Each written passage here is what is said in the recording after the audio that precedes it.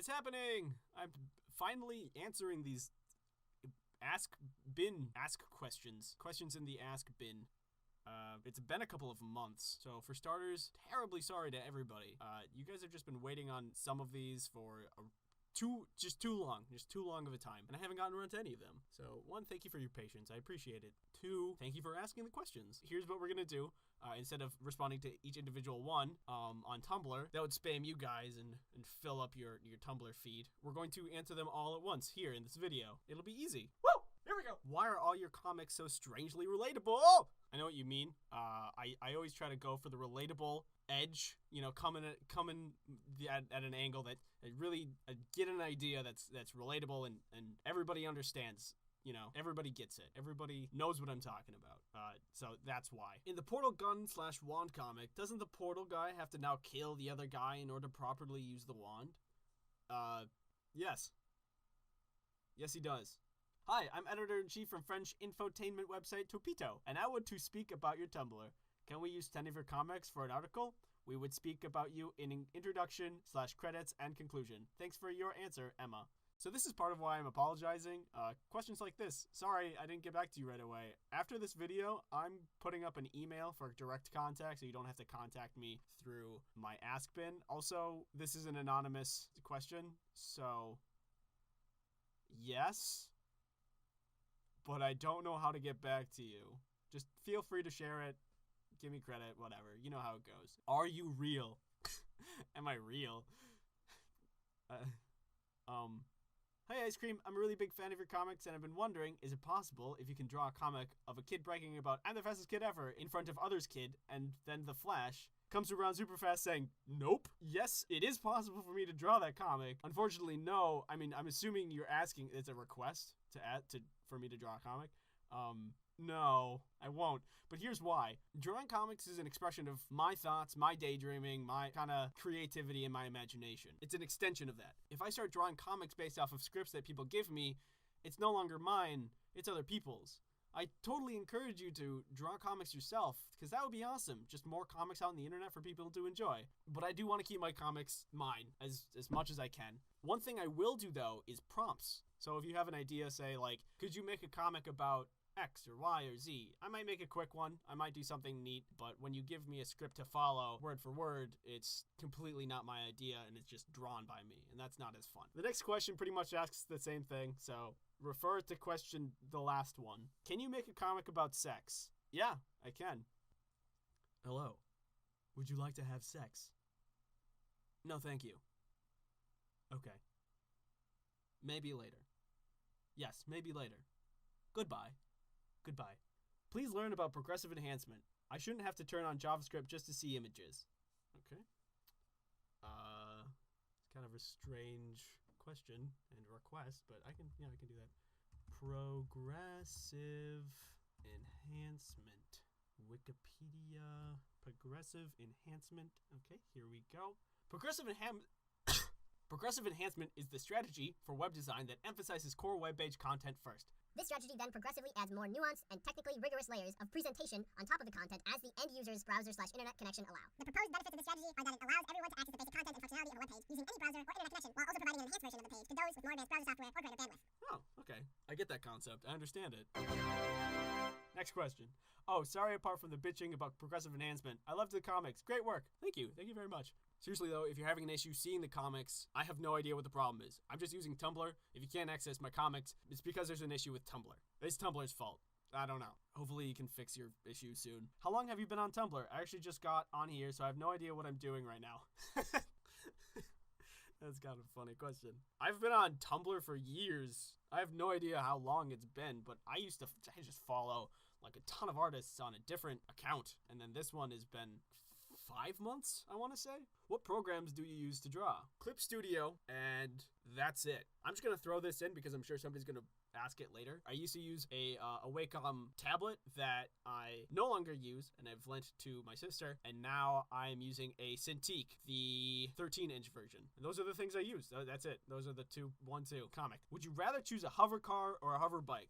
Well, I want to focus on the word you use, hover. We're not talking about flying cars or flying bikes. We're talking about hover ones, the ones that can fly but only like for 2 or 3 feet off the ground, which are largely the same as just regular cars and bikes. I mean, if you think about it, the only thing that's different is the wheels. You're hovering, you're not rolling. So if you got in a car accident, it's largely the same. If you got in a car accident on a motorcycle or a hover bike, you have a lot smaller chance of surviving than if you did in a regular car or a regular hover car, because you're surrounded by metal to protect you from things like other cars. Because the hover cars would still get the same benefits as the hover bikes, plus the added security of being encased in metal and glass, which sounds really dangerous when I say that out loud, but you know what I mean, I hope. Then I think I would have to go with the hover car for the added safety. Plus, I still wouldn't hydroplane, and that's great. I like that question, though. It's a good one. You forgot Ghost with sexy legs. Oh, I did. You're right. Here you go. This next question is in regards to the earbud tug comic. Pro tip, thread your headphone cord through your shirt and extract earbuds from the neck hole. Drape far earbud over the back of your neck before putting earbuds in. No more dangling cords, no more earbuds dropping on the ground if they fall. Yeah, but you see, the biggest problem with this solution is that I'm lazy, and I won't do anything that takes me more than 5 seconds. Can you make a bodybuilder comic? I've already made one, but I can make another one right now. Hello. Do you want to go bodybuilding? Not right now, thank you. Okay, I will ask again later to see how you're feeling about bodybuilding. Okay, sounds good. Goodbye. Goodbye. Hey, do you mind if I use your comics for a page on iFunny? They're amazing. You're amazing. Pretty much the same thing I said before. If you want to share my comics anywhere on the internet, go for it. Just be sure to include the original link at the bottom of the comic, because otherwise people think that you made it, and it's really obvious why that's a bad thing. I shouldn't have to explain that to you. I'm also going to assume that you already knew that, so go ahead. Why doesn't that guy have arms? Sometimes when I draw and people aren't doing anything with their arms, I just won't draw them. It's weird, I know, but whatever. I don't care. You know, now that I look at it, there weren't a lot of questions in here. Just a lot of statements. Also, a lot of people saying a lot of nice things. Here are the nice things that people said. If you see yours, thank you. Thank you for saying that nice thing. I actually do really appreciate it. I see all of these, and when you say something nice, just like, I love your comics, or that one made me laugh, it makes me feel really good. And that means you did a nice thing. So thanks. That's cool of you. Anybody else who thought it but didn't say it, that's also fine. Also, thank you for thinking that. I just appreciate that you guys enjoy the comics. I just want to thank everybody for hanging around. I'm going to post more videos. I'm going to post more comics. I'll answer more questions when they come in. You guys are great. Stay cool. If you want to know when the next video is going to come up, you can follow my Twitter or you can subscribe here. See ya!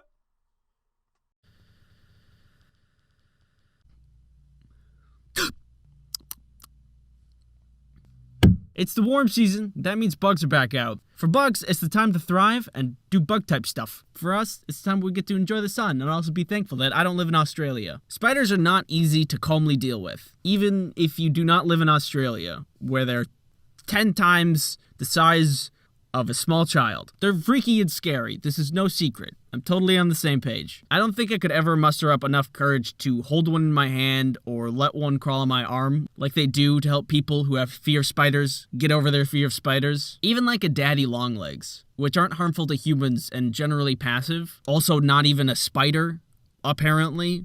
I wouldn't touch them. No thank you. But despite my fear, I try my best to keep the balance of nature and will usually capture and release a spider when I see one indoors. It's not an easy thing to do, but the more you do it, the easier it gets. And it's for the better. Because now birds can eat them.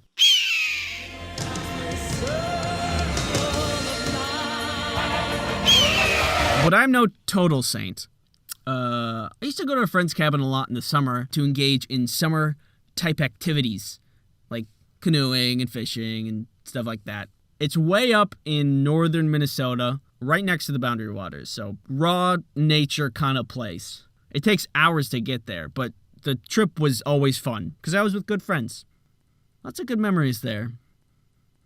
I miss that cabin. Now, I say cabin, but I really mean like a lake house. It was a really nice place. But when my brain sees a structure next to some water in a woodsy area, my knee-jerk reaction is to call it a cabin.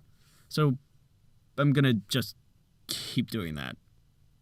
Cool. So this cabin was really nice. Everything you needed there, temperature control, electricity, running water, full kitchen. The only thing that was somewhat lacking was pest control, specifically the bug kind. This particular summer, we had just gotten to the cabin. We're bringing our stuff inside from the cars, claiming who gets what bed and what room, stocking the bathrooms and kitchen with supplies for the week, when suddenly... Wow, that's a big spider. Oh my god.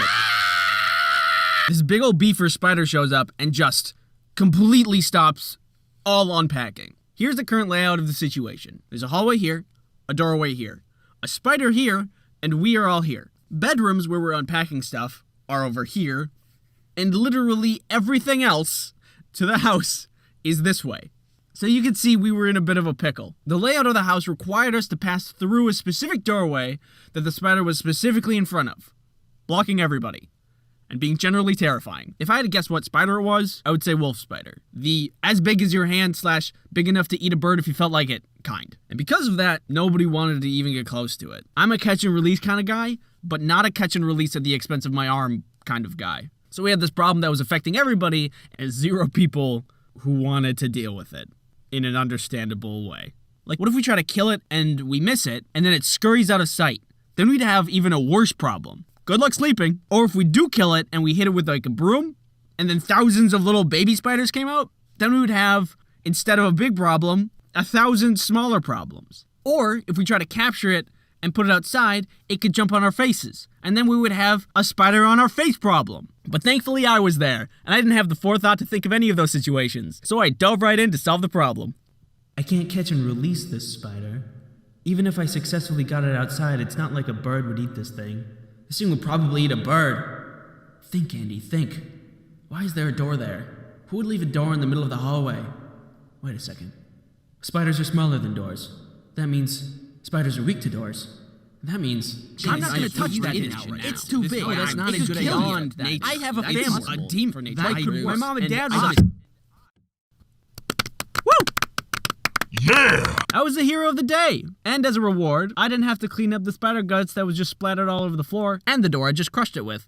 Woo! So after that problem was solved by genius boy Andy, we went back to unpacking and had a great rest of the trip. I love that place.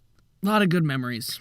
Lots of good memories. There might be plans to go back there this summer, which I'm really quite excited for. More excited than that spider was big, which is, oh my god, so much. Thank you for watching. It means a lot when you guys read my comics and check out my videos. Despite making countless spelling errors in my comics, you guys are just super nice and give me tons of support. And I love that. I really appreciate that. Which kind of brings me into my next point. I got this message a little bit ago about being unfollowed from my comics blog, which is concerning because it isn't the first time it's happened. One of my friends has told me like 3 separate times he's been unfollowed from my comics blog on Tumblr. So I just wanted to bring that up. If you follow me on Tumblr, keep an eye on that stuff. I'm going to message Tumblr themselves about it later, see if I can somehow fix it. But that's all. Just wanted to let you know. Thanks again for watching, and I'll see you in the next video. And see you in the next one. See you next video. How do you end these things? Hey, you ever heard of honey? Could you do that a little less seductive? Oh, sorry. I didn't mean to. Just read it normally. Have you ever been shopping online and thought to yourself, I wish I had a free online shopping tool that automatically finds the best promo codes and applies them to my cart? Well, Honey is a free online shopping tool that automatically finds the best promo codes and applies them to your cart. Get the best deals on over 30,000 well-known stores such as Best Buy, Sephora, Ulta, cocaine from the guy behind this recording studio. That one's a lie. Don't say that. Honey is free and easy to install with just 2 clicks. One over here, another over here. That's easier than doing a backflip. Don't try to do a backflip. You're gonna get hurt. No, I can do it. Honey is loved by everyone with over 100,000 5-star ratings on the Google Chrome store. Honey, good. Need a chair? I know I do. With Honey, it's easy to pick one up with great savings. Oh my god. That's really good. How much does Honey cost? You just said it was free.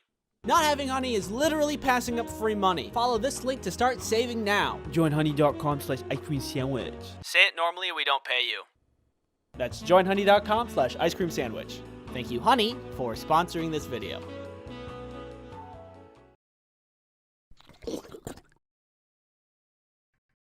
You ever been on an obstacle course that's full of mud? Well, if you need anything to do on the weekend, I rank that 10 out of 10 on this ranking system I just made up. It's actually really fun. Kelly and I just went last week, and it is fun. Rewind 6 months ago. Kelly and I are talking. She's like, let's do a mud run. And I said, yeah, even though this isn't something I would normally want to do, because I don't like messy things. Like Nickelodeon slime. Yeah, woo! I love this. I love this. I'm having fun and loving this. It's so fun. But I did it anyway. Turns out doing stuff out of your comfort zone is fun. Because now look at me. I'm like a salesman at your doorstep trying to sell you mud runs. Mud. If you've never been in a mud run, this is what it's like. Apparently there's two kinds of mud runs. One that's competitive and people actually try to win. And the one that I went to, which is for casuals. You just go at your own pace. You could just walk. You could just sit in the mud.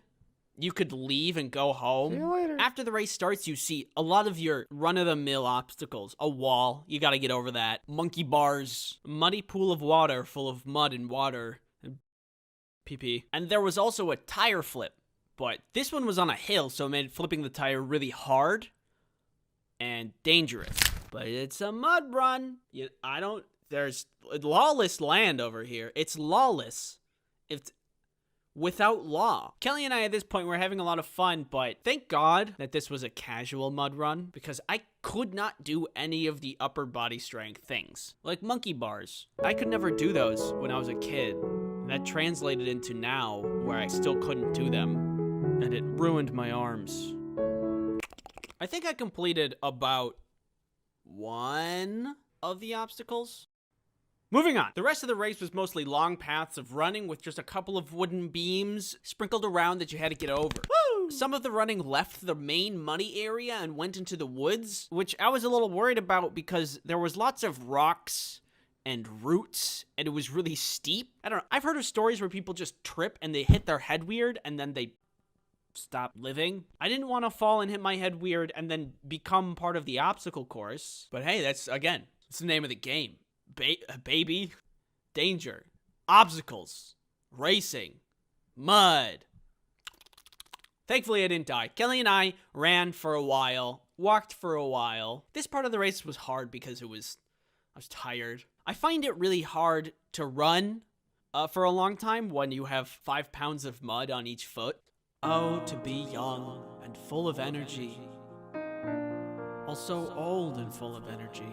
The last part of the race was really, really steep and really, really muddy. They made it the muddiest part of the race. I mean, just standing in place, you would slide. At the bottom of the steep hill was another large pool of water that you had to swim through. After all the mud that you just ran through, you'd be really messy. So this one was so you could clean off. Wash off all the gunk. Then there was a really tall thing that I'm surprised nobody fell from and sued the place. And then there was the finish line. And everybody got a medal and a t-shirt. And it was really fun. I was surprised that I had a good time because, I'm not a guy that likes messy stuff. But I had a good time. And I recommend it to anybody who's, like, bored. You're not motivated. Just watching, like, stupid garbage on YouTube. Go to a mud run. Yeah, try it out. You might like it. And Kelly and I treated ourselves to a race well completed with McDonald's. We did it. That's a winner's meal.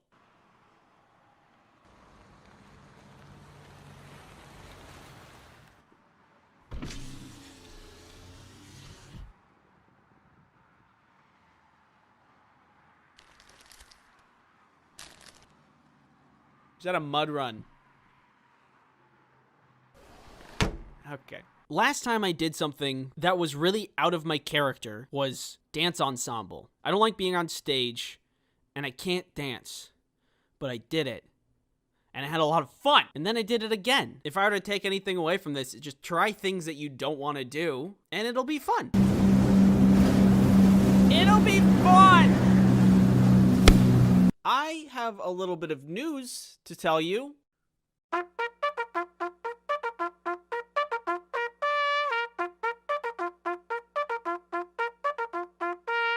If you're thankful for 1 million people subscribing to your channel and you know it, clap your hands.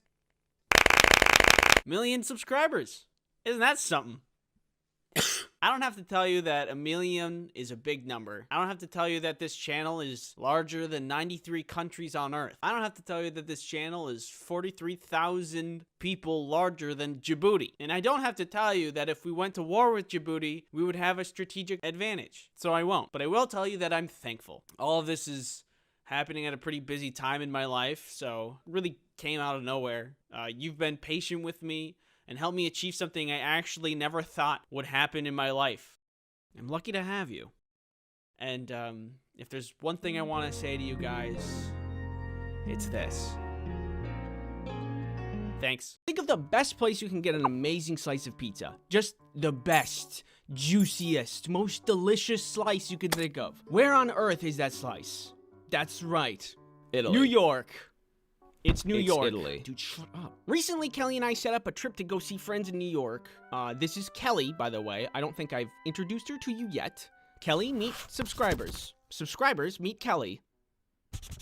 We're gonna go see friends. It's very exciting. Yet there was one thing I had on my mind for this trip.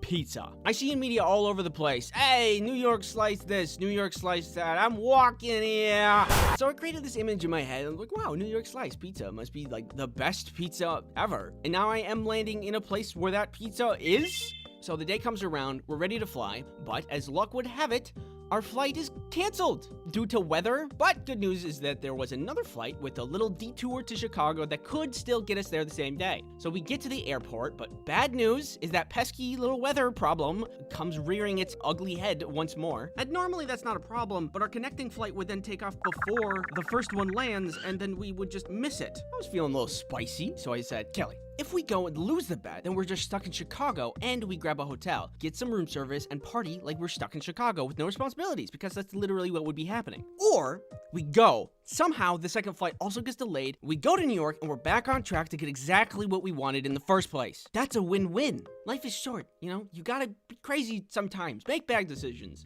So we did. So we're on the plane, it takes off. The flight went fine. There was no peanuts though. How am I expected to survive and thrive in these conditions? We land and our second flight is delayed, but it's on the other side of the airport. It's leaving in like 45 minutes and we're on the back of the plane. So we have to run. And while we're running through the airport, we're like taking wrong directions, getting lost. Kelly's bag actually bursts open. Oh God! And when we finally find our gate, we're actually 20 minutes early. And then some guy laughed at me. Turns out we didn't need to run at all. I was sweaty, tired, embarrassed, but you know, I didn't care. Pizza's on the way. I feel great. And the trip isn't even over yet. The plane had even more complications, if you can believe it. But hold on, I need to be somewhere. I'll be right back.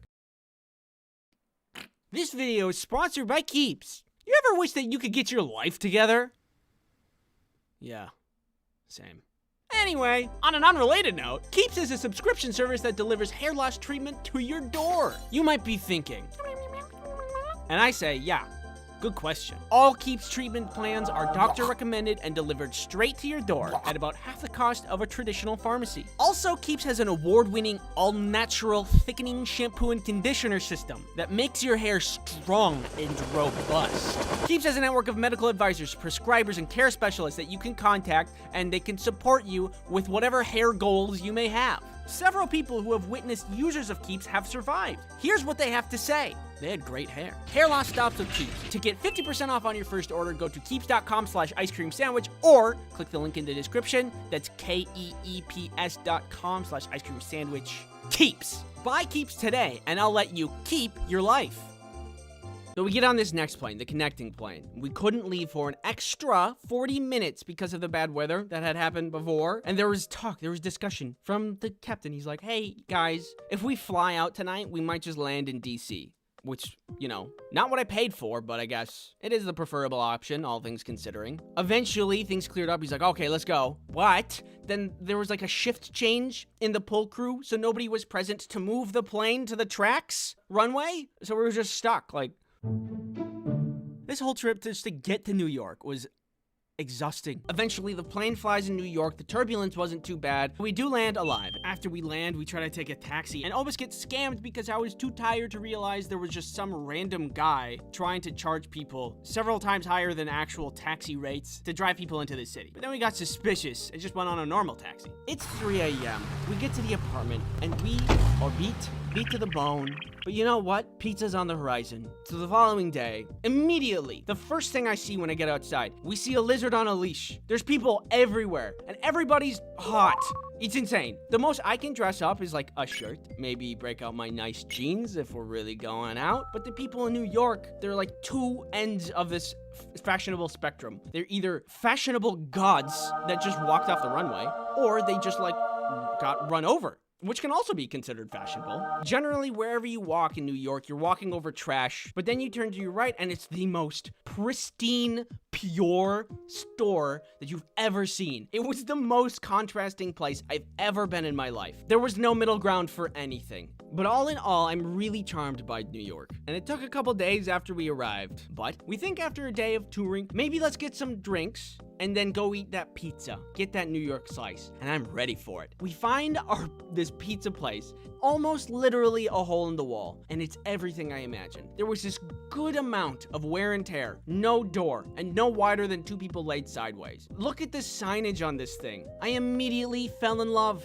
I got myself 2 slices and a Dr. Pepper, and the wait is finally over. I finally get to take my bite.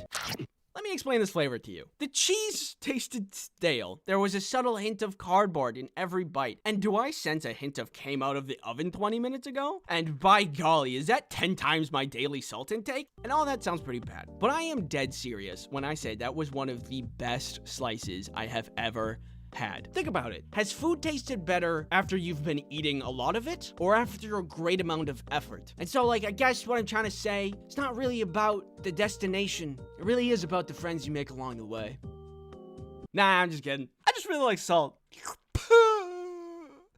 What if you woke up one morning, everything was fine, you felt good, great even, amazing. Turns out, you manifested superpowers overnight. The question is, what would you want that superpower to be? Well, I have the answer already, because I already asked you in this post. And here's some of the stuff you guys said. Being able to summon any weapon you want. The only drawback being that you don't know how to use every weapon. This one is cool. You can make like swords and hammers and like a Mega Dome Blaster 5000, but the fact that it's kind of weapons based means like I don't really get to use that much. Hello? Does anybody want to be turned to dust? I mean, I just don't often get into life or death battles in my day-to-day life. You can make a very lucrative sword business though. 1 sword, please. There you go. Good power, very neat. You get a gold star. There you go. The ability to fly. Flying is like one of the classic superpowers. Something I've always wondered though, would you need clearance to fly in government-owned airspace? And like if I'm just trying to go to the beach, am I gonna be in trouble? But I would still love this even at much lower altitudes, like getting past crowds in hallways, need to get to work and don't want to go through traffic, need to run any errands. The traffic one would be good, but I guess a car is better for picking multiple people up than flying. You can only hold so many people while flying. Why are your hands so sweaty? What? Whoop. Also, you'll never need a quack quack seat back your chair because you never need to sit again. Good power though, through and through. I would be very happy with it. Gold star. Geokinesis, which would be terraforming, which would be shaping the earth. This is a very strong power. Say hello to a free house or a free wizard's tower. You could also stop a meteor strike on Earth or be the cause of one. Getting around places would also be great. And also a bunch of other cool stuff. Look, kids, it's Mount Rushmore. This is where your mom and I met. And we wanted to bring you here to this very special place so we could show you.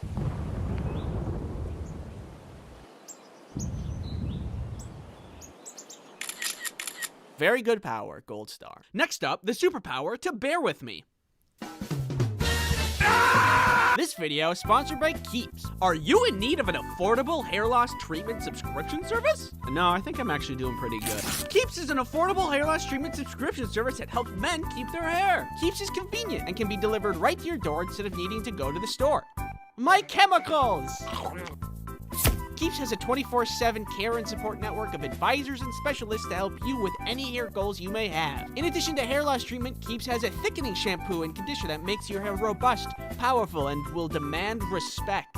Keeps has everything your hair needs delivered right to your door with a subscription service that will remind you when you need refills to continue your hair domination goals. Hair loss stops with Keeps. Get 50% off your first order. Go to keeps.com/ice cream sandwich or click the link in the description. KEEPS.com/ice cream sandwich. Self-cloning. This is also very good. Need to clean a whole house? Need some errands done? How about cloning yourself until every minute task is done by one person? You could also travel anywhere you want at crazy speeds. Point yourself at the direction your destination is. Then clone yourself. Then both of you clone. And then all of you clone. And then you fall over. The only thing is that you might not survive the landing. Actually, wait. If this one works by Naruto rules, then that's really good. You could clone yourself a ton. All of your clones study different parts of things, and then when you recombine, all of the knowledge combines too. You could become like a super mega brain genius in like the span of an afternoon. And I think we could all think of someone who could really make use of that. Is it you? No. What? No. I'm the one who made the video. Why would I... What? What the heck? That doesn't even make sense. I'm the one who made this video. How does it even make sense? Thanks for watching. Sorry I was gone for a long time. More stuff coming for the channel, coming down the pipeline. I hope your New Year's was good, and I hope you have a nice day. Thanks again for watching. See ya.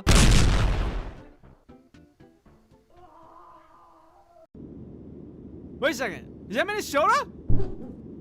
It is! Out of my way. The Minnesota State Fair is happening, I think, depending on when this video is out.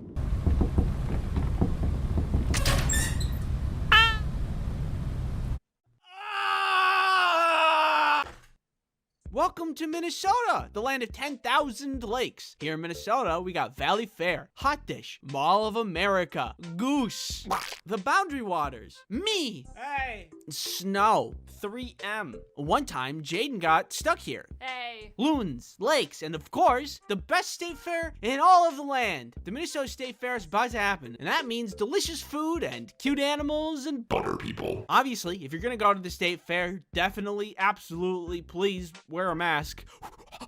Especially since there's going to be a lot of people there, because Minnesota has the biggest state fair in the entire United States. Texas, for some reason, holds that title, as we can see on Wikipedia, but that's a lie. In reality, Minnesota has the biggest state fair. I don't know how Texas got that title. I mean, I get the meme. Everything's biggest in Texas. They're considered the biggest state fair because they're longer, which doesn't make any sense. That's like saying Timmy got the most Easter eggs on the Easter egg hunt because he got twice the amount of time. That's like cheating.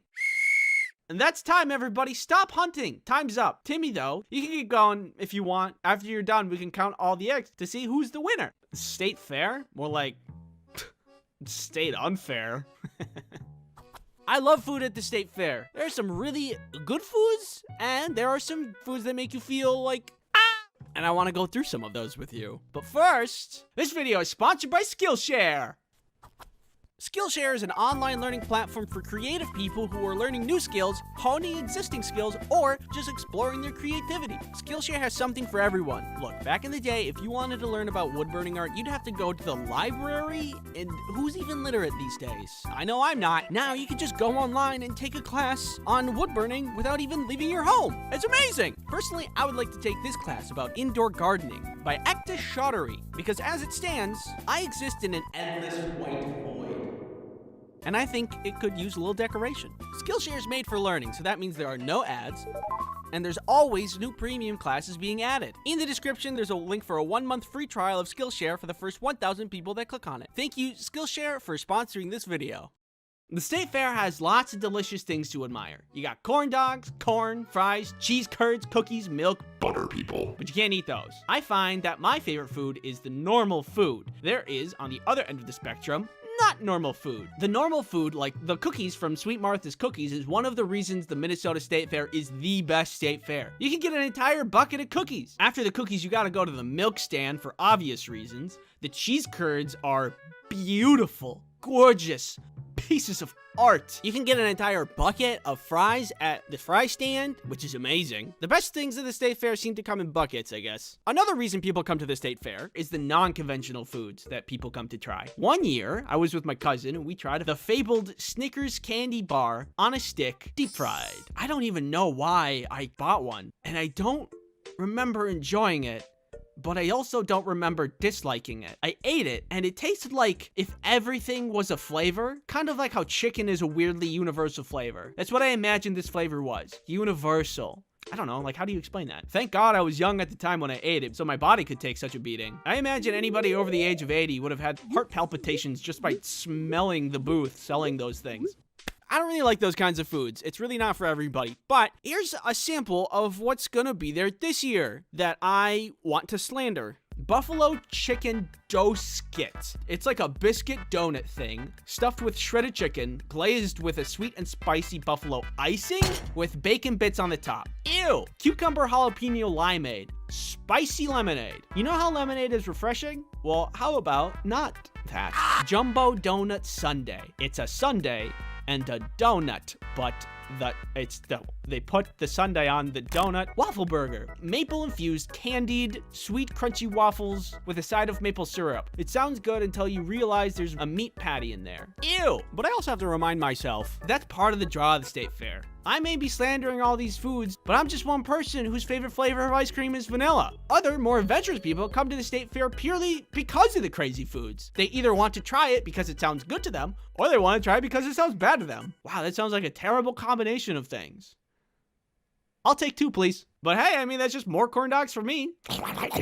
If I had a booth at the state fair, it would blow all of the other booths out of the water. It would be at the top tier, best-selling food ever to touch state fair grounds. Come round, come here ye, everybody, for your toast. Yeah, you heard me right. I would sell toast. It's a tried and true breakfast champion. There's no complex combinations where the flavors may or may not clash. It would be thick and delicious, and everybody loves bigger portions anyway, so it'd be super popular. And it's simple. Bread and butter. No choices need to be made. The only thing you need to decide at this booth is how much do you want. Anyone? Okay. Thanks for watching. I don't have a lot else to say. Hey guys, welcome back to another video. We're gonna do a tier list of plane seats. Aisle is A tier, window B tier, middle is F tier. Okay, thanks for coming to my tier list video. Yeah, that's right. Come to Papa. Girl Scout cookies, banger. Stovetop popcorn, banger. Pop-Tarts, banger. Gushers, banger. Boba, banger. Scooby-Doo gummies, specifically the ethereal blue one. Really good. Ice cream sandwiches, amazing. And fruit by the foot. NordVPN is the VPN you need for a good experience. If you need me, I'll be in my room. What could possibly make this moment any better? Hey guys, what's up? Hatsune Miku! Somebody, we need a doctor! Who needs help? This guy's hurt, he needs help! I'm hurt, I need help! Don't worry guys, I got this. Why are you eating grass? What are you doing? I'm working on it!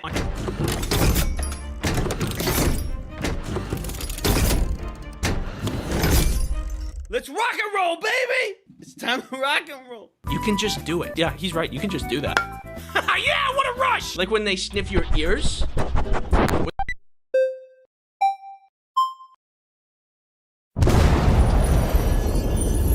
What is that?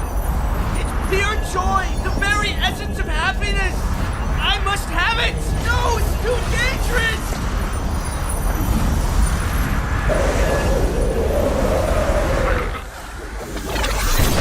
Go! Huh? Oh, me? I'm just eliminating this guy who wants to collect my data using NordVPN. You got the wrong guy. Well, what do you expect me to do about it? He doesn't know how to put the square in the square hole. All right, let's step aside. Let me do this.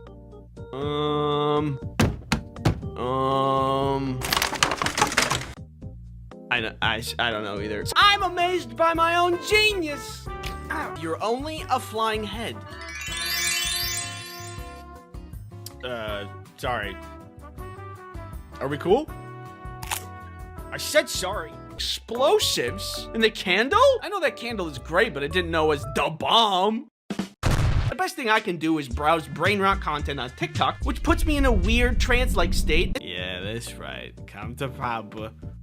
But I have produced an idea. Do you guys have like a vat of meat? Yeah, burger packs are in aisle 3. No, like, not like a packet, but like a vat. Burger and resin in the shape of a hook? We could get really creative. Write that one down, scholars. Who are you? Do a kickflip. Awesome. These guys are a bunch of jerks anyway, but not as much of a jerk as I'm about to be. This video is sponsored by Opera Browser. This power is dangerous, mostly because you would either be shot after by world governments seeking to obtain your power, or you'd end up being the leader of a cult. Ow, ow, ow, ow. You can't subsist off of grass. You have to eat other things. Trust me, I've been down that road. I knew that already with video games. Where am I? I don't know what to do now. I don't know what to, smoke bomb! It's not working. Smoke bomb! Yes, I can see it now. The trees, the river, the luscious flowers. Masterful composition. Wow, the internet! I wish there was some way for me to easily access it. If only there was some way to... Oh, would you look at that? Hey, I'm looking for a guy named Andy. Do you know who that is? Oh, yeah, it's the guy with no unique form over there. Hello. Ooh, I'm invisible. Hey, don't look at me. What? Look away. Okay, now look at me. Wait, okay. The ability to appear in an ice cream sandwich video. But he hates you. Wow, I really hate this guy. Say hello to the world's best hacker. What are you hacking? Nothing. Someone ordered 1 trillion Dr. Peppers? You know that joke's getting a little old. I like them. Thanks for watching. I hope everybody learned something, scholars. Oh, security. Complaining to me is funny. I'm in pain. Classic. Luckily, I had NordVPN for protection. Do dogs radiate happiness in like the same way that nuclear waste is radioactive? Now, the next thing that brings me joy. This video is... Hey, just a heads up, you do this thing when you sleep where you stop breathing. I think you might have sleep apnea. Also, I think you need better locks on your doors. I can't move. She's sleeping. I'm just stuck. Are you stealing my stuff? Yeah, what are you gonna do about it? I mean, I would normally... No! Oh, is that a cool detail in this enjoyable, high-effort piece of media that I learned after the fact? La la la la la. I'm Andy. What's your name? I'm going to listen to their name. I'm going to remember it. I'm going to repeat it in my head 3 times and then use their name in a sentence after they say it so I'll remember and not forget their name. And I work in accounting, which is why people always think it's funny that that's my name. McDonald's. I love them. I don't know what kind of gruel peasants ate back whenever, but I know it isn't cheese-blasted goldfish. Sucks for them. There's a lot to criticize about the future and the state of the world these days. Ooh, yummy photons. Yeah, okay, buddy. I can do that too. Oh no, I have to stay inside with a hot cup of chocolate and wait to storm in a cozy blanket?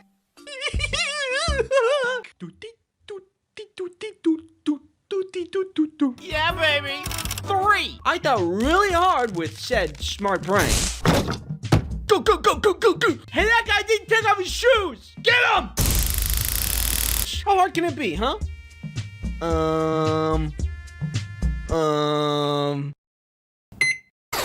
What did you do? I don't know. Okay, people, come on. Shoes off, hats off, electronics out. You, do a backflip.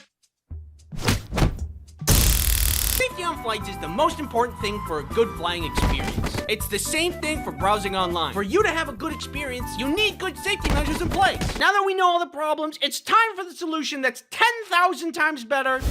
There's nothing. You just walk in and you're good. You're welcome. But there is one thing that makes snacks even greater, and that's Storm. Bro, are you serious? Let's see if you have what it takes to ruin this next power. Satisfying. I'm an ASMR channel now. Aw, yeah, that's the beats. You guys can hang out. I'm gonna leave. You guys suck. Hey, save some Jello for the rest of us. Yeah, you're taking too much. All you can eat is snooze you lose. I do this already. Where am I? I remember the first time I saw the season finale for Severance Season 1. Did it feel amazing? Yeah-huh. Do I wish I could watch the show and feel the same way again? Yeah-huh. You can drag it over here, I'm having a hard time focusing, to be honest. Over here. Anytime you stub your toe, it's fine. If you fall off the roof and then stub your toe in the process, it's fine. Or if you explode, actually, I don't think you'd survive that. But if you were far enough away and then you stub your toe, then that's fine. I've always been fond of the idea of, like, shape-shifting. I'm a big fan of Ditto from Pokemon. He's cute. When I sleep normally, without my tongue out, so I don't look very cute when I sleep. But if I did sleep with my tongue out, this guy bothering you? No. Griffin? Is this true? Okay, that's fine. We're not friends anymore. I'm gonna make another character who is really cool and excels at baseball and is a demon and is your enemy, so you know how it feels. You know, they say an enemy of an enemy is my friend. Wise words. Seriously? I mean, do you I mind? have to Like, do I'm this. trying to just, I like, can't be leave. by This is myself. my job. Yes, eat me and become the very thing you sought to defeat. I don't like this power anymore. We have incredible news, Ron. Just as the evil sentient burger that's been on the loose attacked this child, we thought it was all but over for the child. But soon after the burger fled the scene, the child made a miraculous recovery. With us are some bystanders who witnessed the miracle. I don't know how that kid's alive. He was hit full force with a freeze ray. You don't walk away from that unscathed. After Burgermeister Burger Monster escaped, he just stood up like nothing happened. Yeah, it was crazy. I don't know what happened. If there's any sharks for the Shark Tank that would like to do business with me, my number is on the screen now.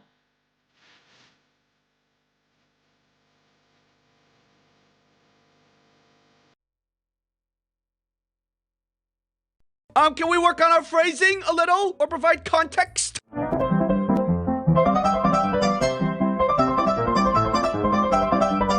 Infinite knowledge. Do I need to be worried about what's in this box? Is that thing? Hey, shush. Ew, don't touch me with that! Depression-powered car. Whee! Why would you do that? Hey, baby, it's just me, Tony. How you doing, Tony? How you doing? Good to see you, Tony. Good to see you. What's going on up here? Tony's here. Focus. I'd like to say that. Ah! Or movement. Oh no! Where's the guy in charge here? Tony's here. Hey, Tony, how you doing? Good to see you. Tony's good to see you. Hey, what's going on up here? This one feels sticky. Here's a Band-Aid. No! Thanks for watching. This tube needs to go in your butt. And this is your brain on ADHD. I only speak American. And I think it's the fox. Tony's here. Hey, Tony, I haven't seen him forever, Tony. Ruined my arms. Hi, do you want to subscribe? Is this safe? And now, I'm tall. Stupid garbage on YouTube. Mom.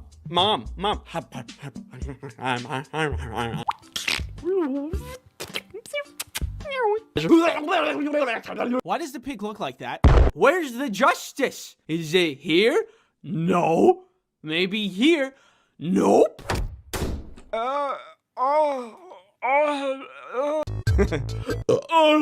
So we're on the plane. It takes off. Without a fight, baby. Wear a mask. Look at my eyes. One sword, please. A human garbage can. Help you self-destruct.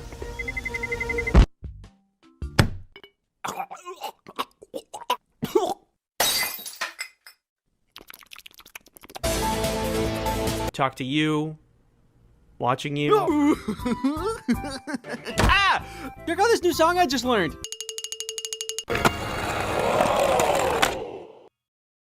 It's not allowed. And basement.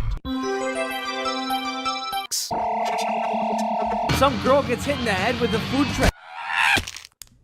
And suddenly, I am holding a bomb! To smash that subscribe. Everybody's hot. But when information enters my mind, it just... I can get around and over and through. Oh, guys, stop!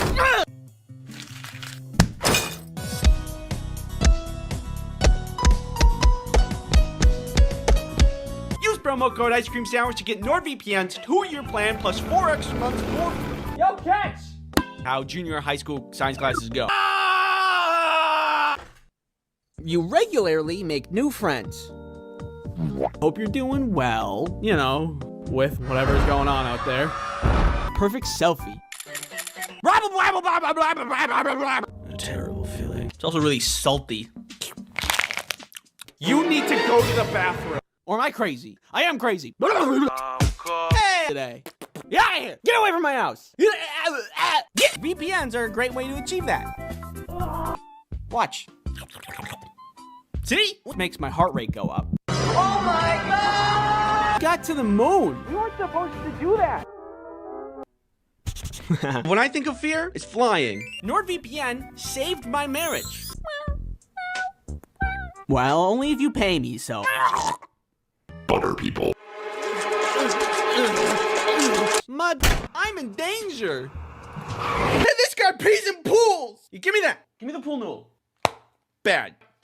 Even if fear is sometimes annoying, I'm a box. Ooh, a squirrel. Ooh, a ladybug. Ooh, a piece of candy. Ah! Michael Reeves terrorizing his friends. I learned how to play a xylophone. No, I think I'm actually doing pretty good. Get on the ground! I'll give you a little kiss. No! My chemicals! Superhero. Spinny door go spinny wee wee wee. I don't really watch sports. So it turns out your boy has ADHD. Who would have guessed? I think that I know what I'm doing, and we can get started right away.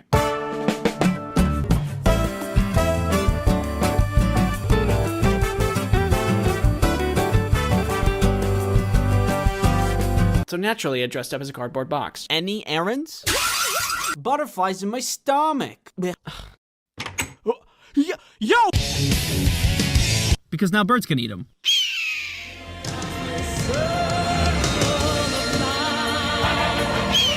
Put you with the rest of them.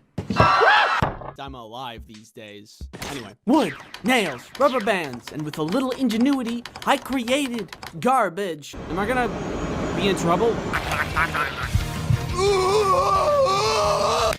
All right, bye. Cucumber nimbus. Dad Yeah! actually lowers and raises on a platform. burden than a function of survival. Pizza. It was like that, but on the inside. That wasn't the only time I went to the principal's office. Just above your very head. Hey. And look at my brain. Oh, God. Very useful in a zombie apocalypse. Hi. Oh my gosh! I'm 30. A homemade security system? Open your third eye.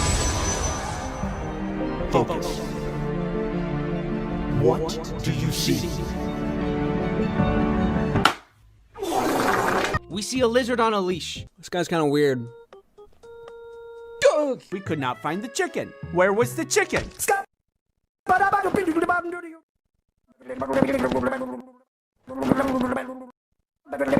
And guess what I did? Society peaked when GameCube had tiny discs, strong and robust. Bye!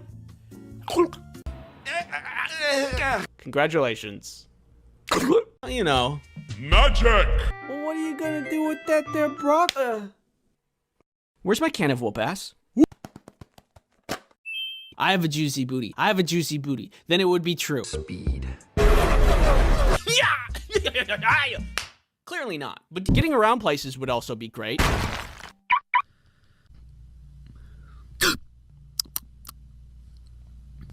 Salt.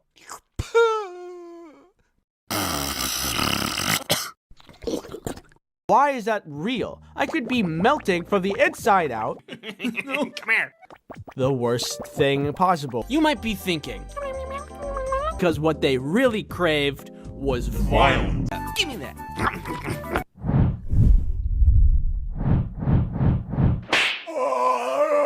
Thought it was a lot of fun. Hey! Bulky, ominous men sitting on buckets in a circle staring at me. Come on!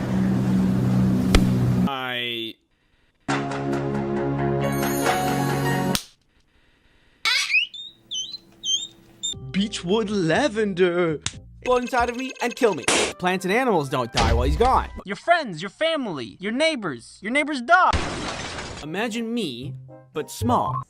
Balls. So I went outside to go meet them. Ooh, a piece of candy. I suck every day. Sprinkled around that you had to get over. Woo! My God! I was all animal. Corn dog. Corn without the dog.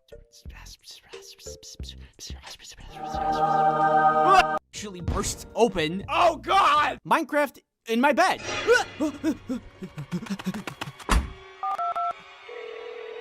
Hello? Yes, there's someone in my bed. It was Minecraft. Hello? Hello? Hello?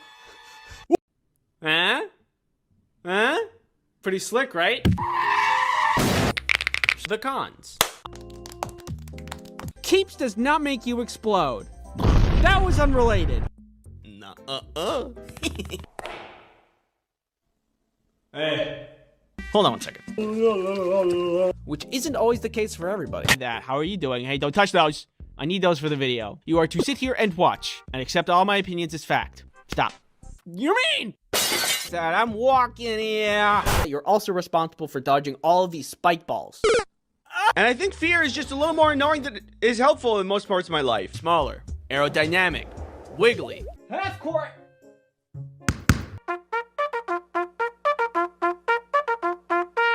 What do you say? You don't know what that is? What it specifically define a premonition dream? But there's only one way to find out. Let me go and get my foot x-rayed.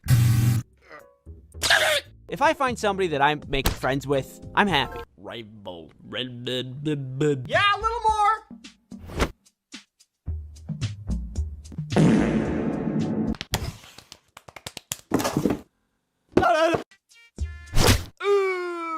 Always get a professional diagnosis if you suspect anything. And I think this is a drug trade and I just interrupted their meeting. Back, you witch! What? It's just a card? Dangerous. Yeah! Bad at the whole game. But there's no sponsorship segments in this video. Crazy. No. Well, how about not that? Hey, does it seem really bright out here to you guys? Nana purple.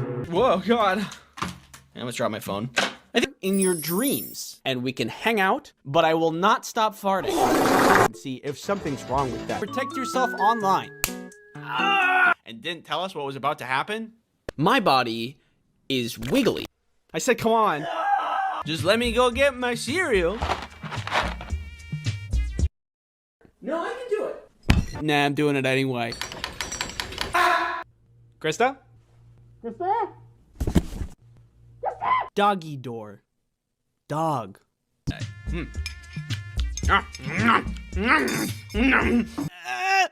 You got this, Andy. Yes, thank you. We're separated because of pig drama.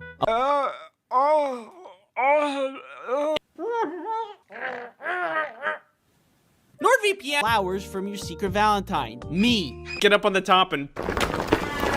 What does this look like, a buffalo to you? I need to be right back. I gotta go get it. Whee! And there are some foods that make you feel like, could make it worse. Worse! Wow, that's a big spider. Oh my God. Why do we have to work all the time? I want to sleep. If you want to ship drugs, don't. Falling downstairs. More corn dogs for me. See you later. I don't know if you could tell from my voice right now, but I'm pretty sick. A vile harbinger of disease. Don't worry, it's not COVID. Everything's fine, but if you want to make me feel better, the only thing that'll make me feel better is to smash that subscribe. Being sick has made me think about a lot of things, like what it's like to breathe. I remember when being sick used to be awesome. You would get sick, go to the nurse's office, parents would pick you up, your mom will make you soup, and you get to watch cartoons or something for the rest of the day. Now, at least for me, getting sick is like, well, I have to work and be sick. Who set up this is a scam. The world should not be this way. There should be a service that's like, when you're sick, somebody comes over and they make you soup and they tuck you in and give you a little kiss on the head and they put on a movie and they say, you cozy? You go, yeah, I'm cozy. Anyway, the worst time that I've ever gotten sick was probably appendicitis. I already made a video about that though. So the other more recent bad time that I got sick was about a year ago now, when I was starting to feel very tingly in my appendages. And I'm like, that's probably The worst thing possible. Let's Google everything. It's the worst thing possible. I knew it! So I made a doctor's appointment, and I go into the doctor. I talk to them about my symptoms and all these things. And they're like, is it COVID? And I'm like, no, I got many tests. And then they asked me some questions, took my temperature, and then they were like, I don't know. And I'm like, okay, just come back if it gets worse. And I did. And then the next doctor that I see was like, I don't know. And I'm like, okay. And they're like, well, let's recommend you to a neurologist because it could be a problem with your brain. And then I go to that doctor and they're like, well, I don't know what it is either, but we should scan your skull and spine. And I'm like, well, why don't we just start with that? It's been weeks of these symptoms and I'm just sitting here, why don't we start with that? And so she's like, good news, we're not scanning a ton of people right now. We might be able to get you in today. I'm like, oh, this is good. She leaves for a little bit. She comes back. She's like, oh, I'm sorry. I totally forgot. We have to. And then she said some word that I totally can't remember, but it's the process that she's like, we have to do this process. What the process is she has to go to the insurance company and says, do we have permission to do this procedure on the patient? And then the insurance company gives the green thumb. I'm sorry. Why is that real? I could be melting from the inside out, and the insurance company, who's filled with 0% doctors, is going to be like, maybe, no. I have to wait an additional week for this stupid process to pass. What the heck? Next time you need help, and for some reason need my help specifically, I'm gonna be like, oh, I'm gonna wait a week for you. Kinda. Sorry, I don't know if you could tell, I'm kind of bitter about it.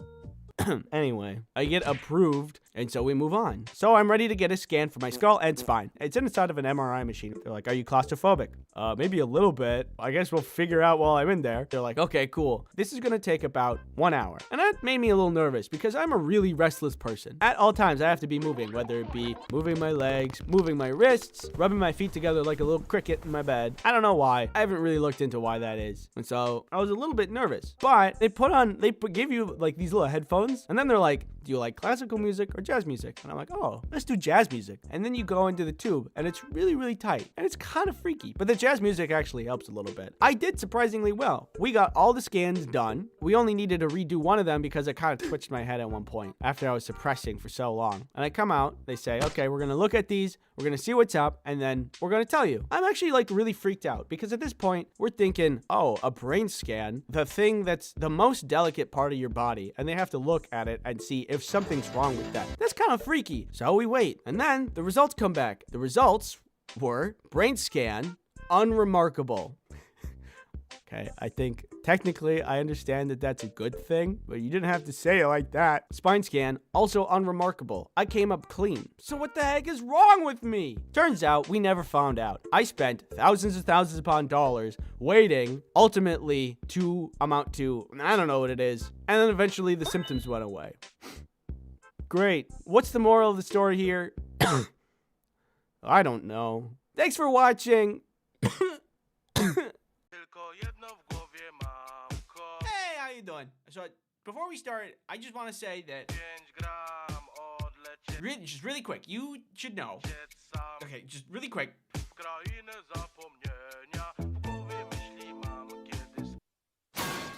It's good for you to know that what I'm going to say in this video is not to deter you or convince you of ADHD medication. This is just my experience, of which started out really good, but then quickly declined into stinky, icky bad. So the last video, I figured out that I had ADHD because I had symptoms. Symptoms such as often has trouble holding attention on tasks, often does not seem to listen when spoken to directly, or is often easily distracted. You know, stuff like that. So what was the solution?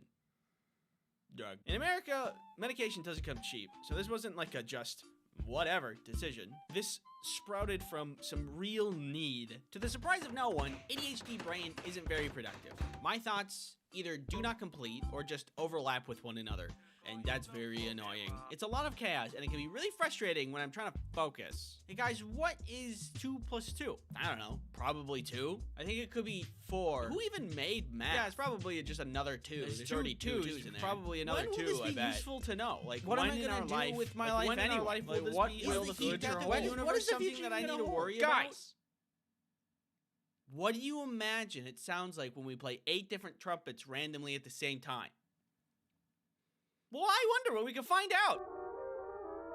This happens when I'm talking to other people, and I could, like, forget their name. It happened in school and work, and I'm sure it's a big reason as to why I had to retake classes in high school. And honestly, I just want my hands on the wheel for once. and I was told that meds could be a way to achieve that. Have you guys gotten any work done at all? Where's the guy in charge here? Oh my god. There's tons of medications to choose from. You got Adderall, Vyvanse, Ritalin, Concerta, and many others. For my first medication, I used Adderall. We started out really low, about 5 milligrams of Adderall. So, what does Adderall feel like? It takes a little bit to kick in, but when it does, I gain this strange ability. Just the ability to be able to. So you see, a lot of my unmedicated days goes like this. I will think of a thing to do, task A, but then my brain is like, yo, wait, there's this other thing you should do first, because it's probably gonna take like no time at all. And then that happens a couple times, and then I start on the least important task, get like halfway through it, take a break, forget about all of the other tasks, and then get distracted by anything else within my field of view, which if I'm online is infinity. Then the day is done, and I've made a laughably small amount of progress. When Adderall was introduced into my system, I was like, I should do task A. And then I did task A. The loop was gone. There was no sensation. It was just ability. So the meds were good for a while until they weren't. For good reason. But firstly, I'd like to thank you for willingly sitting down to listen to my sponsor, NordVPN. You're all comfortable? You want anything? Snacks? Water? You're good? Great. NordVPN is a virtual private network service that helps you protect yourself online. The internet is filled with infinite knowledge, but also people who want to track your data at every turn. NordVPN can help you stop that intrusive tracking. Hey there, what's your phone number? I want to sell it. NordVPN also blocks malware so you can protect your computer. I'm gonna click on this. You can also use NordVPN on so many devices. Your computer, your phone, your butt. No, not your butt. Well, that kind of seems like an oversight, but whatever. Use promo code Ice Cream Sandwich to get a discount deal, plus 1 bonus month included. It's risk-free with Nord's 30-day money-back guarantee. Thank you, NordVPN, for sponsoring this video. So Adderall was good for a while until I started to realize that it wasn't doing what I wanted it to. I was able to do things, but I started to notice that it was only touchable and physical tasks. Like one day, I took my Adderall, started to get to work, and then I realized that I was just vacuuming, doing dishes, and cleaning up other general messes around the house because I could physically fix that stuff. But if I needed to sit and think about things, it was really hard. See, the ability to do a thing was gained, but I never got the ability to focus. And that was the core of my problem. So out goes the Adderall. So I talked to a friend who also has ADHD about this problem. After some chatting, he mentioned he was taking Vyvanse, which is supposed to work differently than other meds for ADHD. It's a slower burn, and that can help in different ways for different people. Specifically for him, it helps him a lot with focus, which is what I wanted. Yeah, Adderall is great, but also you're effectively taking meth. Huh. You might want to talk to your psych about Vyvanse if you're looking for something more mellow. Considering my goals and my general aversion to meth, that seemed like a good idea. So I did bring up the idea of Vyvanse to my psych, and we decided to give it a go. Vyvanse felt way different than Adderall. When I took it, there was absolutely more focus. Like, way too much focus. So comes around the first day of me trying out my new medication. It takes about an hour to kick in, so when I first tried it, nothing happened for a while. But then it hit. And when it did, I was watching a show about space flight, and it became very easy to follow along. Instead of consuming multiple forms of media at once, I was keenly aware and focused on this space documentary. But that focus plus curiosity about spaceflight led me into learning and researching the science of rocket flight and orbital mechanics. Cool. But that's not what I needed to do for the day. I was so enthralled with the information that by the time the medication wore off, the day was over and I did no work. I figured out the problem was I was able to work with incredible focus. I just needed to do the right task when the medication began its effects. Easy. I thought this was great. How foolish of me. If I'm not doing what I need to be doing while the meds are focusing me on the wrong thing, then it's not working. I would wake up, I'd take a pill, be distracted, then be locked into that thing I was distracted on for the whole day. So I had days that were crazy productive or days that were totally shot. It was all just a gamble. It felt like I was so close to getting rid of my distractibility, so I kept convincing myself that it was just a matter of getting my habits right. Then some weird stuff started to happen. One day I take my meds and I'm working on one of many things I'm not supposed to be working on, and then I started to feel out of breath. I immediately think it's COVID, so I go to do tests, talk to doctors, but COVID doesn't show up. Did you take a COVID test? Yeah. Is it COVID? No. So I'm not sure what this is.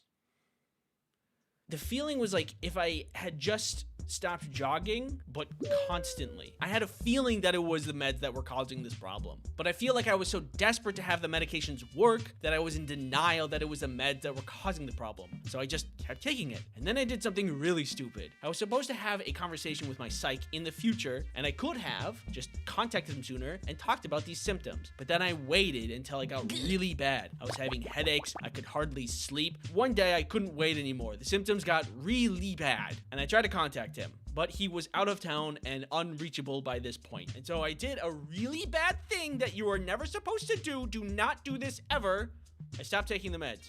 And I'm very thankful that I had no adverse reactions to this, but for me, it worked out. And after a couple of days of not taking the meds, I was fine. So that's my experience with ADHD medication. I'm off meds now, and I'm all good, but now I'm kind of back to square one. I think the moral of the... Whoa, God. I almost dropped my phone. I think the moral of the story here is do not be tunnel visioned on results like me. If you're having a bad experience with medication, talk to your medical professional. Thanks for watching. Don't forget to unsubscribe. Wait. I do not like to die. Not a fan. In fact, I love not dying. As you may be able to tell from my beautiful, youthful, lifelike state. But that isn't to say that I haven't had my moments of close calls. Whoa! One time when I was in college, I was trying to plug something into the outlet under my table. I didn't want to fully get out of my chair and get on my hands and knees just to plug something in. So I just tried to reach the outlet and plug it in without looking. I know, you don't need to say anything, but I kept missing the plug that I wasn't looking at. So I used my finger to try to find the outlet and then guide the plug towards the outlet. And I was just thinking that I would take my finger away before I got too close, but...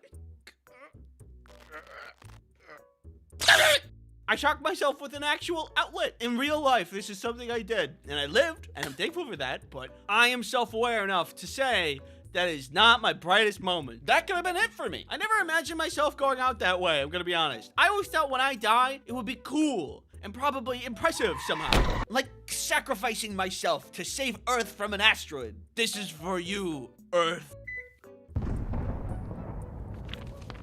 Yeah, he blew up the wrong one. But it turns out I'm highly likely to die in a fork in outlet related death, which is kind of disappointing, but also pretty in character of me. An outlet? You died from touching an outlet? Yeah. Yes. All right, come on. I guess I'm not really upset that this is the way that I am. I'm just thankful I've walked away from most things unscathed. Or at least moderately scathed. Sometimes things are just an accident though. Like this one time involving a microwave. This video is sponsored by NordVPN. You're someone that's on the internet. How did you know? Wait, seriously? On the internet, there are bad things, such as people who want your data. Give me that. Well, you can use NordVPN to protect yourself while you're online. Also, NordVPN is multifunctional, so you can use it as an ad blocker. This is all well and good, but what good is any of this if you can't use it on multiple devices? Hey, oh. Well, thankfully, you can install NordVPN on all of your devices. Use promo code Ice Cream Sandwich to get NordVPN's 2-year plan plus 4 extra months for free. Dude, sorry. It's risk-free with Nord's 30-day money-back guarantee. Thank you, NordVPN, for sponsoring this video. So, the microwave event. It was just some random night that I was at home, and I wanted some candy. But my parents are crazy and like to freeze their candy. Like, if you wanted a Three Musketeers, it would be in the freezer. You know the delicious candy bar, known for its fluffy and chocolatey center? Well, yeah, they like that solid. And I can't stand frozen candy, so I wanted to melt it. And thankfully, we have technology at our disposal. I intelligently thought to myself, microwave make candy warm. Candy go in microwave. This was at the time when I was a lot shorter, so I got a stool to access the microwave easier. I put the candy in the microwave and pressed start, but the candy was still in the wrapper, and the wrapper was some kind of foil or metallic. So plasma, of all things, started arcing in the microwave. Oh my goodness! I freak out and I lean on the shelving that the microwave was seated on as I use my other arm to turn it off. But the shelving wasn't bolted down or something, so the microwave tilts onto me, which I instinctively catch. And suddenly, I am holding a bomb! Father! Assistance! Thankfully, my dad runs over and pulls the plug and saves the day. Thanks, Dad. The candy was ruined though. obviously. So I just didn't have any candy that night. No.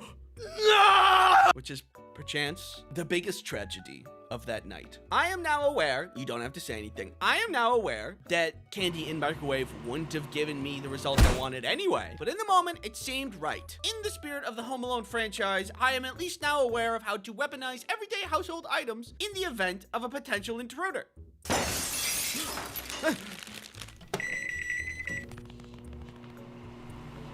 Yeah, come here. Stand over there. No, wait, where are you going? There was this one Valentine's Day I was setting up for a lovely and romantic dinner for Kelly and I. It was in my dorm room at the time, and I did the best that I could with what I had. Card table with tablecloth, nice plates, fancy glassware, candles. But what's a romantic dinner without flowers? It's a cliche, sure, but it's a staple, and staples are important.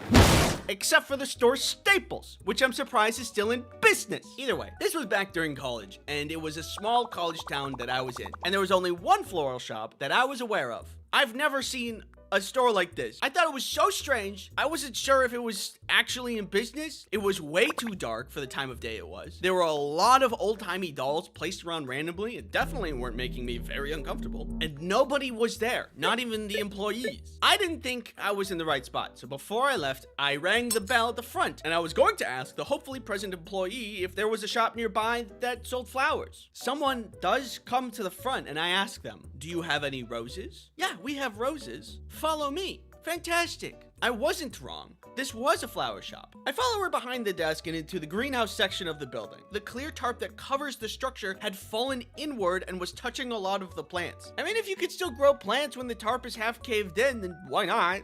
It's just strange. She moves past the tarp and into the back. I kind of have to duck and push the tarp out of the way to follow her. We end up in the back of the building where the boiler room is. The room was dark, messy, and full of random unorganized tools. The strangest, however, was the 7 bulky, ominous men sitting on buckets in a circle staring at me. These guys did not seem to work at this establishment, and they did not seem friendly. And also, who hangs out in a dark, messy room like this? I was starting to get weird feelings at this point. The lady who was helping me said, "Stay there for a moment," and starts moving further back into the boiler room. The men are still staring at me. Whatever conversation they were having wasn't happening anymore, because of my presence, I assume. She comes back with this bucket with just a bunch of roses in it. Man, what's with this place in buckets? And then she tells me they are $30 each. $30 per rose? What kind of scam is this place? $30. I suddenly am very aware of the situation that I'm in. Why am I in the back of a flower shop in a dark room? Why didn't they bring the flowers to me in the front? Why are all these men silently staring at me? Why are the roses $30? I think this is a drug trade and I just interrupted their meeting. I am in the least safe place to be right now. And I can't just not buy a rose. They'll probably think I'm an undercover cop or something, just trying to get close to them and gain information. I am incredibly vulnerable. They could beat me up, take my money, and stuff. I don't know. I have to buy one so they don't get suspicious. Plus, they're still staring at me. Yes. 1 rose, please, I said unsuspiciously. I do the transaction and I get out of there, back outside where it's safe. Finally, I have my rose and all of the pieces for my romantic dinner. But now I also have a lesson learned. Never do business in an establishment where the lights are off, you think it's closed, and the roof is caved in. I wish I was more aware of things, but that's just not who I am. Thanks for watching. Stay safe out there. Things are crazy, like microwaves. This is your brain, and this is your brain on ADHD. Wait, so it turns out your boy has ADHD.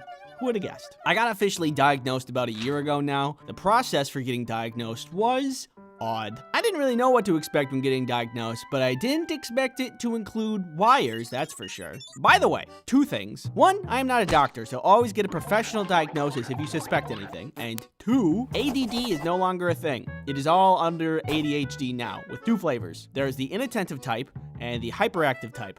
And apparently, I am the inattentive type. So, all of this started with good old classic denial. I had a lot of ADHD symptoms for a long time, and we'll go over specifics later, but have you ever noticed in TVs and movies where ADHD is just like, ooh, a squirrel, ooh, a ladybug, ooh, a piece of candy? Ah! Well, that's only on the surface level of ADHD, and unsurprisingly, it is a much more complicated thing than popular media makes it out to be.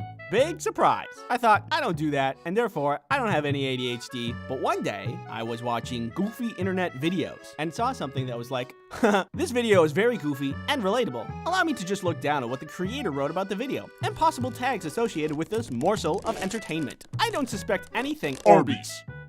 This probably doesn't mean anything. This started to happen more and more until I started to ask some serious questions about myself. And I'll tell you how I figured out that I have ADHD. But first, you don't like watching sponsorships. But what if you could watch an entire sponsorship segment in under 1 second? Introducing the All-at-Once-a-tron. Just get inside and I pull this lever and... well, Plan B. NordVPN is a virtual private network service that gives you privacy online. If you're looking for a blanket of security while browsing the internet, VPNs are a great way to achieve that. Using NordVPN encrypts your browsing activity, so nobody knows who you are or where you're going. NordVPN can be used as an ad blocker, so you can get around annoying ads.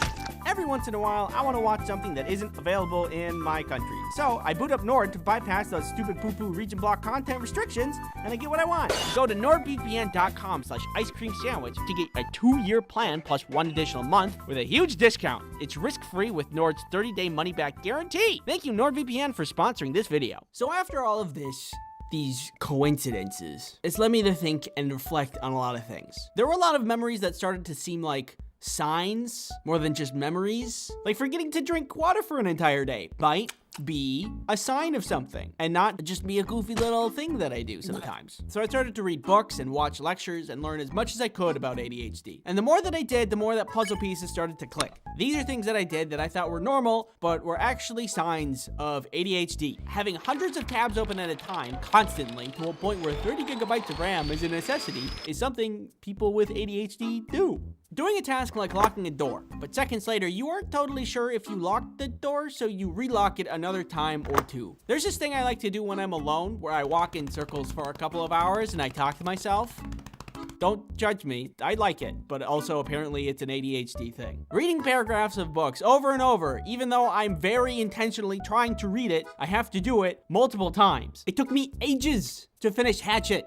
Ages! And it wasn't even that good. Going to do a task and forgetting what the task was on my way to do it because I'm thinking of something in the meantime. Chronically. Like this happens every day, all day. Like this one time, Kelly wanted some chocolate and I was like, I can get you chocolate. And I went to the kitchen to go get chocolate. But from point A to point B, I just got distracted.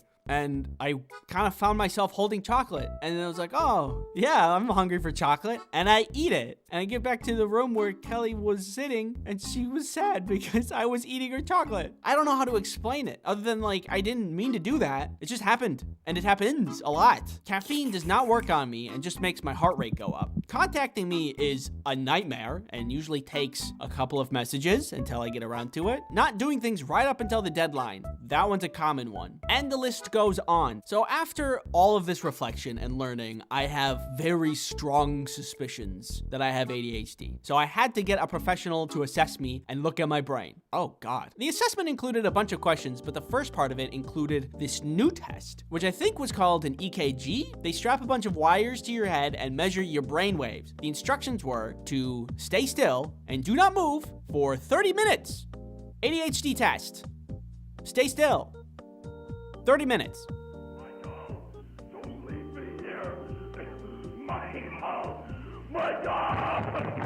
Help me. You already know the results. I had ADHD, and I felt weirdly relieved. There has been a lot of frustration in my life because despite trying really hard to focus, I could only achieve half as much as other people. So despite still having issues with it, it feels good to know why. I never expected that was going to be a meaningful thing to me, but here we are. Anyway, after my diagnosis, there was talk about medication, and that did not go well, but I'm going to make a second video about that. I have an idea of what I'm going to say, but since we're entering medication territory, I want to try to be a little bit more thoughtful about how I go about the video. So, need a little bit more time. Thank you for your patience about it. I wish you the best, and thank you for watching. Ooh, piece of candy!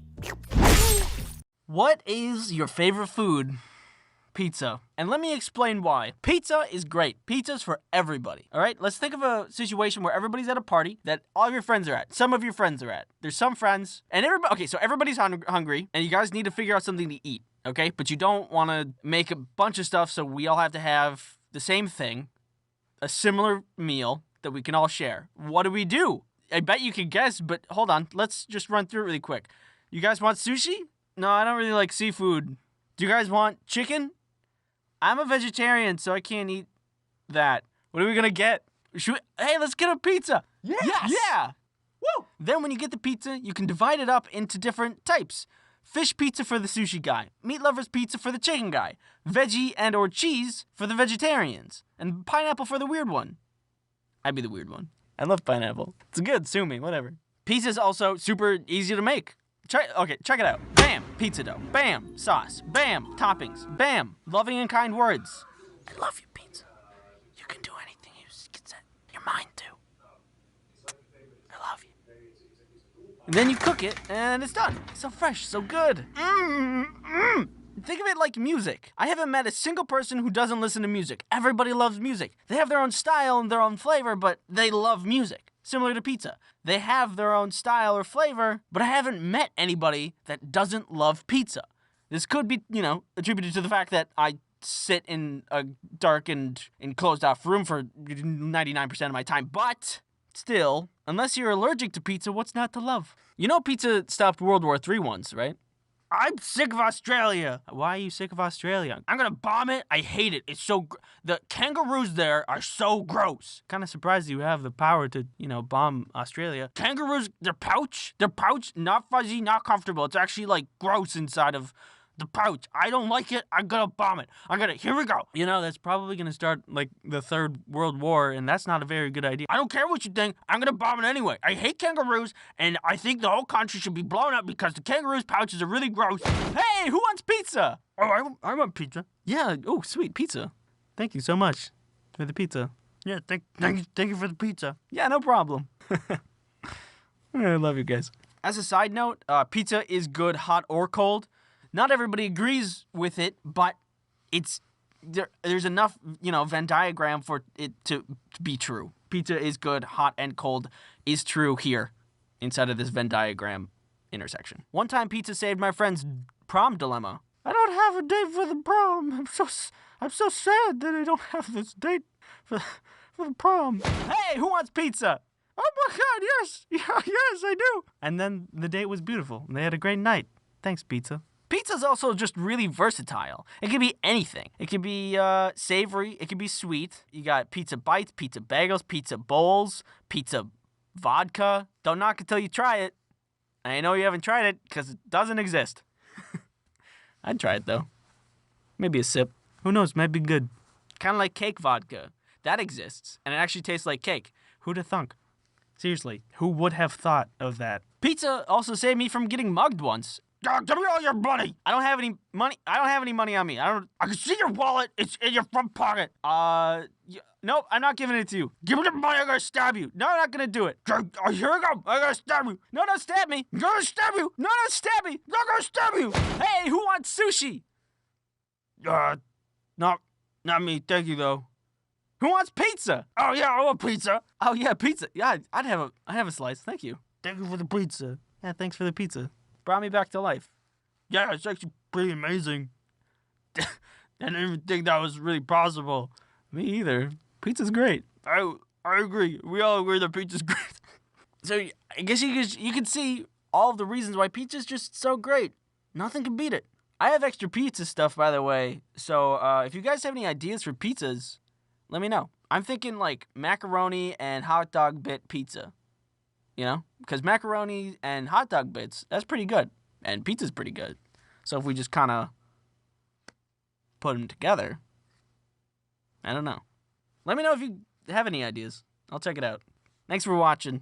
Bye-bye. So last summer, I kind of became an Italian farmer, unexpectedly. I am from the city, and I don't really know anything about plants or animals, But this opportunity came about when I was talking to a friend who had another friend who had a farm in Italy. He was looking for people to farm sit while he was away so that his plants and animals don't die while he's gone, which makes sense. My friend just kind of passively was talking about this. I'm like, oh man, that kind of sounds fun. Well, if you want to come, feel free. You just got to get to Italy. This is something I never am going to do. I'm never going to have a farm. I'm never going to invest in my own pigs or cows. In this moment, I knew that I kind of had to say yes because I wanted to know what it's like. Plus, both my parents grew up on a farm, by the way. So I think I have a little farmer DNA in me. It called to me in some kind of way. So I took up the offer and I made my way to Italy. So I get there and here's the farm. The house, which is a large house, is situated here. There's a garage. There are 3 dogs, a bunch of chickens, a trampoline, goats, sheep, some pigs who are separated because of pig drama, a bunch of cats, and 2 roosters. So it was a full farm. There was a lot to do. I didn't know how this was gonna go because, again, as a city guy, the hard work I do is at a desk. Could I handle the work? Well, we got a stack of papers of things to do, which was generally like this. Feed the dogs, but separated, and keep an eye on Bo because he tries to eat others' foods. Feed the pigs, but water down their food into a slop, and keep an eye on the big brother pig because he likes to steal his little brother's food. The kitties need their breakfast, but only fill their food up until the bottom of the bowl is filled because they don't always eat the food from the day before. A cup of feed for the chickens and the roosters, scooch some hay for the sheep, the goats will just eat the grass outside. Then, finally, cut up some veggies from the garden and give it to everybody as a breakfast treat. I think this is really gonna work out because I get really stressed about traveling to places where I don't know the language, but in this situation, I'm on a farm with a great view, so I don't have to worry about stepping on any toes and I can just enjoy the beauty of Italy in the backyard of this small farm. But then I start to hear some yelling. Italian yelling. I look around and see it's their neighbor yelling at me, an old Italian woman. I don't know any Italian. I only speak American. So this made me kind of nervous. Does she think we're intruding in her neighbor's home? Is she gonna call the police? Will I get taken away? And what kind of punishments will they subject me to? Maybe they deport me. I don't know. Oh, what's that? You want me to talk about you some more? Well, only if you pay me, so... This video is sponsored by Battle Cats. Do you have the capacity for enjoyment? Please, give me peace. Well, I got the game for you! Battle Cats is a game where there are cats. You're their leader, and you're out to conquer the universe. What a normal game! In Battle Cats, you are to use your wide variety of cats in your cat army to face very normal-looking enemies that do not induce fever dreams. Maybe you will conquer the universe with this adorable little baby, or this adorable little baby. The choice is yours. Battle Cats combat is easy to learn. You simply take over the world by having enough money, kind of like the real world. Once you have enough money, you get a cat, and you're off to the races. Meow meow, take this! Enjoy tons of seasonal stages and special rare capsule sets appearing into the start of the new year, and get some awesome heroes for free with a Christmas gift or rare ticket on December 24th and 25th. Download Battle Cats on iOS or Android for free using the link in the description or this QR code. Unless you're watching this on a phone, you can't use it then. Then you have to use the description link, silly little man. Battle Cats, thanks for sponsoring this video. So this old lady was yelling something, and also her dogs were acting like they were ready to feast on my blood. I just kind of wanted to ignore it, but she persisted, and I can't really just sit there pretending like I don't hear anything, because you can definitely hear something. So I approach, and I'm like, hey, I don't speak any Italian. Oh. And she threw a fig at me. And I realized she was sharing her figs. She was still speaking Italian while I tried to catch all the figs. I thought, what am I gonna do with all these figs? I've never even seen a fig that wasn't a fig Newton.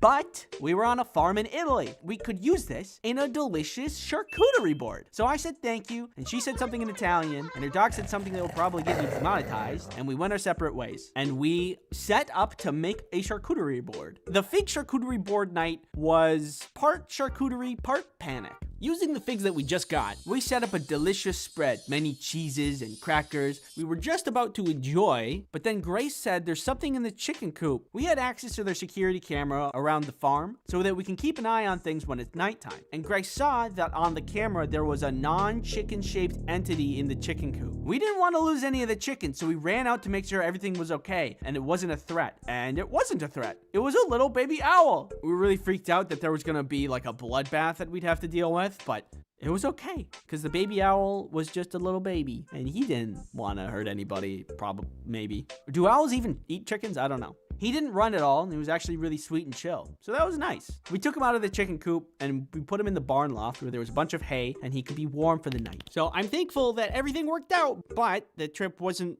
completely casualty-less. There was one day, while I'm working on the farm, I see what I thought was a cat in the distance.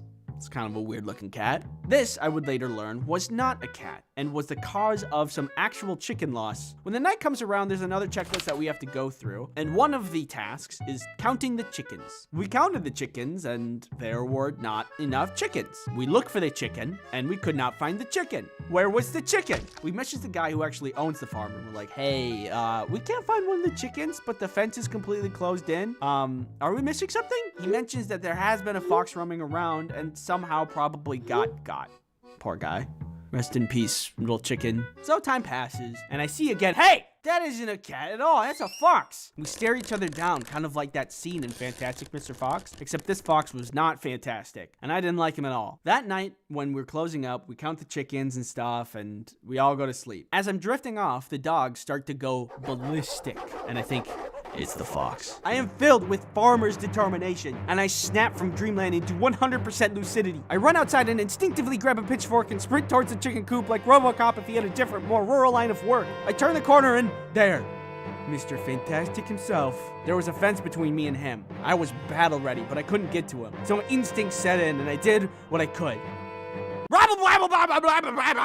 And the day was won. The fox was gone and the chickens were safe. I think I actually did something there because after that night, he never came back. I also think I was ready to die because that night I dove headfirst into a fox fight with zero fighting experience for some chickens that I've only known for a couple of days. I probably would have gotten really hurt if there was not a fence there. So I'll just pat myself on the back and call it a win. The rest of the experience was great. Italy has pizza. I'm sure that some of you may know that. In one of my previous videos, I talk about how I dislike French fry pizza. Try to make it myself, tasted really bad. Not a good idea. But I had a couple of comments that told me in Italy, it is a thing. It's called American pizza and that I should try it. Well, I was in Italy. Guess what I ordered? American style pizza. And guess what? It was really good. I don't know how they pulled it off. Here, have a taste.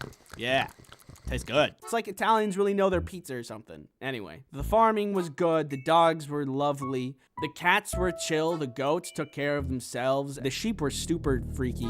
Beautiful scenery. The whole experience was great, and I would certainly go back. Thanks for watching. Thank you to Matt for animating. Matt had a big part of animating this video with me. Everybody clap for Matt. Okay, clap for me. Yeah. Yeah. Thanks again. See you later. So in light of the most recent Blizzard Overwatch cinematic, I want to talk a little bit about Soldier 76 and his lore. The cinematic was fine as a standalone, but things get better if you know what's going on behind the scenes, aka The lore. On the surface, Soldier 76 is your run-of-the-mill hero. Nothing too cool or flashy about him, but he's just good at what he does, which is kill it. Like when I first saw him, I was like, whatever, you know, you got your cool visor thing, big gun, blow-up gun, healing, you know, it's just normal stuff. He's like, you see him in the tutorial, he's literally the starting character of the game. So that gives off really basic vibes. So when most people are looking at Soldier 76, they think, whatever, nothing special, no spice. Especially when looking at the cinematic, you're like, okay, he's shooting, pew pew, pow pow, beat up bad guys, whatever, what's going on? But let's look a little bit into his background, so we can see how Blizzard puts the cool in subtlety. Suculbity.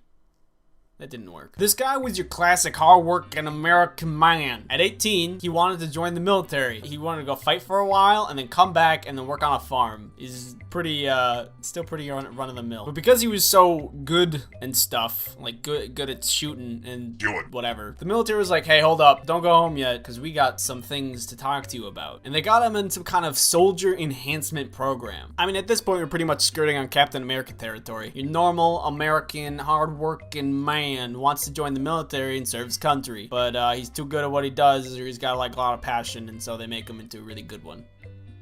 Whatever. This soldier enhancement program that Soldier 76 was put through made him like really strong, really fast. He's basically perma-buffed. So this Omnic crisis was going on, and him and a couple of other augmented soldiers went and tried to go fight them, and that was, you know, that was going on, whatever. Eventually, Overwatch was formed, and a lot of the augmented soldiers joined that force. Overwatch. This included two important characters, Morrison, Soldier 76, and Gabriel Reyes, also known as Reaper. So Soldier 76 and Reaper came good old buddies. They kind of hung out all the time, you know, friends. They liked each other, like killing people, and they liked each other, and you know, they got along pretty easily because of that. Reyes ended up being the leader of Overwatch in the beginning, but after a period of time, Morrison took the lead. People loved him. He was great. Like, seriously, Captain America material. Can't be hated. Super hot. He got all the goods. Pretty much because he was the perfect leadership material, the UN made him the first official commander. And Reyes got demoted. This pissed off Reyes. Like, that's kind of it. Like, Reyes is like, nah, I don't want to be the best that there ever was. And after Overwatch being a thing for a while and the Omnic crisis not being a thing for a while, people got kind of pissed at Overwatch because it was whatever. Who was watching the Watchmen or something. After a bunch of allegations towards Overwatch, they pretty much fell apart, and Reyes comes in and rebels against Overwatch. Him and Reyes and Morrison fight, and they get into a big old fight.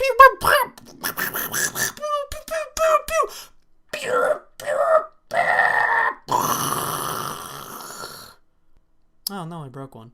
So long story short, the Overwatch facilities blew up and everybody thought they were dead. Specifically, Morrison, Soldier 76. But you see, Morrison's body was never recovered from the scene. So everybody thought he was dead, but really, he just ran away. So like a couple of years later, things are going down. A couple of crappy corporations like Comcast and stuff are getting attacked by somebody called Soldier 76. Nobody really knows the real name of this Soldier 76, but we know, dear viewer and I, we know what's going on. It's Morrison. It's been Morrison all along, acting as some kind of vigilante against the bad peeps of the world to help out the good peeps. Or it's like something personal. I actually don't know that much. So people who ran into this dude were like, gosh, he's so fast, he's so strong. It's like he was trained in the military or something. And then like the military did some science experiments on him, and that was really that could have made him really strong or something. Kind of like Captain America, but it was for another guy in a video game.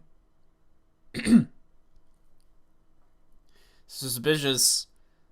Hey, did we ever find that body of that Morrison guy? So this part of the story is like pretty cool, you know. His lore is kind of interesting. He's got like this background where he interacts with other Overwatch characters, and he's like the leader and stuff, and he's like, everybody loves him. Basically, seriously, Captain America. But the point isn't that the lore alone is cool. The point is that when you're considering the lore while looking at other things relating to Soldier 76. For example, in the cinematic, he's like, oh, it's hard to kick old habits. When he saves that little girl, it's because he's like, because he used to be a good guy, and now he's like a vigilante that only punishes the good, bad, but does nothing for the good.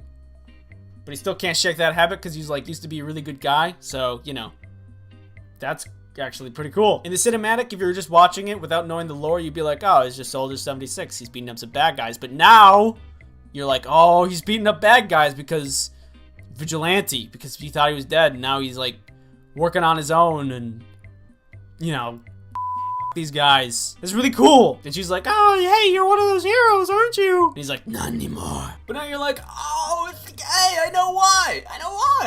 It's like super cool. I love that they did that. Like, Blizzard could have been super obvious about it and just did his lore, but in video cinematic format. But instead, they told this story that hinted towards his lore. It was still entertaining for anybody who didn't know the lore, but it was extra juicy for people who did. And it's not only the cinematic, it's in-game stuff too. Like, here's a specific favorite one of mine. When McCree kills Soldier 76 in the game, he says, thought I saw a ghost. Because he used to be, like, dead, or people thought. And that, like, gives it so much more meaning. I think the sniper, Black Widow, like, when she kills him, Soldier 76, she's like, ah, legends must fall.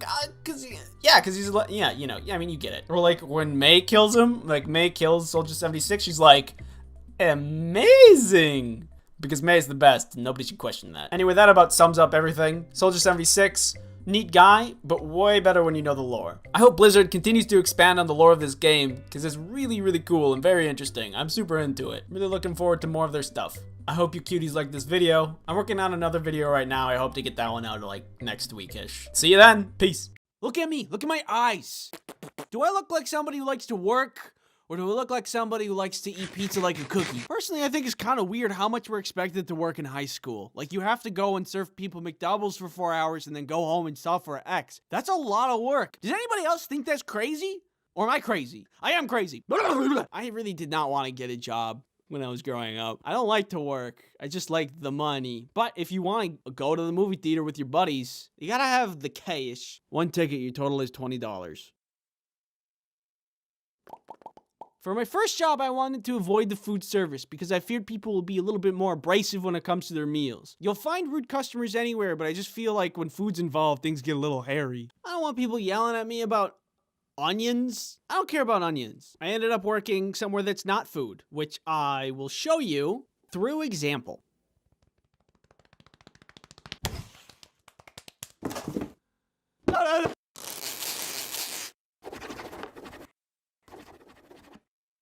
That's right, my very first job was here at the UPS store. It was not really that great, just a regular job. Don't worry about that. When I turned the age of 16, my dad helped me network with the local UPS store and get me a job, which thank you, Dad, for helping me do that because at that age, I was not the proper candidate for being an employee. While working there, I met a lot of really nice people and a lot of really cool people, but when you work in retail, it's impossible to not meet some, how would I say this in a nice way? Outliers. So one time this woman and her daughter came into the store and they said they needed to ship something. When you ship something out of the UPS store, you gotta ask a bunch of questions like, where is it going? Is it going internationally? Do I need to be worried about what's in this box? Blah, blah, blah. So I'm going through these questions and entering information into the computer as I did with any customer. But apparently that was a wrong thing to do because she unfolded her cane, which apparently just turned into a chair, sit down and says, this is gonna take a while. Excuse me? Why would you say that? You could say a million things to me. Why not compliment me? Why not say, wow, Andy, your eyes look beautiful today?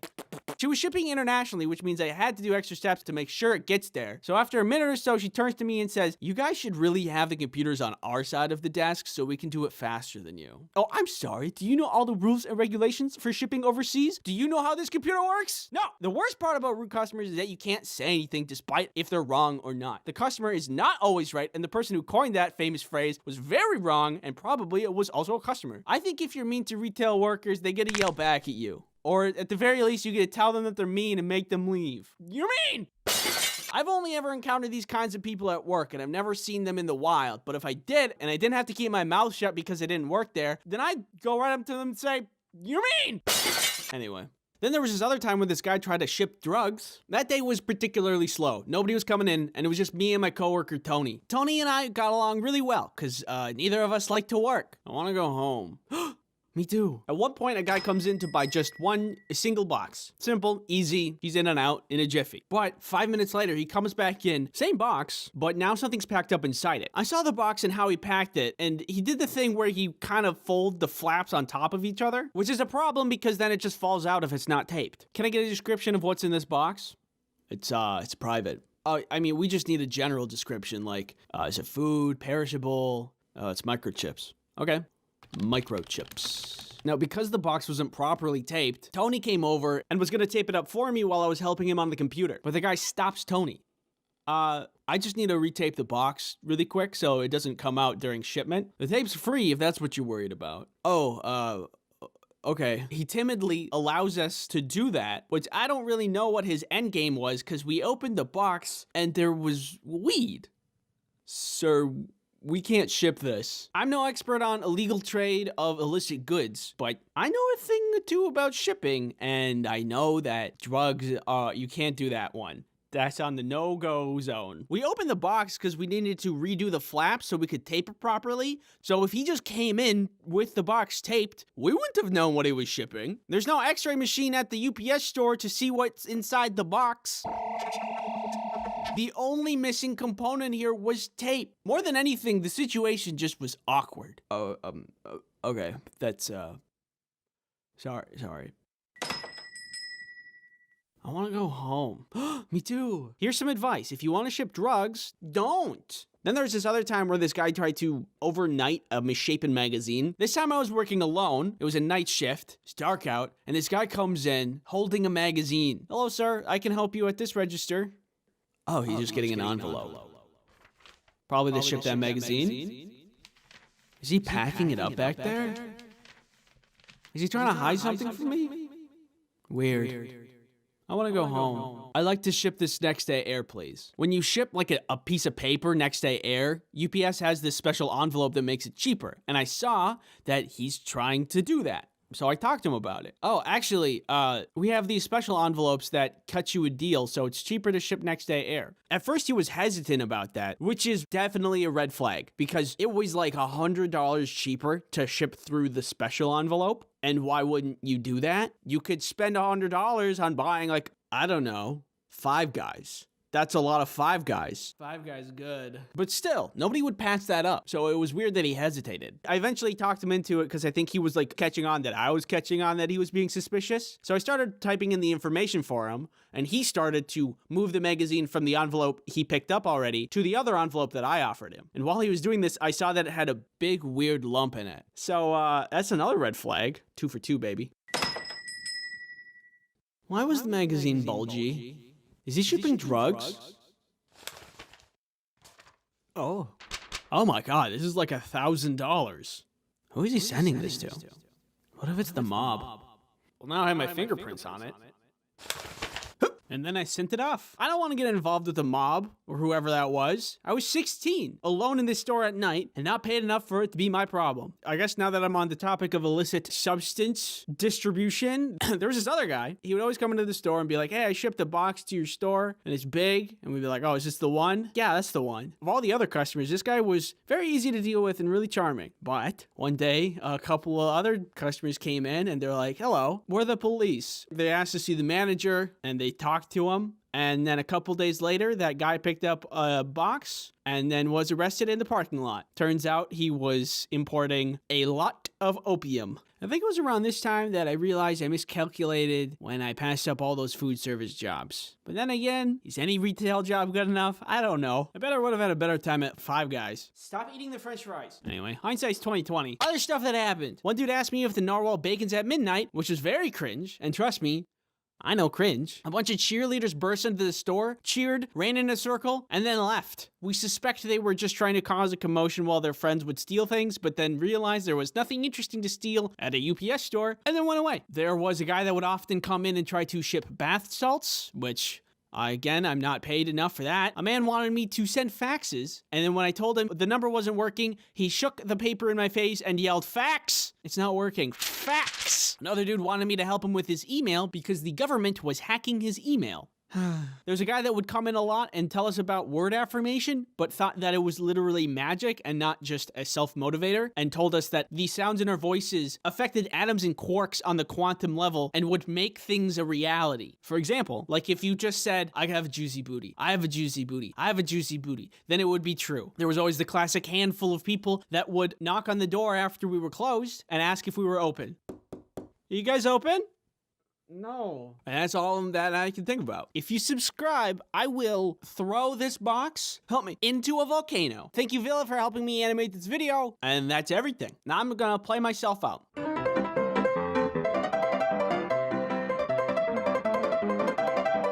Fear helps you stay alive, but I feel like in today's age, it feels much more like a burden than a function of survival. Sure, the world can be a scary place sometimes, like when you actually see a bear, but I just don't see bears that much. And I think fear is just a little more annoying than it is helpful in most parts of my life. The first thing I think of when I think of fear is flying. Fun fact about me, I used to not be afraid of flying at all. And actually, I thought it was a lot of fun. I remember my favorite seat was the window seat because I got to see a view of the world that used to only belong to birds. But now, unfortunately, flying is so much more of a hassle than it used to be. One of the more recent times I was flying, the pilot came over the intercom and said, "Hello, passengers. We are coming close to our destination.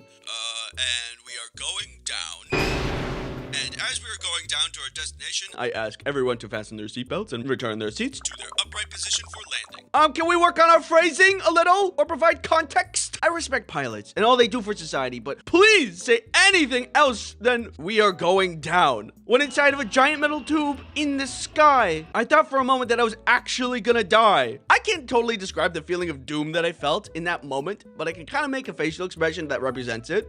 It was like that, but on the inside. I used to think it would be cool to have flight as a superpower, but with fear of flying, it would just be terrible. Whee! Maybe I can just walk. If you're afraid of flying, it's definitely not the only thing you're afraid of. One time when I was a kid, my family went to Willis Tower. And if you've never been, at the top of Willis Tower, there are these glass boxes that poke out of the building that you can actually walk into and look down at the city if you so please. I thought it'd be really cool to see everything with no obstructed view. But the closer I got to the glass boxes, the more my brain cranked up my fear. There's never been a mechanical failure. It's gonna be fine. Yeah, but what if it's not fine? What if it breaks for the first time when you stand on it? There's always a first time for everything, but it's maintained regularly. And look at all the other people doing it. They're okay. Yeah, but what if when you get on, a bug flies into a bird's mouth and it chokes, which causes it to hit a plane, which makes the plane crash, and the plane hits a screw on the glass box, but the plane actually recovers and flies away, so everybody's happy about that. But the screw spins until it comes out and unravels the whole glass box, and you fall? No, yeah, that's a good point. So when it was my turn to go into the glass box, I decided to not. The building is well maintained and has never had a mechanical failure, and I could have had a cool experience, but I was just too freaked out. However, even if fear is sometimes annoying, I stand by my wariness of mechanical failures. Things happen. If there really are infinite realities inside of infinite universes, then that means somewhere out there, there's an Andy that met a terrible fate. Oh! Sucks for that guy. I don't know. I think it would just be nice to be up in a high place and enjoy the view without my brain screaming code red all the time. Again, I prove my point. Fear is annoying, but not as annoying as this.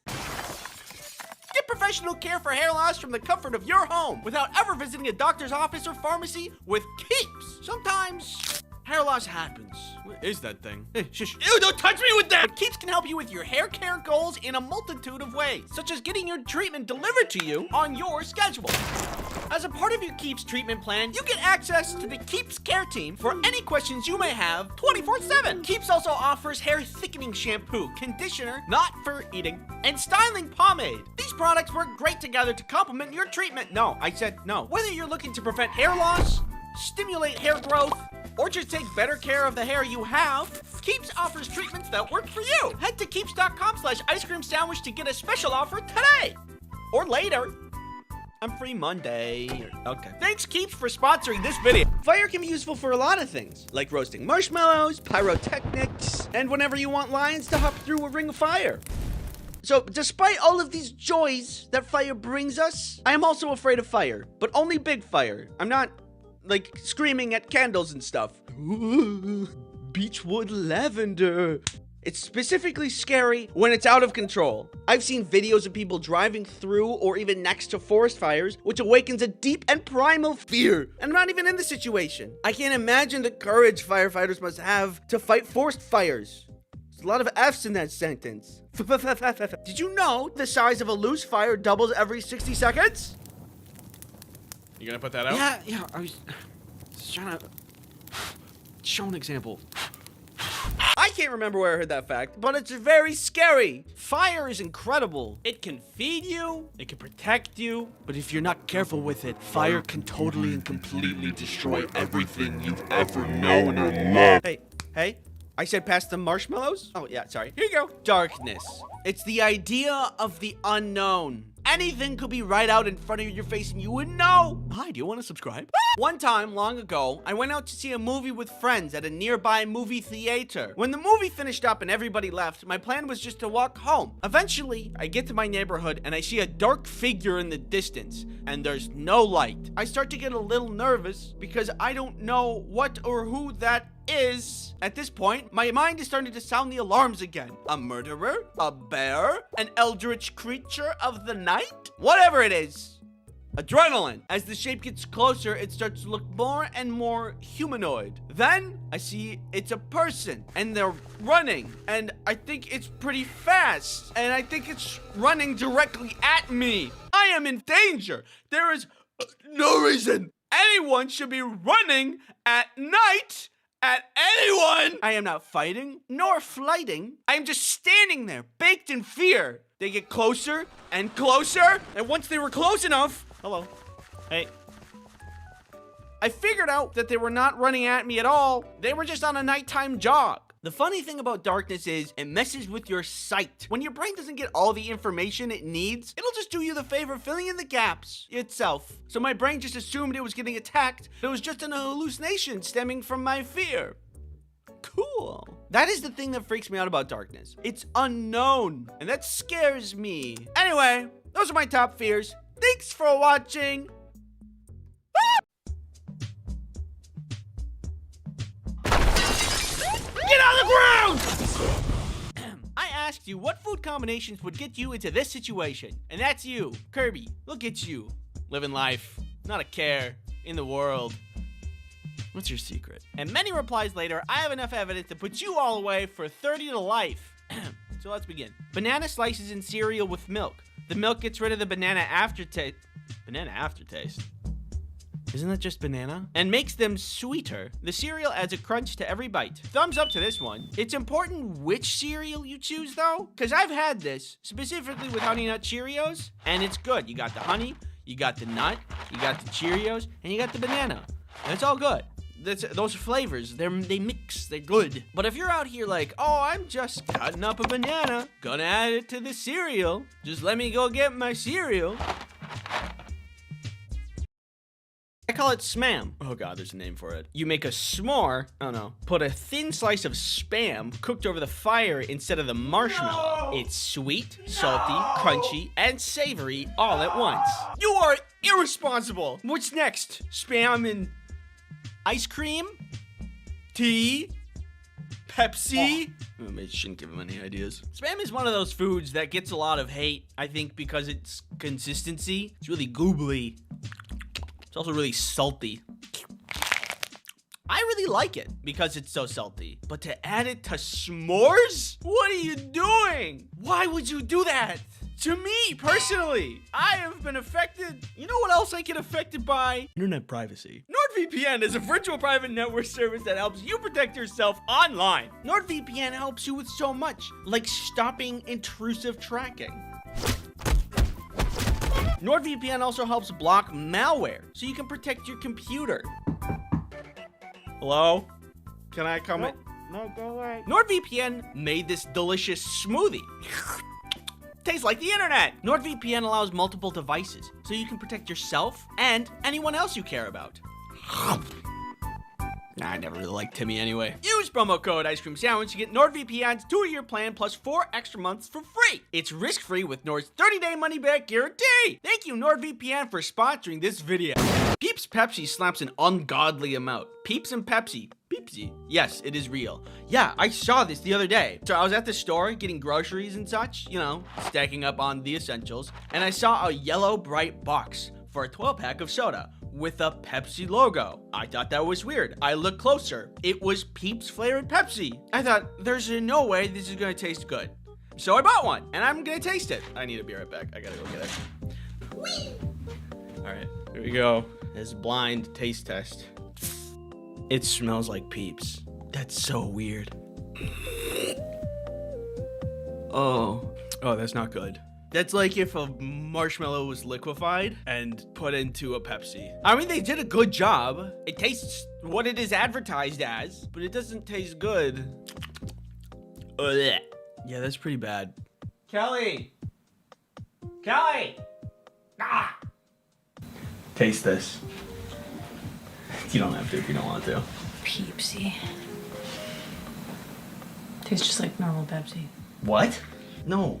It doesn't. Oh. You're wrong. Okay. Squirt of yellow mustard mixed into a portion of creamy macaroni and cheese. Stir in and add more if you feel it necessary. It adds a nice little tanginess. I was skeptical for 10 years before my father tricked me into trying it. It's really good. Well, they're both yellow. Hold on one second. Okay, here's the macaroni. Here's the mustard. Mix it up. I don't hate that. Hold on, let me go in again. I might have gone a little heavy on the mustard. I could pull it back a little bit, but that's actually kind of good. You've opened my eyes today. Okay, that was pretty good. I once accidentally asked for ketchup with my mac and cheese in the school canteen and genuinely enjoyed, but my friends thought I was mad. Hold on a sec. I'm less confident about this one because ketchup isn't yellow. Ketchup rarely improves things. You know, you got burgers, hot dogs, french fries, chicken tenders. It's kind of like it. Well, we'll see how this goes. That tastes 1-to-1 like SpaghettiOs. Oh my god, that's just SpaghettiOs. I have to give that a pass. I ate all of it. All right, here's a consensus. I feel a weird, vague sense of shame, but none of these are bad. To the outsider, off-putting, but now that I've been on the other side, you're not going to jail. It's okay. You're innocent. My sister used to have peanut butter and jelly and dip it in ranch. What we are seeing now is a victim of immeasurable psychic damage. His facial expression is a telltale sign of irreversible harm done to billions of neurons and synapses.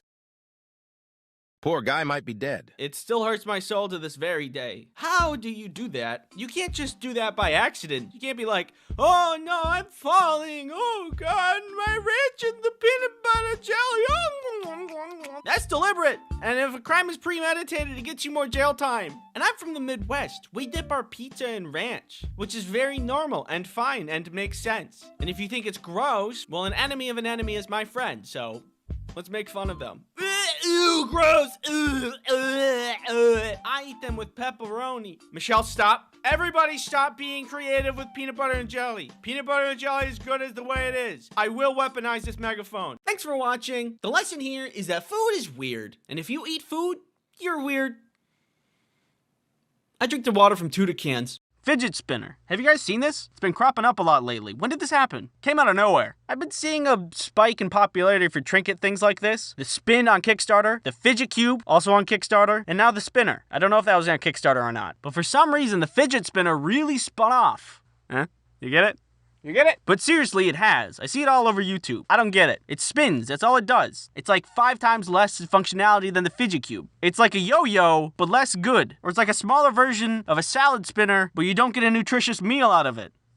Eat healthy. I mean, what's so special about it? Can it cure my unending sadness? Apparently, along with all of these other claims about why it's great, I don't buy it. Anyway, I went out and bought it. I want to test it out. Personally, I don't have my hopes up. It spins. I get it. I've used a yo-yo. Guys, remember those wristbands that had, you know, neo-magnets in them or whatever? They balanced your mind? Yeah, remember that? I feel like this is going to end up being something similar. High claims, minimal output. All right, here it is. Fidget spinner, 2017. 10 out of 10. I don't like guts or gore, which has made me very opposed to dissecting animals, specifically in science class. I had a junior high school science class where we just had to learn science stuff, which is generally how junior high school science classes go. One of these classes, we had to dissect a frog and learn what's inside. Very gross. I don't like that. So everybody was getting ready to do frog science. Lots of groups, lots of dead frogs, and me, who really did not want to cut open a frog, let alone any animal. And because I didn't really want to cut anything open, when I was going to join my group, I was doing it very slowly and lazily. I did some stretches to buy me a bunch of time before the inevitable of frog gutting. But then my teacher looks over at me and notices me standing like this. Andy, you don't have to dissect a frog today. I look up, confused. There was some pause. Do you need to go to the nurse's office? She thinks I'm feeling sick and that I'm prepping myself physically to go open a frog and cut its flesh. I noticed an opportunity. Oh, I don't know. I just need to breathe a little, I think. Feel free to sit down. I'm not going to force you to dissect a frog if you're going to be sick. Oh, yeah. Thanks. So, I do. My group was a little salty that they had to do all the work and I got to skip out, but I didn't care because I didn't have to cut open a frog. So I was thinking about that story lately and I realized something. That affected me 0% in life. I am no different as a person because I didn't cut open a frog. You want to know what's inside a frog? Guts. I don't need to cut open a frog to know what's inside. Do not misunderstand me. Education is very important, but does anybody else feel like the pursuit of good letter sometimes misses the point of going to school? Like, looking back at school, I think there's a ton of things that could be changed. First of all, bring back recess. We need more breaks. Why do we have to work all the time? I want to sleep. And for teachers too. We're all working too much. We have so much technology now that could help the teaching process. And with the saved time, we could just chill, let the information digest a little, you know? And like, just get rid of the frog dissecting stuff and like some other things, except for that one time where my science teacher came in with a bunch of potassium and put it inside a bucket of water and didn't tell us what was about to happen. Keep that class. But the other classes, like the frog dissecting, I don't want that. This is biased, but I think that recess would be a better option where we could do I don't know, something fun. There was also this money class in junior high school where we had to start a business. But I must ask first, do you know how to protect yourself from this? Yeah! Clearly not. But do you know how to protect yourself online? Let me tell you about NordVPN. NordVPN is a virtual private network service that helps you protect yourself online. That was because you didn't use NordVPN. That's on you. NordVPN can help you stop that intrusive tracking. This boomerang represents NordVPN. You have to give it a second. NordVPN also helps you block malware so you can protect your computer. NordVPN saved my marriage. You can use NordVPN on multiple devices to help protect your loved ones as well. Use promo code Ice Cream Sandwich to get NordVPN's 2-year plan plus 4 extra months free. It's risk-free with Nord's 30-day money-back guarantee. Thank you, NordVPN, for sponsoring this video.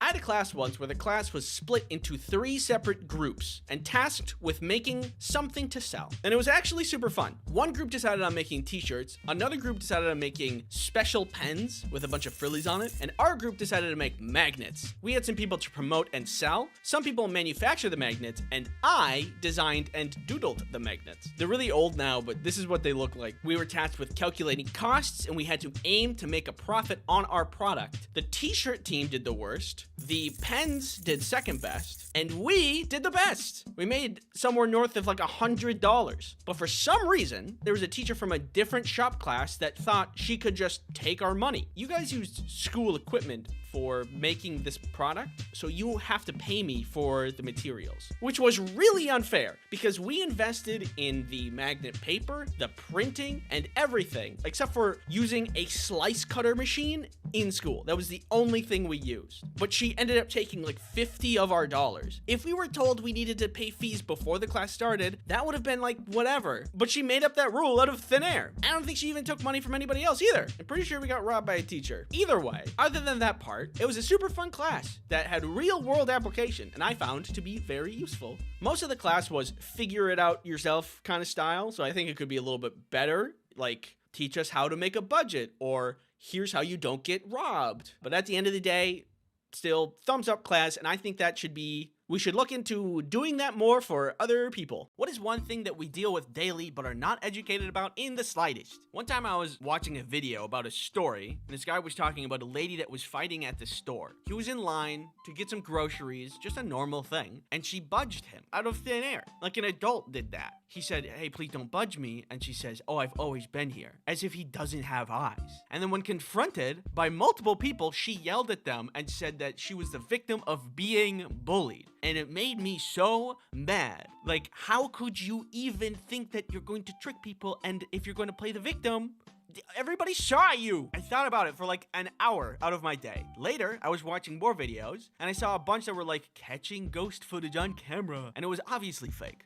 Who believes this kind of stuff? It's a good thing I'm not gullible and have critical thinking skills. Hey everybody, remember that story the other day about budging? I lied. I wanted to see how many people believed me if I lied on the internet, and wow, it was a lot of you. First of all, don't lie on the internet. It is bad and I'm easily fooled. I think maybe if there was a class on media literacy, especially since the thing we're doing the most is consuming media, I think that'd be a pretty good class. Maybe I'm saying that because I'm just really embarrassed that I got tricked. Or, here's an idea. What if instead of any class, there were no classes? And like, students could just pick something to study, and then all the teachers would be mentors for the students and give them direction and resources to learn what they need to learn to achieve what they want. Like inventing a machine or learning about bacteria. We probably have weekly articles where some student invents something that changes the world. 17-year-old invents easy and cheap test for common disease. 15-year-old makes popular mobile game with power of thought. 16-year-old makes ominous sphere that knows your thoughts and can tell you the future.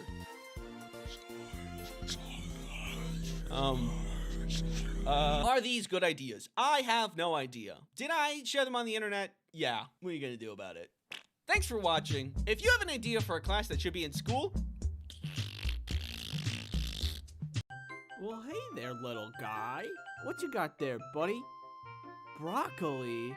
Well, what are you gonna do with that there broccoli?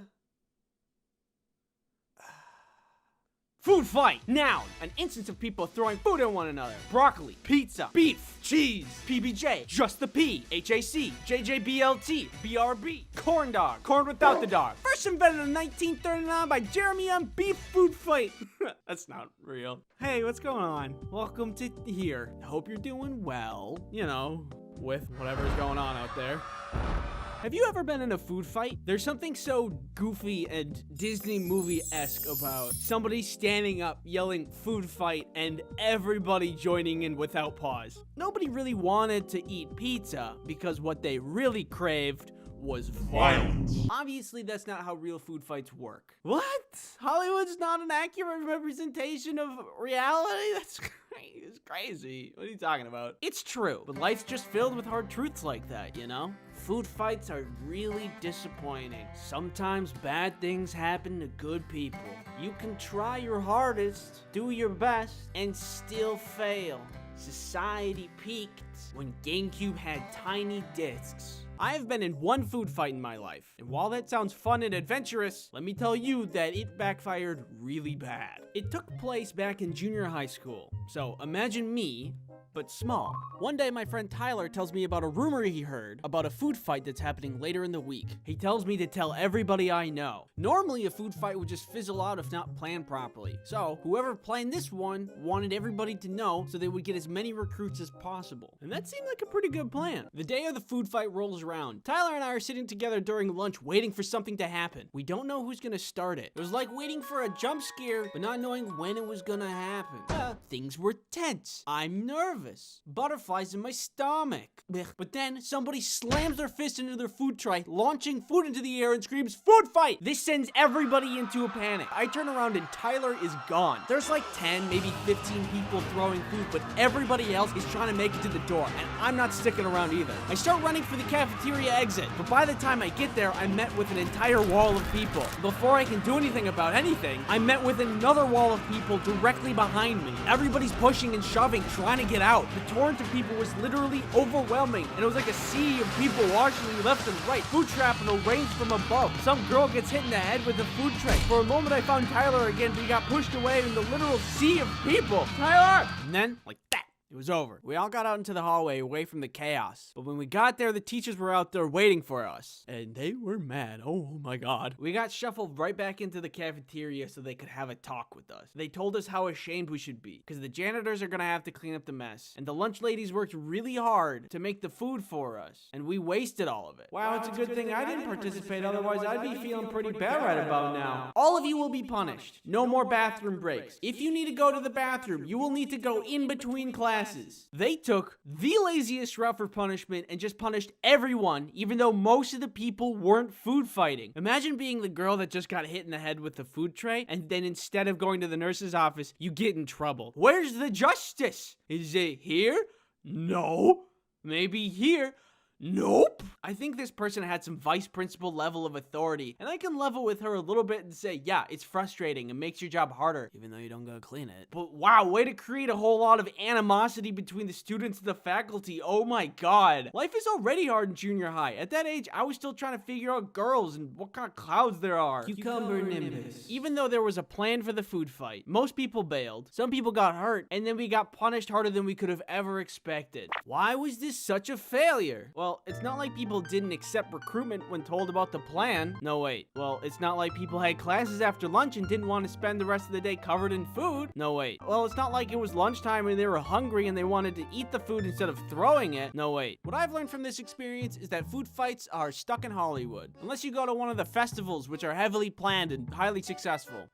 In other news, have you ever wondered what I would look like if I was crushed under a giant fist? Announcing ice cream sandwich U2s. Translating my 2D design into a 3D design was something that I didn't think was gonna work out, but look at how good this turned out. There's a giveaway going on over at icecreamsandwich.u2s.com. If you complete more of the steps in the giveaway, there's a higher chance of you winning the giveaway. U2s only sell for a limited amount of time and then are gone forever, so if you want to pick up one of these dorks, head over to u2s.com right now. Drop date is November 20th, 12 p.m. PST. Thank you for watching this channel. Thank you for supporting this channel. It means a lot to me. So, thank you. And give you a little kiss. No! Can I come up there? No! Please?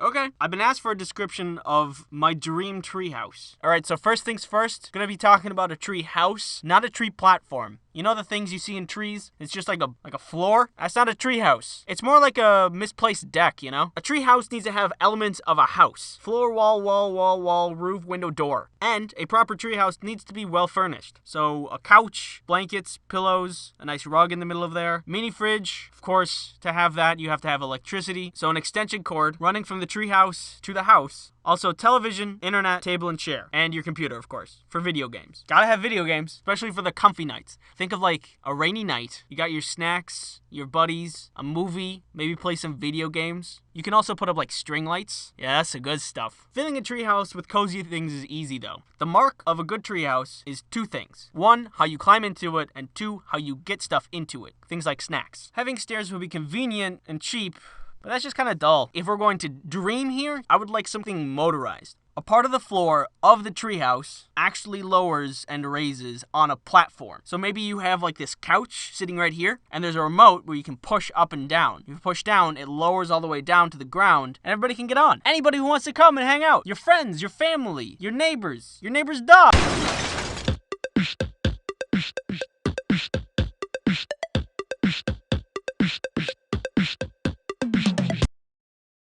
You know the feeling you get when you get in trouble? Hey!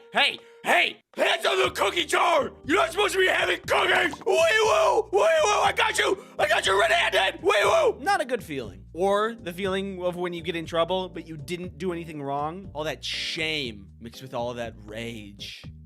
It's an intense feeling. A terrible feeling. I don't like it. I've gotten into trouble for things that are absolutely not my fault. I've experienced injustice. However, I've learned from these experiences and grown. Ew. This one time, I was in recess. Recess was wrapping up. All of us students were lining up to go inside. The teachers were counting our heads while we waited. During this, I was standing next to a kid named Devin. We were mild friends, so we were talking to pass the time. While we were talking, he came to me with an idea. Not a good idea, mind you, but an idea. I bet that I could, like, punch really close to you and not actually punch you. No, I don't want to do that. Like, really? No, I don't. No, trust me, watch.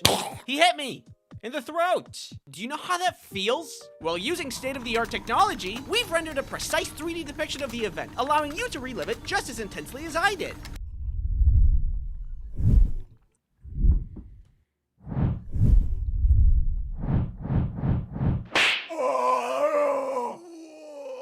I understand if that was difficult to witness. Now, normally, on the playground, when somebody hits somebody else, the assailant goes to the principal's office. But when the teachers saw this kerfuffle, they thought that they saw two kids fighting and not one kid as a victim. They quickly went to dole out some justice. Hey, both of you, principal's office, now. Oh. This is clearly unfair, but I thought I could square it off with the principal since, you know, it's an unfair situation, obviously, and nobody in their right mind would put a victim in the doghouse for their absolute innocence. Right? I hear you two have been causing some trouble. Fighting on the playground? No, he hit me. Doesn't matter who hit who first. No, I didn't do anything. Do not make excuses. This is a lesson. Fighting gets you nowhere in life. But I'm sending a note to your parents. Be thankful that is all I am doing. You can go back to your classrooms. As we walked back to class and I thought about what just happened, I was feeling like I had learned something. All right, boys, what's our takeaway? Principals are scary. We need to articulate better. Sometimes authority figures are wrong and people can make mistakes when trying to do good, ultimately resulting in injustice. No, wait, guys, I got it. All right, yeah, good work, team. We did it. Yeah, all right, yeah. Woo! And I never talked to Devin again. That wasn't the only time I went to the principal's office. The other time was technically because I broke the rules, but only because I was being cool and awesome. And I'm not about to apologize for being cool and awesome. I was in high school in study time, the class everyone takes to absolutely not study and just hang out instead. One day I thought it'd be really cool to bring in some cards to show my friends a new magic trick that I learned. Is this your card? Yes. Witch, back, you witch! What? It's just a card? Now, if you've been through the American school system, you know there are really dumb rules that don't always make sense. For example, you're not allowed to wear hats. But I look good! So, there was this school rule that banned playing cards because it promoted gambling somehow. Which I thought was weird, because, you know, technology. But I really wanted to show my friends the magic trick even though I was not allowed. And I brought the cards anyway. Later, when I got into study time, I took out my deck of playing cards to show my friends the magic trick. Is this your card? Ooh, whoa. What? Cool. The devil's work. How did you do that? Ah, yes. Classic curiosity. But a magician never reveals stuff. But then, some other people in the class that I knew saw part of what was going on, so they came over to check it out. Hey, what are you guys doing? The devil's work. It's a magic trick. Yeah, it's super cool. How did you do that? Well, you know. Magic! I want to see. So I did the trick again. Is this your card? Oh, yeah. Cool. How'd you do that? Magic! But then the class supervisor noticed people having fun. How dare we? What are you guys doing? Oh, it's a magic trick, that's all. You're not supposed to be playing cards. You know that, right? Well, yeah, but we aren't playing games. We're just, yeah, okay, principal's office. What? Why? You talked back to me. Pack your stuff and go. So I went down to the principal's office with a lot of shame and bitterness. Why did he have to scold me in front of everyone like that? I wasn't even talking back. I was trying to explain. We were having fun, not gambling. The rule doesn't even make sense. People were having a good time. Hey, I hear you were playing cards in class? Then all the emotions just kind of spilled out. Blech. I really don't do good with confrontation, and I think I'm scared of authority. But the principal was really nice about it. She told me, just don't bring cards in school again. She said it's a weird rule, but she requested I follow it. To which I agreed, and in that moment I learned not all rules are fair, but they don't need to be to still get in trouble. And that's pretty lame. Also, maybe I shouldn't have eaten that angel on my shoulder. Sorry. This other time, back in 4th grade, I got in trouble for doing nothing. I'm still mad about it. I was in music class at the time where we were learning how to play the recorder, a beautiful and refined instrument. If you've ever played the recorder, you know it's a really easy instrument to play. So when kids get a hold of it, they do what kids do best. This made it really hard for the teacher to teach us anything. Okay, kids, now to play the B note, you need to cover these holes. This kind of environment would test anybody's patience. Imagine trying to do anything while somebody's just tooting randomly in your ear. Okay, gentlemen, for this experiment, we need to be very, very careful. So no sudden noises or movement. Oh no! I could tell the teacher was getting really close to snapping because she gave us an ultimatum. Next person to toot their recorder cannot play for the rest of class. Okay, so to play this note... Okay, who was that? But nobody answered. So I thought I should just clear my name right off the bat. So I said, wasn't me. Okay, Andy, put your recorder under your chair. You cannot play for the rest of class. Wait, but it wasn't me. Recorder under chair. Oh, I see. We're punishing honesty now. I laid my soul bare. Is this how we think justice should work? Okay, defendant, how do you plead? Innocent, guilty. Huh? Guilty. You're guilty. How do you, what? Why would you say that? You said you're innocent. So obviously, 20 years, no bail. So I put my recorder under the chair and looked around the room, trying to find out who the real rule breaker was, so I could clean my now tarnished reputation. Somewhere out there is a criminal, a wrongdoer, walking free, and I'm here bearing the burden of their crimes. But in the end, I never found them, and I ended up taking all the blame. Hey. What? Check it out, I made a new plush! You may acquire him if you desire. The plushie is live now. We're doing pre-orders and then shipping him out in September. So if you want him, he is here and he is small. Thank you for your time. And thanks for watching. Open your third eye. Focus. What do you see? I've been over this intro like a million times and I can't get it right, so I'm just gonna say it. I've had a premonition dream. What is it? What is that? What do you say? You don't know what that is? What is specifically define a premonition dream? Oops. A premonition is a vision, a gut feeling, or another experience that grants you knowledge of things that haven't happened yet. That sounds like dumb poo-poo. because it is. I'm not a superstitious person. I would sooner go and re-damage my ankle than go and see a psychic for my own personal benefit.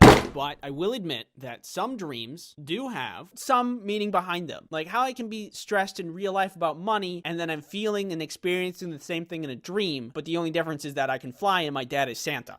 There's some connection between the real world and the dream world there. But to be able to tell the future in a dream, that just doesn't make any sense. So why am I here claiming such things as having a premonition dream? Because I don't really know any other way to explain it. Okay, so here it is. We fade in.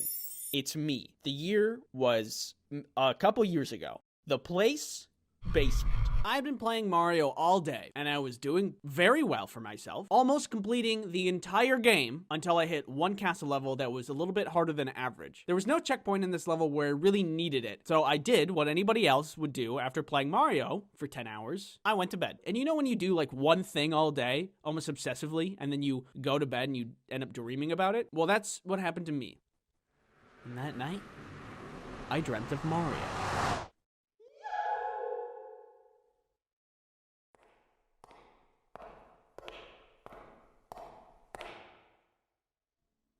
Hey, what's going on?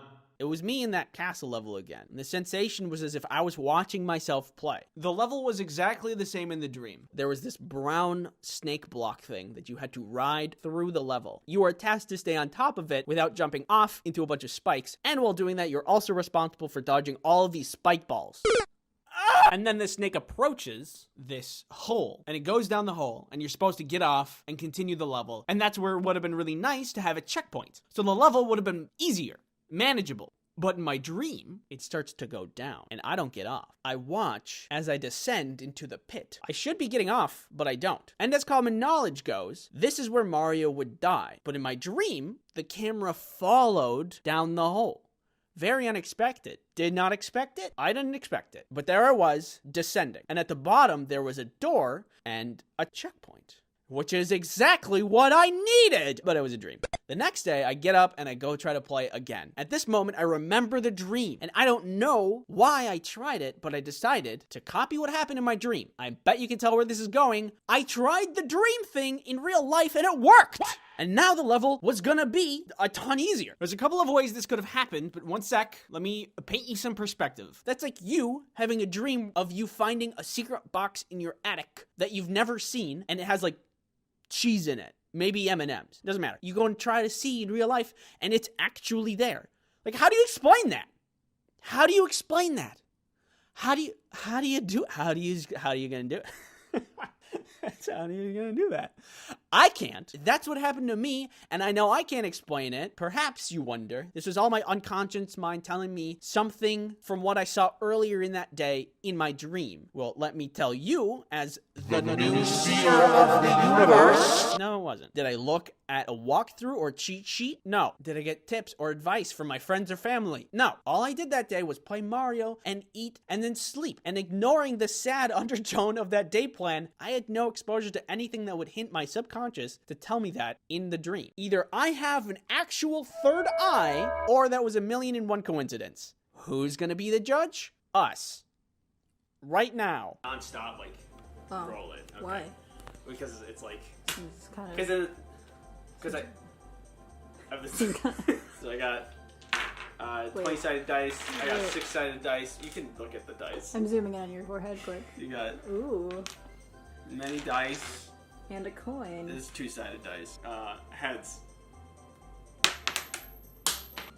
It's tails. 3. It's a 6. It is a 6. This one's 20-sided. Okay. So I'm just gonna choose... You can look at my face, by the way. I refuse. Let's do, like, 15. Okay. So, 6. Wait, how many sides did it have? It was an 8. Oh, 2. It's pretty close. You're at, like, 0% right now. Yeah. That's not very good. No. Andy. I forgot to guess. Oh my god! No, don't go back to the coin. You've already failed the coin. I like the coin because it has higher odds. No. 2. No, we didn't. Oh! What are the chances? It's... Zoom in on my face. It's already zoomed. Oh, wrong way. It didn't work. You were blurry. It didn't work. That's a wrap. In the end, I beat the level with a new checkpoint and went on to beat the rest of the game. I still don't believe in psychics or fortune tellers or this guy, but that dream, it raises questions. Thanks for watching. Check out this other video that I have, and if you do, then I will appear in your dreams and we can hang out, but I will not stop farting. Hey, who are you? Oh, I'm the Fairy of Discomfort. And I hear you've been a very good boy this year. What does that mean? It means I have a gift for you. You ever think about how sound is just wiggly air that makes our brain feel things? For example, summertime ice cream, tomato soup with grilled cheese.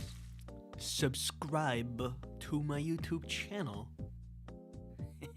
Notice how some of those made you feel things? Sometimes some of that wiggly air or textile feeling, it makes us suffer. And lately, I've been thinking about the ones that make me suffer, and I'm curious if these are normal. Like, there was this one time I was unloading the dishwasher and I had made a mistake that I didn't think would be a mistake. Earlier, when I was choosing all of the settings for the dishwasher, I put all of the settings on max because that's what I always did. Which seems like it would make sense. If you want to clean your dishes, why not choose the setting that makes the dishes the cleanest, right?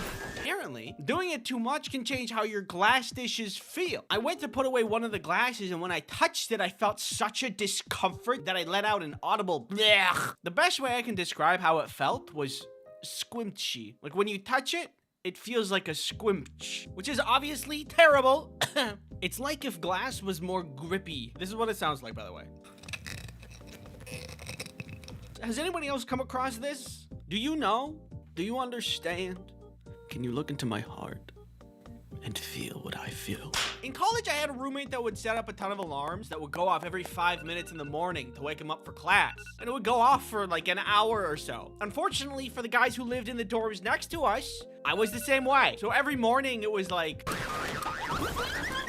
And so now, whenever I hear the iPhone alarm, I feel some kind of primal fear. It's terrible. But the weird thing is, these days, I don't wake up to an alarm anymore. I wake up when my dog wakes me up. And how she wakes me up is she'll get into bed and she'll start wagging her tail. Good morning. And you'd think that the same thing would happen. I would hate the sound of her tail, but I don't. I love it when she wags her tail because she's a cutie patootie. She deserves happiness at all times. What do you find uncomfortable? Is it nails on chalkboard or perhaps sponsorships? No, come here. What do you think VPN stands for? Vuvuzela Pringles Nourishment? No. NordVPN is a VPN, which stands for Virtual Private Network. NordVPN has many features, such as being installable. Install it on any of your devices, so you can have internet protection wherever you go. Protection from what, you may ask? Not me. Don't need to worry about me. I'm not dangerous. NordVPN protects you from things like malicious ads, malware, intrusive tracking, all things that are more dangerous than me. Use promo code Ice Cream Sandwich to get NordVPN's 2-year plan plus 4 extra months for free. It's risk-free with Nord's 30-day money-back guarantee. Thanks NordVPN for sponsoring this video. I hate hair. If it's doing anything except for being on a head, terrible. In food, ugh. On my desk, in my face, but the worst is when it's being pulled off a comb. Do you know that sound? Content warning, I'm about to play that sound. I think there should be some kind of invention that combs your hair without needing to comb your hair, so that we won't have to have this horrible sound in our ears ever. Or everybody could just go bald, and that would probably just solve a ton of problems. Maybe you can figure out why I hate this one. I don't know, but you know socks? It'd be kind of surprising if you didn't, but anyway, socks, they keep your feet warm. They are the best in winter and can have fun little designs on them to make you look cool. But when you wear them in bed, I would not be able to sleep. I want them off. I would rather have no feet entirely. Why is that? Your feet are so far away from the core of your body, it would only make sense to keep them warmest when you want to be warm and cozy, which would be at night in bed. You know, after working out and you get really sweaty, or not even working out, you just like, when you get really sweaty and then your shirt also gets extra sweaty and then somebody comes along and tries to hug you. Ugh. I don't even want my shirt to be touching me, let alone some other person when I'm sweaty. Don't touch me! Don't touch me! I'm weak! I'm already weak and tired! Would it be possible to liquid cool a person? Sure. Saying that out loud makes me seem really dumb. But like, if you take, you know, those gamer computers that have liquid cooling in them, could you do that with a shirt and then put that shirt on a person? I think that would be cool. I think one of the worst feelings in the world is at the dentist's office. You go in the dentist's office, you need your teeth cleaned, and they're like, hi, I'm here to help you. But then they crack out that little scratchy thing, and then they scratch your teeth. Ugh. Some of you may be asking, I can think of way worse things, such as, what if this happened? Yeah, it is worse than that, okay? Anyway, that's about all. Now, if you'll excuse me, I'm gonna go do a cozy thing as a palate cleanser.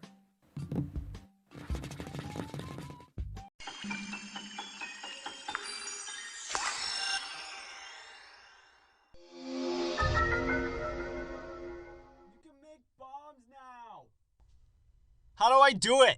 You press the right bumper? Yeah. And then to make it explode, you press the right bumper again.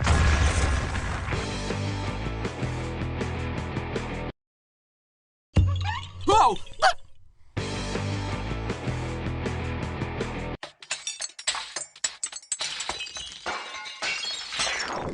Wow, that's probably the most disgusting thing I've ever seen in my life. Oh my god, you ate it. Wait, not yet.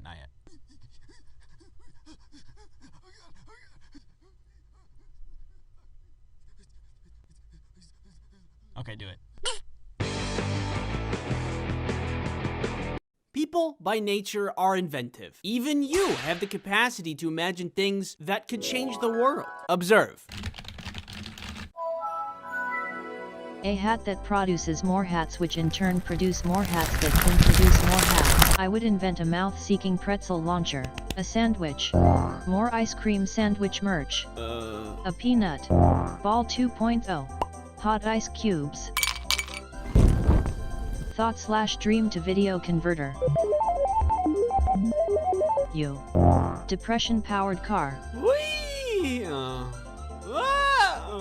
Speaking of inventions, have you heard of today's sponsor? NordVPN is a virtual private network that helps you protect yourself online. You guys remember when TikTok was almost banned? A VPN can help you get around certain region-blocked content so you can do whatever you want online. Using a VPN encrypts your browsing activity so no one knows who you are or where you're going. NordVPN can be used as an ad blocker. Get out of here. They have super fast service in 60 different countries.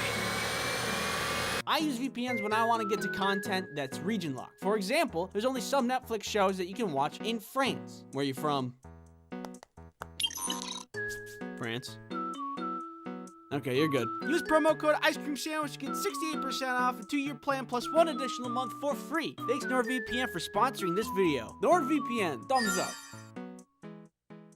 I think it's absolutely mind-boggling that the best technology we had at some point was something so basic we didn't even give it a second thought, like the wheel. And now we have technology so amazing, people from 300 years ago would think it was sent by God, like Minecraft. Once we got agriculture down, things started going off. I'm talking paper, theater, swords, cars, planes, computers, and before you know it, people started doing amazing things. We got to the moon. We weren't supposed to do that. Humans can't even fly, let alone escape Earth's gravitational pull, but all the smart people got together and were like, nah, I'm doing it anyway.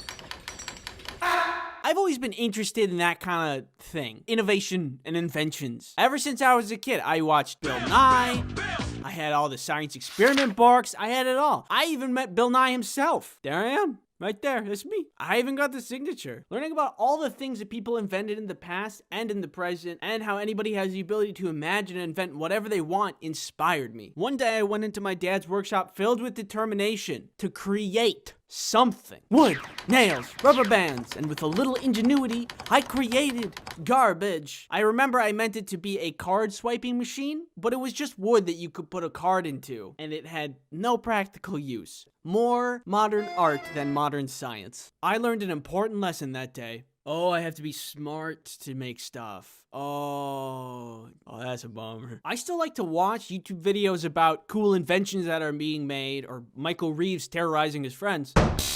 But I also learned what I'm good at, which is, I would say, to stare at whatever the heck this is and go, yeah, I get it. That is to say, I thrive with creative challenges rather than technical ones. In contrast, if I look at a math problem that looks more like a demon's hex than algebra, it would boggle my mind to such an extent that I would just cease to exist.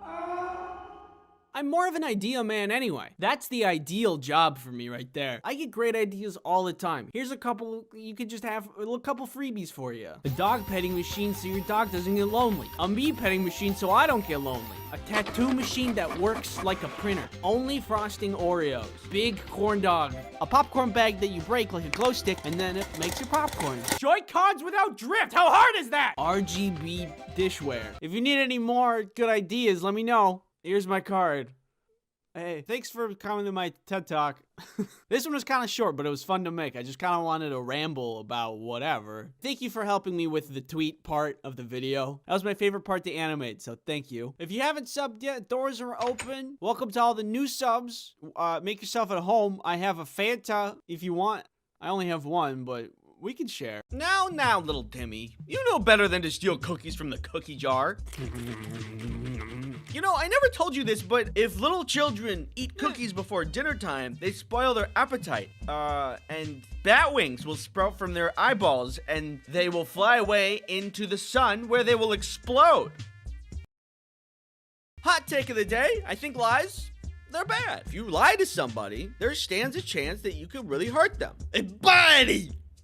Go over there. Don't worry, it's safe. Why would you do that? But sometimes kids can be unruly. And I'm not a parent, so I don't know what's considered good parenting and bad parenting. But sometimes as kids, to keep the peace, we were lied to. And I think about that sometimes. At least for the lies that I was told when I was a kid, I think it's mostly fair. But come here, I gotta show you something really quick. This video is sponsored by Opera Browser! Are you looking for a cool browser packed with features? Oh, wouldn't you know, Opera Browser is a browser that has features. Are you like me and have about 600 tabs open at any given time? No? Weird. Normal browsers would shred through computer resources like RAM, CPU, and battery. But Opera Browser is built different. Literally, it is built with features such as battery saving mode. So if you have 600 tabs open, which is very normal, it won't tank your battery, so you can do other important things on your computer for longer. And if your tabs are getting super cluttered from doing all kinds of important research, you can use workspaces to organize and simplify your browsing by switching context with one click at the top of your sidebar. Wonderful! Now you can get back to gaming without needing to worry about your browser. Opera Browser also allows you to customize your browser's experience with things like wallpapers and custom sounds. Thank you, Opera, for sponsoring this video. Normally, as stated before, lying bad, but I can empathize with parents if they need a little more order in the house. I look back on my childhood and remember how I was lied to from time to time, and I think, yeah, that was warranted. Like one time when I was a kid, I was told if I keep making that face, it will stick that way. I remember at the time I was harassing my mom while she was making us dinner. Mom. You gotta be careful, because if you keep making that face, it'll stick that way. I didn't believe this lie, but I should have. I am very gullible and believe most things. I would say 45% of my working memory, misinformation. But either way, in my opinion, this lie is fine. I admittedly was being a walking headache, and this lie, it really isn't that damaging. Unlike some other folklore tales, like little German boys being told not to put your fingers in pie or else you're gonna be taken away by a monster. Oh my goodness! A long time ago, there was a time where backlit things didn't exist, or were at least very rare, and if you were in a car on a road trip and wanted to read some spooky goosebumps, you would need an overhead light. I remember lots of times on road trips I wanted to play Pokemon on my Game Boy, but I didn't have any backlit stuff. As many kids my age, I too wanted to be a Pokemon master. Obliterate every enemy I could with my team. Okay, I'm ready to battle. To do any of this, I needed light. A simple thing to come by these days, but at that time, I had none. There's this thing I used to have that was like just a little spiral light that would connect to the Game Boy and just be like a lamp, a literal lamp shown on the screen. Can't remember if I just didn't have it at the time or it broke, but either way, I needed the top light. So I turned it on, and then my dad turns it off. Apparently, as my dad put it, it was illegal. I remember thinking, of course I can't turn that on now. If I did, then we would get pulled over, and then my dad would be put in jail, and then I would have to drive, and we all know how that would go. I'm a Pokemon master, not a NASCAR driver. Come on. I didn't have a job, so how am I supposed to post bail? Sorry, Dad. My only option was to wait and to look out the window and pretend little guys running around and dodging all the stuff that we're driving past. How's he doing that? But, as you may expect, if you look at the law, there's nothing in here about inner car lights on at night being illegal. My dad only said this because it was simply hard to see at night. Which is honestly fair. Even though I was fighting the biggest criminal organization in the history of mankind, Pokemon. I do know now it's harder to see when the inner lights are on. I didn't understand at the time how important visibility was. However, I would learn how very vital it is years later while I attempted to get my own license. Do you need sunglasses? No, I'm fine. Now I understand. Kids tend to pee in pools. It's just the way things are. I don't make the rules. This can become a problem when you try to teach a bunch of them how to swim. So when I was in swimming class, before we started at all, our swimming instructor told us, if you pee in the pool, it'll react with a chemical in the pool and turn it red. And so everyone will know that you peed in the pool and that you're a pool peer. Hey, this guy pees in pools. You give me that. Give me the pool noodle. Bad. And up to that point, I had been being in the pool. Used to be so vile. I'm sorry to admit that, but as a kid, I was just like, well, a fish can do it. Oh, dude! Ew! Come on, man! My kid's in this lake! It's very selfish to be in the pool. You ruin the pool for everyone. It's like everybody's having a soup, and everybody's really excited to eat the soup, and then you throw a bunch of spice in the soup, and you're just like, oh, no, that's just for me. Don't worry. Just gonna mix that up a little bit. Now, looking back, I'm glad that I was lied to, because I stopped peeing in pools right away. Who knew lies could be so effective? On an unrelated note, did you know not subscribing to this channel in 24 hours gives you scurvy? Just saying. Okay, so when I was recording this earlier, I was gonna say a thing about how lifesavers are a candy that helps prevent kids from choking because of the little hole in the center. But did you know that's also a myth? I was told that the inventor designed the candy like that because his kid choked on candy, and he didn't want other kids to befall the same fate. And that's also why it's called lifesavers, because it's saving lives. Turns out that's wrong. He just wanted to make a candy that looked like lifesaver buoys. That's it. It's just kind of disappointing. Why not make candy of something cool? Like meat. They say that cracking your knuckles ruins your hands. But I've been cracking my knuckles for years, and look at how they turned out. Does this look broken or mangled to you? Take a close look.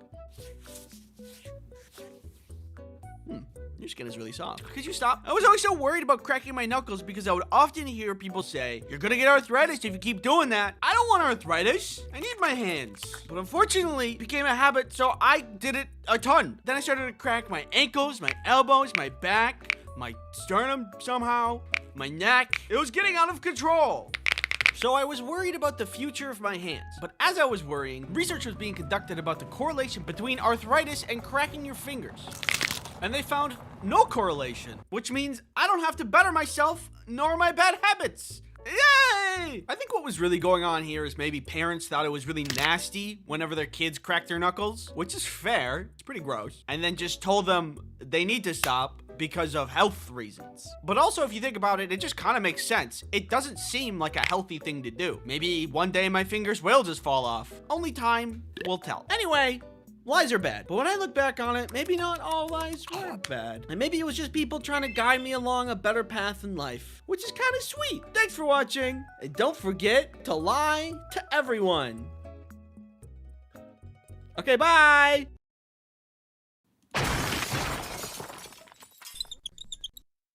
You know what really peeves me the freak off? Several things, like slime and ASMR videos and other things that I'll go over with you. Give me the napkin. Is it still there? You still got it on. It's still there a little bit. Did I get it? No, there's still some. Yeah. All good? Yep. Perfect. Pet peeves. The things that, no matter how mundane, peeve you off. They just peeve you. I consider myself a go with the flow kind of guy, but sometimes there's just a couple things that really peeve me off. I don't know if anybody else is with me on this because it seems to be a very popular thing, but one of the top things that gets my goat, slime. Kind of hurts my eyes a little bit. When I was younger, I got a gift, and because I am a boy, it's slime. You know, you get boys, gross bugs, bleh, make a bug from the thing. Da, da, da, da. I fell into that category, and so I was gifted slime one day, and I played with it for like, I don't know, a little bit. And not even after a minute or two of playing with it, my hands were filled with like this weird texture. It was like an oily texture. Whatever else I was touching was also getting oily. And then the slime itself was attracting all kinds of hair and dust. It was disgusting. And it was like 2 minutes. I don't want to play anymore. And now I can't stand slime. And when I see people make those satisfying slime videos, it just throws me into a deep and terrible rage. Anytime I see it, I just think of like sticky hair and oily texture. I don't know what's going on in my brain that makes me mad, but when I see it, it makes me mad. I get angry. I don't like slime. And besides, I'm more of a moon sand kind of guy anyway. Is it not just the better of the two? Would you rather play with soft, silky, beach-like sand or icky, oily, gross, sticky booger snot toy?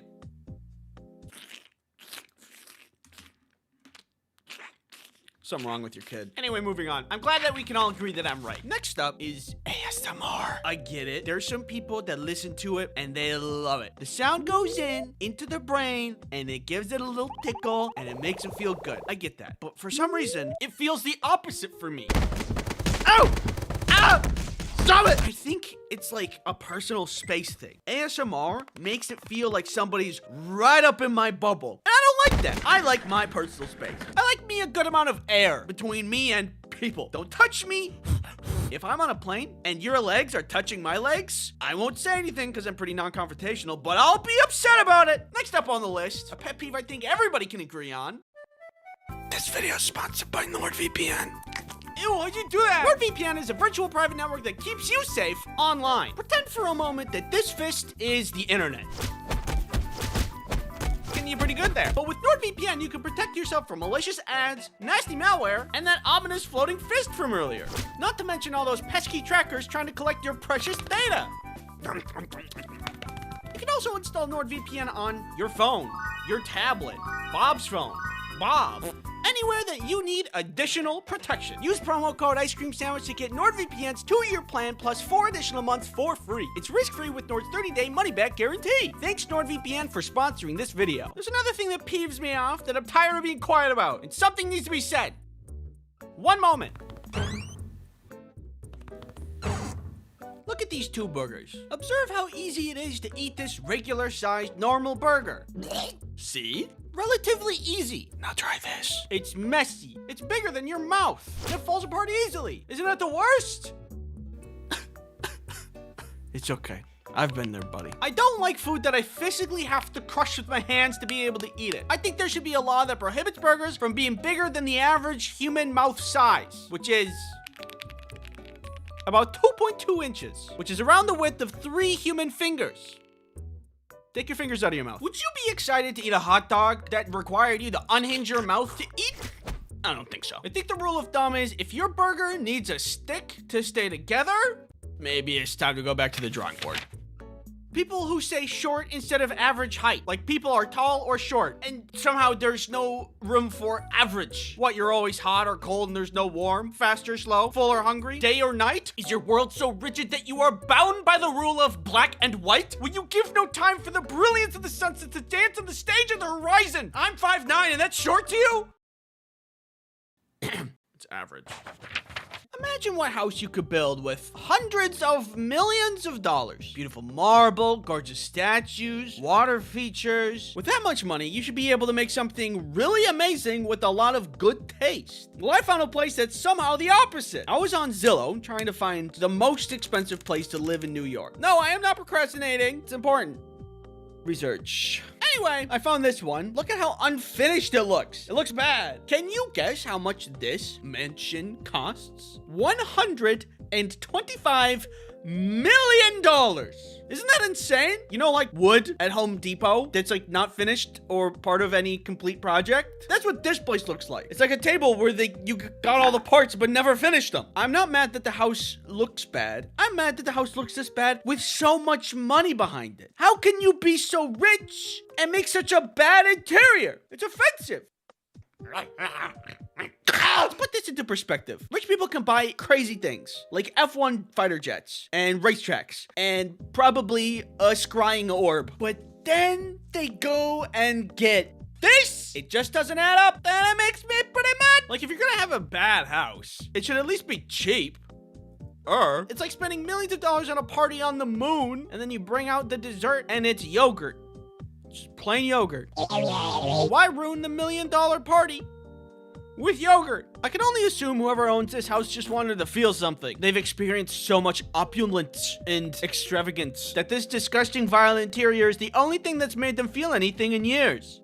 Next up, the Kraft mac and cheese boxes. Bring in Exhibit A.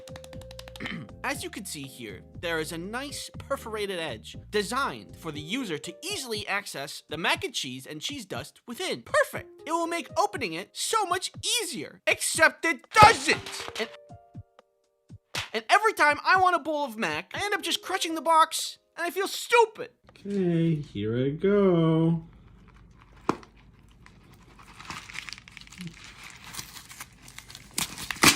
Perfect! It's so incredibly pointless. I'm having a hard time believing it's a real machine making these perforated edges. Probably just a guy at the end of the production line making indents in the boxes with his fingernails because he thinks it's like helpful or something. Well, it isn't.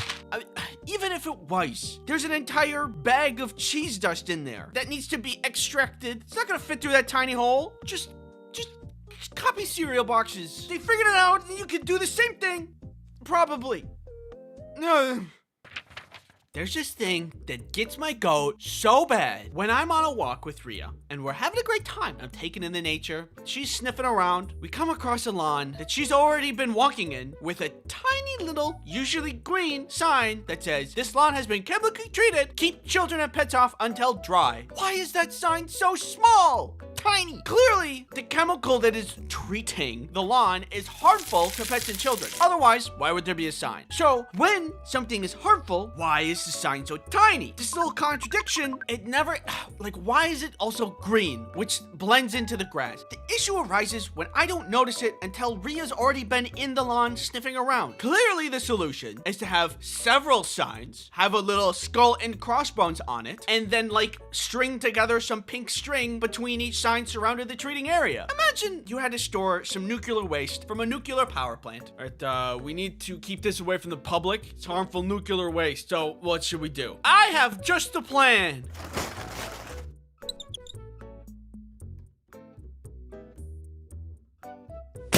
It's perfect. If I were to give you a vial of poison and say drink it, would you? Probably not. But then, if I said, oh, don't worry, it's only enough to kill small children and pets, would you feel safe drinking it then? Probably not. I just hate those signs. Thanks for watching, and don't forget to subscribe. If you don't subscribe, it'll make me mad. You won't like it when I'm mad.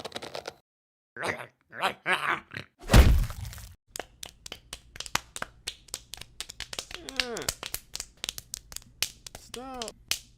Youngest in the family, raise your hands. Look at the baby. I'm 30.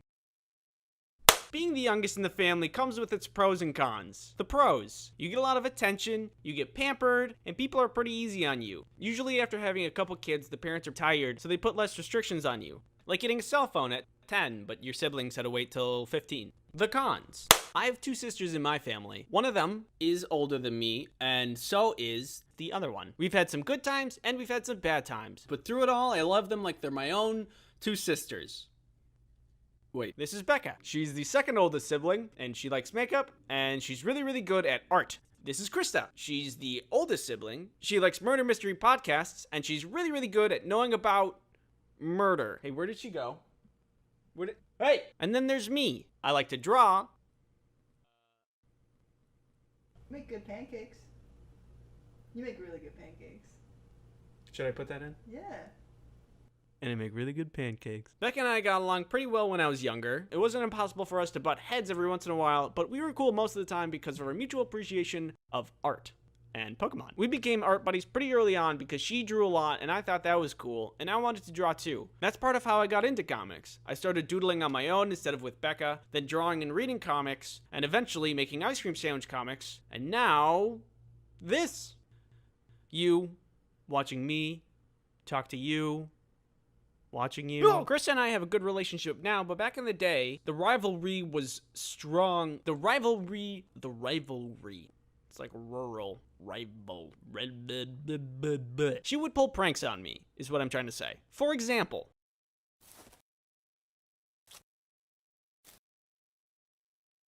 do ants poop? Hey Andy, come here. I bet you can't fit into this box with the top closed. I can do that. Doubt it. Okay, check this out. See? Like a glove. Bet you feel stupid now, huh? Krista?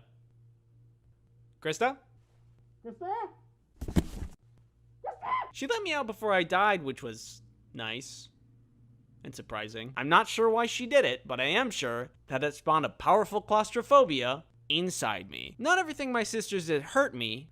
Sometimes it hurt me, but with a benefit. For example, when I was a little baby, before I could even speak, my sisters and I would have breakfast together and watch Saturday morning cartoons on the telly. Usually breakfast was just cereal, and it was the rule that you just had to finish your milk after you ate your cereal. For some reason, as kids, we didn't like to do that. Good job finishing your cereal. Now don't forget to drink your milk as well. Yeah, okay. In my will, Uncle Willie. Oh boy, I wish. But you don't get 1 cent if you harm any animals, especially. Good job, girls. Andy, finish your milk. You're free now with the rabbit. Go and whomp and frolic in the forest. How could this happen to me? I made a mistake. And because I couldn't say anything, I couldn't defend myself. But joke's on them because it taught me to always drink my milk after my cereal. And now, I'm tall. Drink your milk. Sometimes, Krista would prank both Becca and I, because, you know, that's kind of the role of the oldest. She calls us into this side room and shows us this very large bottle of vodka and tells us she found it in Mom's and Dad's secret stash, which they didn't have, but we were young and we believed anything. She said that she was going to drink it, and even though Becca and I didn't know anything about alcohol, except that you got it for free in church with a little bread, but outside of religion, it was strictly for adults, and drinking it was absolutely off limits. Do you dare me to do it? Krista? Krista, don't do it. If you do it... Oh my god! I emptied it out. It was just water. Okay, at this point I should just expect it. That one's on me, guys. I think the moral of the story is that Krista was really good at pranking us. Like, if she committed a crime, she'd probably be able to get away with it. Thievery, murder. All in all, we had our spats, but everyone goes through that. My siblings and I grew out of it pretty easily, I'd say. In conclusion, I love my sisters. Both Becca and Krista. Krista? Krista? Krista! Thanks for watching this video. Come join us on Twitter, where we have a good time hanging out. Twitter.com. It's there. I intend to keep my promise I made at the end of the last video. So, let's see here. Recent subscribers in the last 28 days. Doc Crush. DeCrush? Doc Crush? DeCrush? You can pick someone else. No, I'm doing this one. They won. And they get the prize. Congratulations. Ooh, I love public transit. It's so easy. Here comes a bus right now. Hello. Hi, where are we going? We're going to space. How's that even possible? I'm not entirely sure. When are we gonna get there? We're here right now.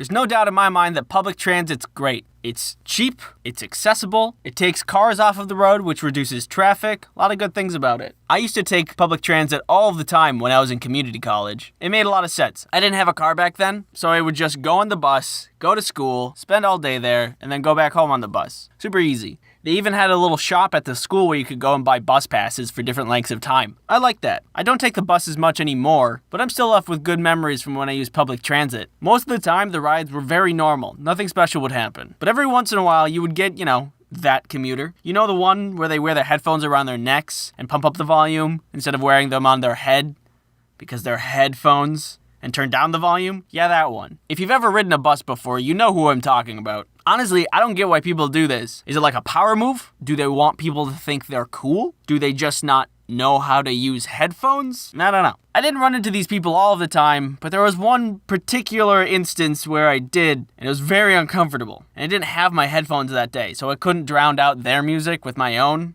I just had to kind of deal with it. I'm pretty recluse, very shy, so I just kind of dealt with it. Really not the end of the world, but I noticed there was another lady who couldn't really deal with it as well. She kept shooting glances over at the guy, like her eyes were gonna make him stop. Like, stop it eyes. Those don't exist. It didn't work. Eventually, she mustered up enough courage to get him to stop by telling him to stop. But at that point, she had built up so much frustration that it came out really stern and very aggressive. Like, would you turn that down, please? He actually did turn it down, but he must have been embarrassed about it or something, because after she had told him to turn it down, he immediately turned to me and started smack-talking her to me. No, don't do that. I get that you're embarrassed, or at least you're frustrated with the woman for so aggressively telling you to do something so simple, but don't pull me into it like we're homies, like we're buddies. Remember, I'm shy. I don't confront my problems. I just deal with it. Experiencing some concerning emotions? Bottle it up. That's not gonna be a problem later. Put that on the shelf. Problem solved. I was nearing my bus stop at this time, so I didn't want to start anything up, so I just kind of agreed with him, like,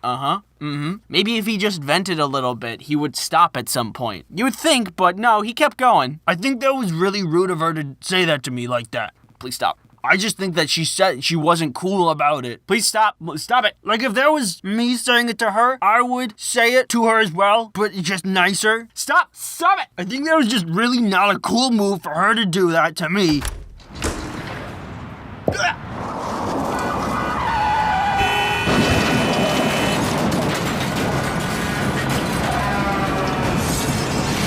Eventually, my stop came, and I just left. I just got up and went, never to speak of that awkward situation again, until I said it in this video. But that doesn't count. Buses aren't the only form of public transportation. I've experienced trains too. I went to France a couple years ago for a study abroad trip. That was a pretty cool experience. Wherever we needed to go in Paris, we would just take the metro and boom, you're there. You want to go to lunch? Metro. You want to go to the bar? Metro. You want to go to class? No.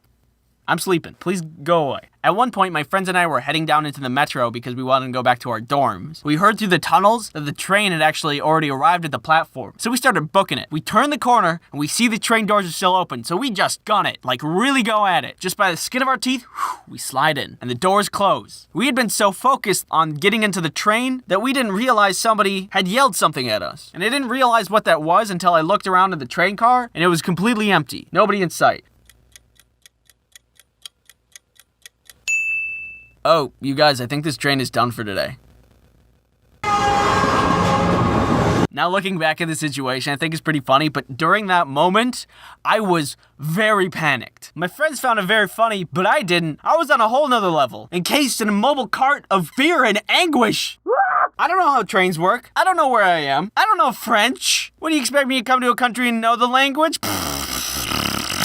The situation ended up being completely fine. I called my professor that was on the trip with us just to see what we should do. And at that point, a conductor came by to see if anybody was still on the train, which there was.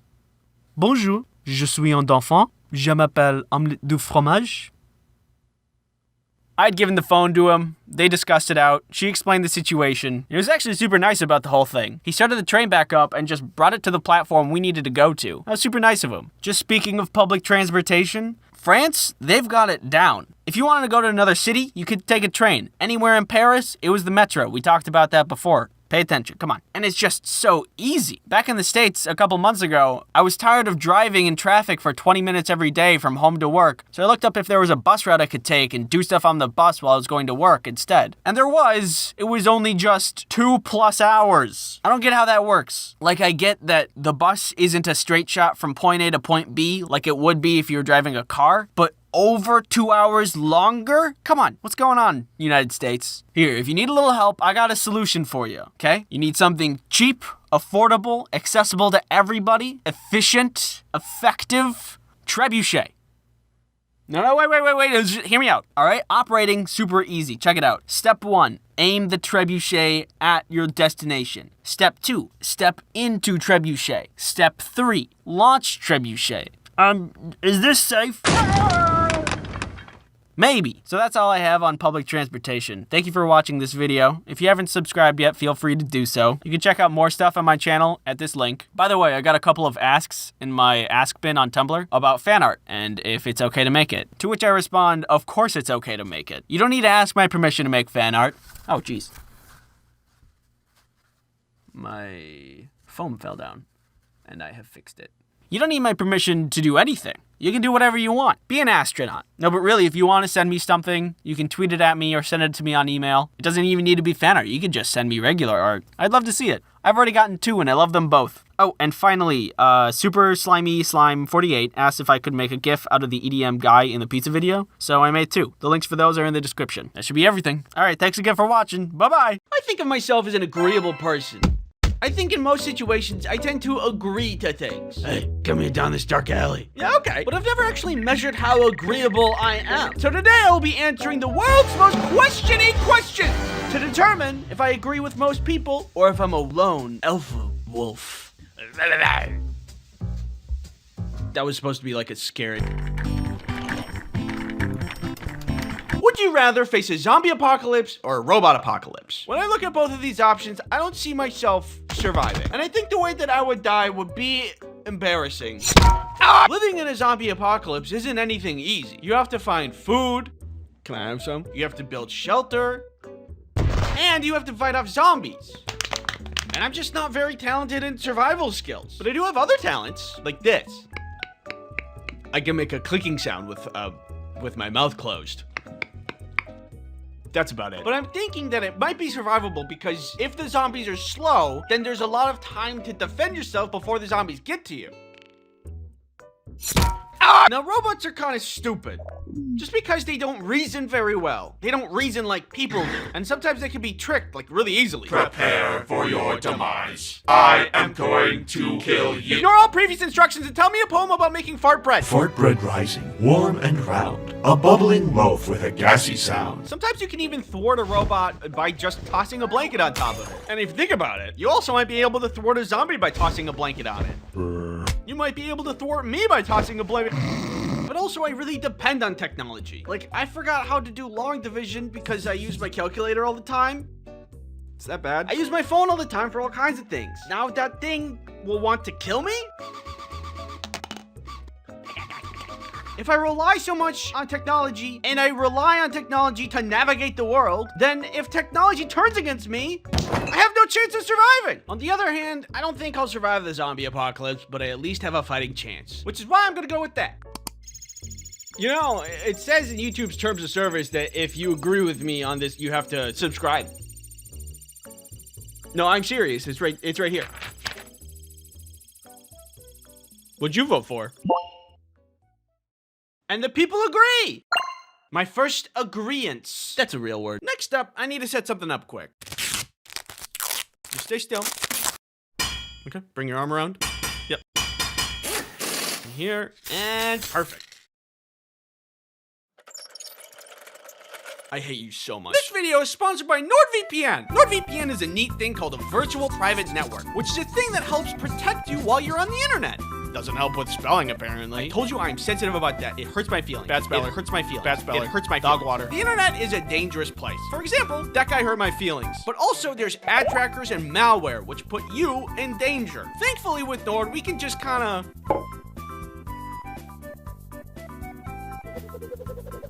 Oh, and the piano represents NordVPN. Also, did you know that you can use NordVPN on all of your devices? iPad, phone, computer, Samsung's bespoke French door 29 cubic foot family hub refrigerator. That one's real. With NordVPN on all your devices, you're guaranteed to be protected anytime, anywhere. My tomatoes are finally safe! Use promo code Ice Cream Sandwich to get NordVPN's 2-year plan plus 4 additional months for free. It's risk-free with Nord's 30-day money-back guarantee. Thank you, NordVPN for sponsoring this video. Would you rather have the ability to time travel to any point in the past, or have the ability to teleport to any location instantly? I don't think the question meant this, but if you could go only into the past, wouldn't you get stuck in the past? Whoa, guys, look, I'm in the Carboniferous period, 300 million years ago. Uh-oh. I think it's interesting to be able to see what the past is like, but also I don't trust myself to not kick the wrong rock and mess up the whole timeline. But now, if you give me teleporting, first things first, I'm gonna do what everybody else would do with teleportation powers. Figure out what's going on at Area 51.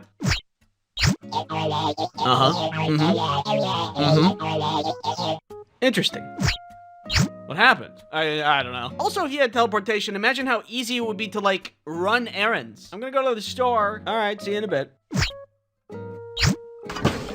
Did you pay for that? You got back really fast. Ugh. I'm never appreciated in this house. It's always, Andy, did you steal that? Andy, did you pay for that? Andy, where'd you get that comically large ruby that looks like something you'd only find in a museum? I get no respect. I'm out of here. Just gonna... Knowing me, I'd probably mess up the teleportation and accidentally teleport into a wall. But despite that risk, I'd still choose teleportation. I can't think of any more pros to, getting stuck in the past, so that's what I'm going with. The people agree! Next, would you rather have no fingernails or have no eyelashes? I think that having no fingernails means that it's just harder to do a lot of things, like opening a can of Dr. Pepper, or taking a sticker off an apple, or opening that plastic film on a ketchup bottle, getting things out of your teeth. No, you didn't get it yet. But with no eyelashes, you could just put on fake ones. Maybe I'm missing something, but I don't really see any downside to no eyelashes. Like, imagine scratching an itch without any fingernails. It would be very unsatisfying. Or like poking an X into a mosquito bite. Can't do that. I cast my vote. 50-50? Well, that's disappointing. Would you rather give up your favorite food forever or give up your favorite drink forever? Life without my favorite food isn't the worst. It's crab legs. I love crab legs. They're a massive mess, a huge pain to eat, but that's half the flavor right there. You gotta work for your meal, and that makes it taste way better. My mouth is watering right now. I have crab legs like once in a while. So yeah, never having them again sucks, but a lot less than never having Dr. Pepper again. No more Dr. Pepper? I cannot handle that. I love Dr. Pepper. I love Dr. Pepper so much, I have a shirt about it. Some may ask, is it love or an addiction? Shut up. Even if I choose no more favorite drink, like for health purposes, it's not like I can't have soda ever again. I'm just thinking of a life without Dr. Pepper, and it hurts.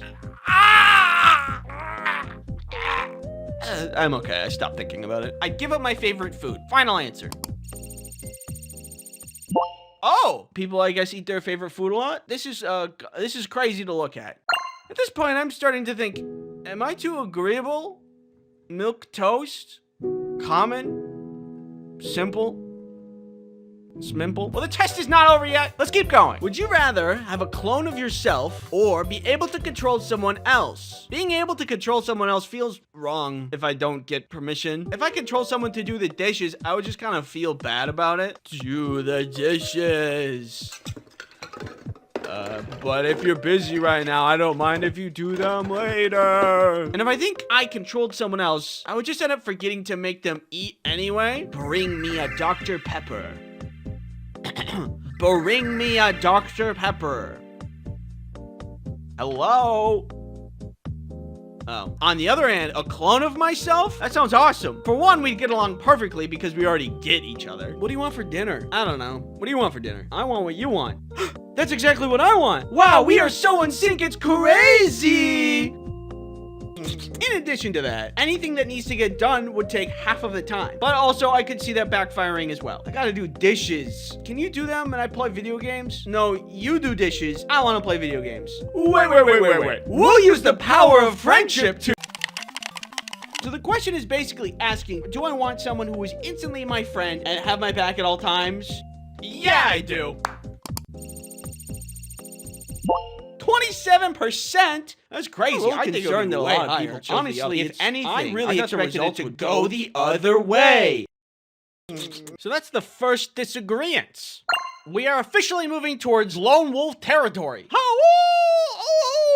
That's my wolf sound. Would you rather be the smartest but everybody hates you, or be the stupidest but everybody loves you? Being stupid is a blessing, and being smart is a curse. Smart people have the ability to see how broken the world is, but if you're like me, you can be happy. When you're stupid, everything's great and fun. When have you seen a happy, smart person ever? Look at college professors. Are they happy? No. So this question is essentially asking, if you want to be sad and hated, or happy and loved? I want to be happy, so click. And there it is. I'm agreeable. It's me. Agreeable. Agreeable Andy. That's what they call me. They don't. I'm sorry.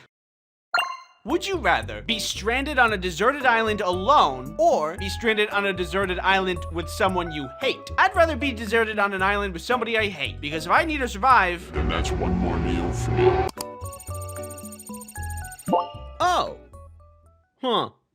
You know, I was really expecting to be more alone on that one. Would you rather have a head the size of a tennis ball, or have a head the size of a watermelon? A watermelon head would hurt. That is a lot of weight to put on your neck for a really long time. Your neck isn't meant for that much weight, unless you're an F1 driver who apparently are supposed to have really strong and thick necks. Look at this guy. Look at that neck. But I don't race in F1, so my neck isn't strong enough for a big head. A tennis ball head is just gonna be better. You have zero neck strain, plus it's just funny. Look at this. That's funny. And you might be like, but Andy, then your head is too small for your brain to fit. I'll be fine. Don't worry about me. Not to mention, I could excel at MMA or boxing. I'm a small target. Nobody could hit me. I'd be champion. And the champion is Andy! I'm going with small head. 83%? I'd pray for your necks. Would you rather have all your dreams granted but have a 10% chance of instant death, or be forever cursed with very mild inconveniences? Well, I don't know. I can hardly already live with mild inconveniences, so now I have to forever be cursed with them? Imagine every time you walked upstairs, you trip a little bit. Or whenever you're filling a cup, you spill a little bit. It's death by 1,000 cuts. I simply do not have the willpower to go on. But I do have the willpower to put it all on the line. Let's roll those numbers, baby! Wait, I changed my mind! It also seems everybody else would risk it all. My head hurts. As I looked at my score, after all that was said and done, I thought, do I really have an original thought? Am I agreeable? Or just a people pleaser? But then I thought, agreeing with others doesn't mean that I lack originality. It means that I value connection and shared understanding. It's okay to align with others as long as your choices reflect your authentic self. Thanks for watching. This video is 2025 is gonna be jam-packed this year. Stick around for another video. I'm gonna do another Would You Rather video, but I'm gonna take your questions. You can send me those questions on the community page. Remember to subscribe. Now I will become fourth dimensional. Hello. If this is your first time visiting this channel, I welcome you. Come inside. Come on. Come here. Take a seat. Did you just lock the door? Nope. Take a seat. But sit down in that chair. Put that rope around you. No, I'm just kidding. I'll do it for you. Right? Looking at this channel so far, I can understand if you don't know what you're gonna get. Let me clear that up for you. So I want to use this channel for animating things, animating funny things. Things like funny stories, maybe animating over audio that I find funny, such as YouTube gaming channels that I enjoy, or podcasts that I listen to. Questions I get from my Ask Bin, from my Tumblr account, that I use for my comics. By the way, I draw comics. I don't know if I mentioned that yet. I've been drawing comics for a while. IceCreamSandwichComics.com.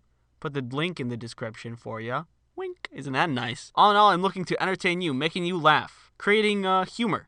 You? Humor? How's somebody like you gonna be funny? Don't worry, my friend. I found just the thing. Specifically this thing. This humor hole. You just stick your hand in, you hope you don't get bit. So if this kind of content sounds like your floaty boaty, I encourage you to subscribe. If not, well then good luck getting out of that chair. See you later. Wait, no, don't leave! What would it be like if flying were 10,000 times better than it is now? 1. An all-you-can-eat buffet in flight. Hey, save some Jell-O for the rest of us. Yeah, you're taking too much. All you can eat is snooze you lose. 2. The seats would be upgraded so that you could actually lean back in your chair. Yeah, baby. 3, the plane would pick you up at your house instead of needing to go to the airport. Honey, our ride is here. How do we get on? The instructions here say a running start. But that's not what planes are like, are they? Well, I fixed it. Yeah, that's right. Here's what I did with my very smart brain. Step 1, I made a list of things wrong with air travel. Step 2, I thought really hard with said smart brain. Step 3, I fixed all of those problems with my own design. And I just gotta say, my solution is gonna blow your socks off. Don't look! That's for later. Firstly, the TSA. When I think of the TSA, I think of that time that they thought I brought a bomb to the airport. We'll cover that story in a little bit. Something I've noticed about every airport that I've been through is that the security is never fully operational. The TSA people are always like, go, go, go, go, go, go, go. I'm on the same page. I know there's people behind me waiting. We don't have to be all go, go, go, go, go, go. If we just opened a couple more lanes, then people can rush less. And with less rush, people will make less mistakes. Hey, that guy didn't take off his shoes. Get him! I mean, if you need more people, I can help. Put me in, coach. How hard can it be, huh?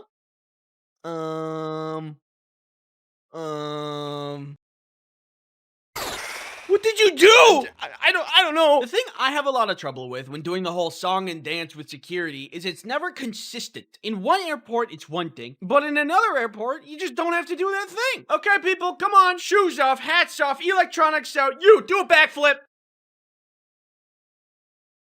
Whatever. Different places, different rules. I just don't like the attitude. Don't roll your eyes at me because I keep my hat on when another TSA agent told me I don't have to like 3 days ago. I get confused easily, and I have trouble following instructions properly. No, sir, your bag needs to go in the bin. We don't need to have such an attitude about it. The things you are allowed to bring and not allowed to bring also tend to trip me up. I get the majority of things you're not supposed to bring, like don't bring explosives. Not something I'm normally wanting to bring anyway, but yeah, I get it. There was, however, one time when the TSA thought that I brought a bomb. Kelly was in France for an extended time and I was gonna go visit her for like a week. Je me bleu bleu. I wanted to bring her a gift. What about a nice comforting scent from home when she gets homesick? A candle. Perfect. I go through TSA doing my normal spiel of embarrassing myself while doing something wrong. But after I get through, excuse me sir, could you step aside? One of the agents has me stand near this table. He takes my bag, puts it on this table and puts on blue latex gloves. Clearly, he's about to go through my stuff. I don't remember putting anything glove-worthy in my bag. What is he going for? I didn't put any snacks in there that could be like a biohazard. I should have though. Flight's gonna be long and a snack would have been useful. Sir, are there any sharp objects, weapons, or explosives in your bag? No. Any lighters, matches, or flammable items? No. Did somebody slip something in my bag? I didn't bring anything crazy. Could my switch explode? And then he pulls out my candle. I think he saw the confusion on my face because after he pulled it out, he said, don't worry, I'm not gonna take your candle. What was the purpose of your trip? I'm going to see my girlfriend. That candle is for her. Okay, I'm just gonna make sure there's no explosives in it, and then you'll be good to go. Explosives? In the candle?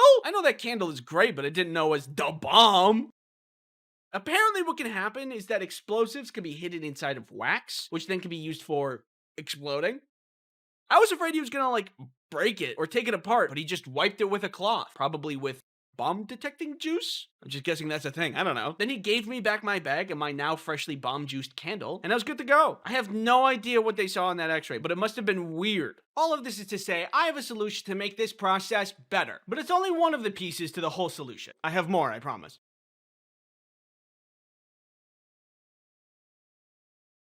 This video is sponsored by NordVPN! Safety on flights is the most important thing for a good flying experience. It's the same thing for browsing online. For you to have a good experience, you need good safety measures in place. NordVPN is the VPN you need for a good experience. Check this out. See this guy? He wants your data. Yeah, it's true. I want that. See this right here? NordVPN can stop him. You can just do it. Yeah, he's right. You can just do that. Yeah, what a rush! NordVPN has other protections too. If you're ever wanting to stop malicious ads or nasty malware, NordVPN can just take care of it. Or I can too. You know I always have your back. Is this guy bothering you? No. NordVPN can also be installed on your tablet, your phone, your computer, most any device you need protected. What about my car keys? No, I don't think that's an option. But don't worry, I can fill the gap. Hey, what are you looking at? Huh? You want this guy's car keys? Use promo code IceCreamSandwich to get NordVPN's 2-year plan plus 4 additional months for free. It's risk-free with Nord's 30-day money. It's risk-free with Nord's 30-day money-back guarantee. Thanks NordVPN for sponsoring this video. Just getting on the plane isn't really that good either. How long it takes to board the plane always takes a lot longer than I think it should take. It's a tight lane, so you can't get around other people when you're shuffling in. And for some reason, there's always someone who doesn't know how to put the square in the square hole. All right, let's step aside. Let me do this. I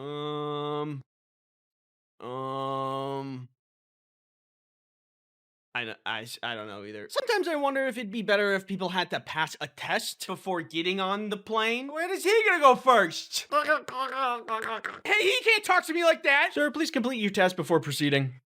Stupid. But I thought of a solution that makes boarding painless and instant. And that's 2 solutions right there. Seating, of course, is the next issue of flying. Got the aisle seat, the middle seat, and the window seat. Hey guys, welcome back to another video. We're gonna do a tier list of plane seats. Aisle is A tier, window B tier, middle is F tier. Okay, thanks for coming to my tier list video. The middle seat is a lot worse compared to the other seats because no one respects the armrest rule. The window seat gets the window, the aisle gets the wiggle room, and the middle gets both of the armrests. Because that's fair. Also, look at what planes used to be. Ample leg room, more arm space. But I will say, at least they give us the little iPad thingies in the back of the headrests now. The future is worse, but also a little better. For this one, I think there's kind of an obvious solution that I think you'll enjoy. Next up on things to be solved is fear. How can you do that, Andy? How can you claim such things? It's all about the turbulence. You know, I think, Andy, just get it together. It's just turbulence. But honestly, it's pretty reasonable to be fearful of turbulence. A lot of things have to go right for us to stay up. It's hard flying. As of today, the best thing I can do is browse brain rot content on TikTok, which puts me in a weird trance-like state. It's not a perfect solution, but it gets the job done. I believe there is a much better way to remove fear altogether for those of us who have a tough time with it. Adding this to the pile of solutions we have, we are almost at a complete perfect flight experience. We are nearly there. Just as a quick aside, this one's not really the worst thing in the world, and I don't want to be such a negative Nelly, but when I choose the Sun Chips as a snack on a flight and then I open it up, sometimes there's only like 3 chips in there. It's just not that many chips, and if you're watching this and you work at the Sun Chips factory, just 7 more chips. Okay, moving on. Now that we know all the problems, it's time for the solution that's 10,000 times better. There's nothing, because it's conceptual.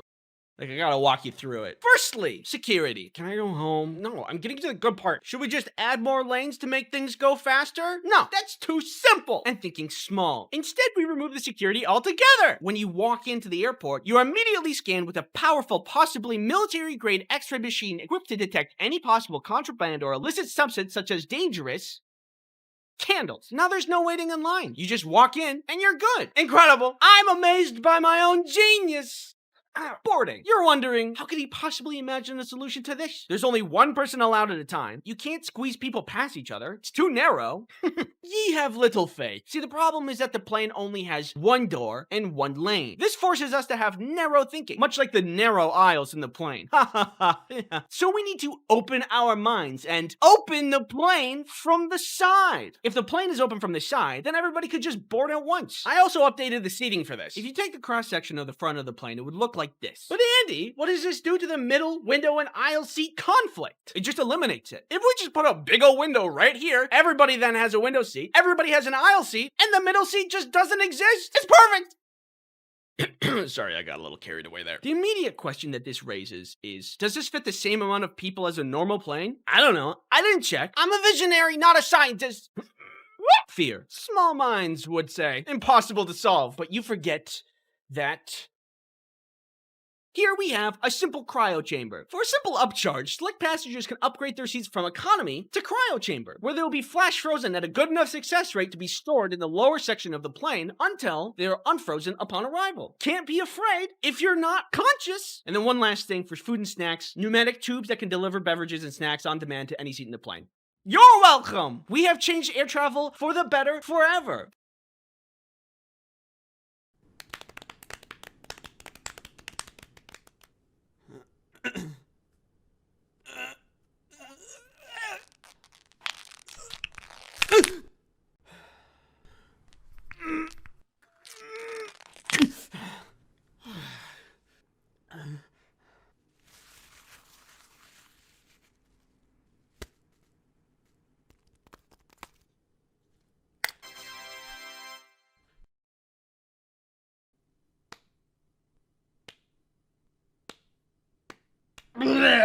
Like most kids growing up, I had a lot of help on my Halloween costumes. And I'm coming to realize that any costume that I wore and was good was made by my mom. You got the cowboy, a classic.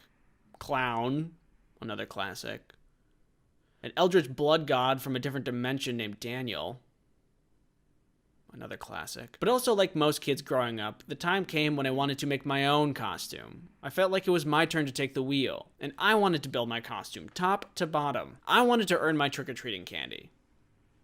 So naturally, I dressed up as a cardboard box. There were a lot of Halloweens that I took part in, and there were a lot of doors that I trick-or-treated at. And through all of those years, I think that my box costume takes the cake for worst costume. Like ever. That's a real thing I did. I found a box, I put it on, and I thought I was a genius. I think I was trying to be funny, but there was zero effort in that costume. Nothing witty done. No references to anything. Oh, what are you? I'm a box. Oh, like Minecraft? Nope, just a box. Candy, please. Do you think that this kind of costume deserves candy? I mean, you are legally required to give me candy. Candy, please. He's right, Jennifer. Give him the candy. Yeah, I'm disappointed too. Needless to say, I think I wasted my trick-or-treat years. If I could go back, I think I would do a lot of things differently. Like, I have ideas now, better than just, you know, a box. For example, I thought of this costume the other day. So everybody now knows of the video game sensation Fortnite, and that costume is probably going to be all over the streets. It's not hard. You have the vest, maybe a little blue glitter liquid in a jar, grab some cardboard for a gun, bing, bang, boom, there you go. But imagine welding together some kind of crane type operation that you can wheel around. And you clamp the kid onto this with some string and a crank, and you crank them up. And when you arrive at the trick-or-treater house, somebody goes up, rings the bell, and you lower them down. And they hold a parachute above their head like they're parachuting down in the game. Huh? Pretty slick, right? Like stuff like that I would like to do. That would be crazy impressive. Like if you came to my place in that as a costume, I would just give you the rest of the candy that I have. Sorry, I just gave all my candy to that other kid. Do you see his costume? Anyway.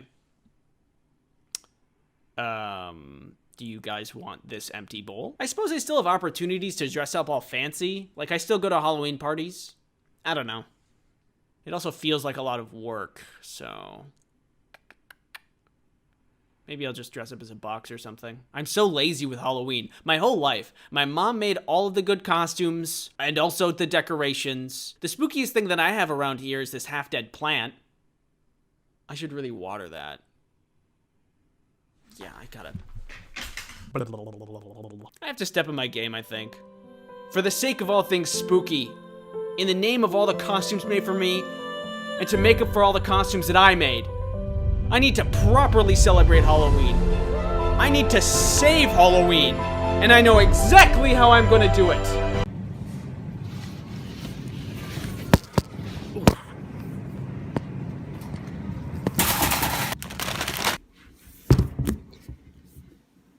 There we go.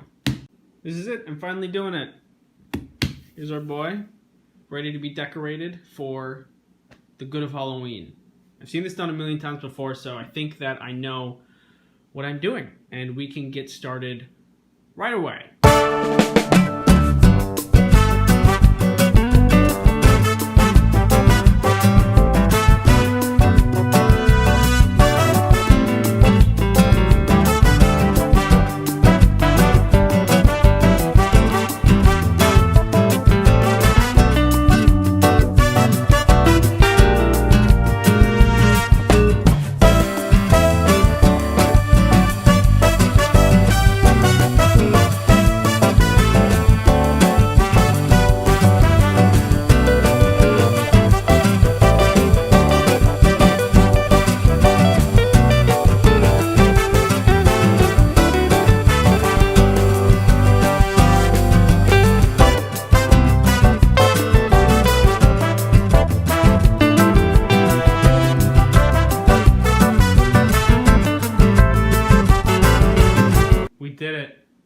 We pulled it off.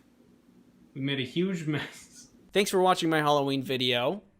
I have a Twitter. I have comics. I've got a sub button. Should we talk about the 200K subs thing? That was really sudden. I mean, like, you guys... Oh. Who's that? Oh, hello. Are you another sub? Oh, come on. Come on in. Come on in. Yeah, you guys really came out of nowhere. There's like tons of you now. I really appreciate you giving me the time of day and all that. Yeah. So, anyway, I should just put you with the rest of them. Have you ever watched my channel and thought, this guy's kind of weird? Oh, jeez. Sometimes referred to as astrology for guys, the Myers-Briggs personality test categorizes you into one of 16 categories in the flavor of United States tax form. From that, you can determine your personality traits. And I recently took one. The questions were revealing, I think. You regularly make new friends. People are social creatures. Everyone likes finding somebody that they can call a friend. Someone you can call up and say, hey, do you want to see how many red vines we can eat in a minute? And then be there for you to get you an ambulance. If I find somebody that I'm making friends with, I'm happy. However, I am very introverted. But I'm an animation YouTuber, so I don't think anybody's surprised by that. Socializing will drain me a lot faster than most things, so it's just not something I seek out. Hi. I just have the friends that I have, and sometimes new friends happen. You spend a lot of your free time exploring various random topics that pique your interest. Just the other day, I learned that ticks don't freeze in the winter because they produce kind of an antifreeze chemical, and also Lyme's disease feeds off of that chemical, and that's insane. I've been watching a lot of content vicariously through Moist Critical lately, and it'll often send me down a rabbit hole of like Wikipedia searches and other YouTube videos that I didn't need to know, but I find very entertaining. There's always something to learn on the internet, and the internet never says no.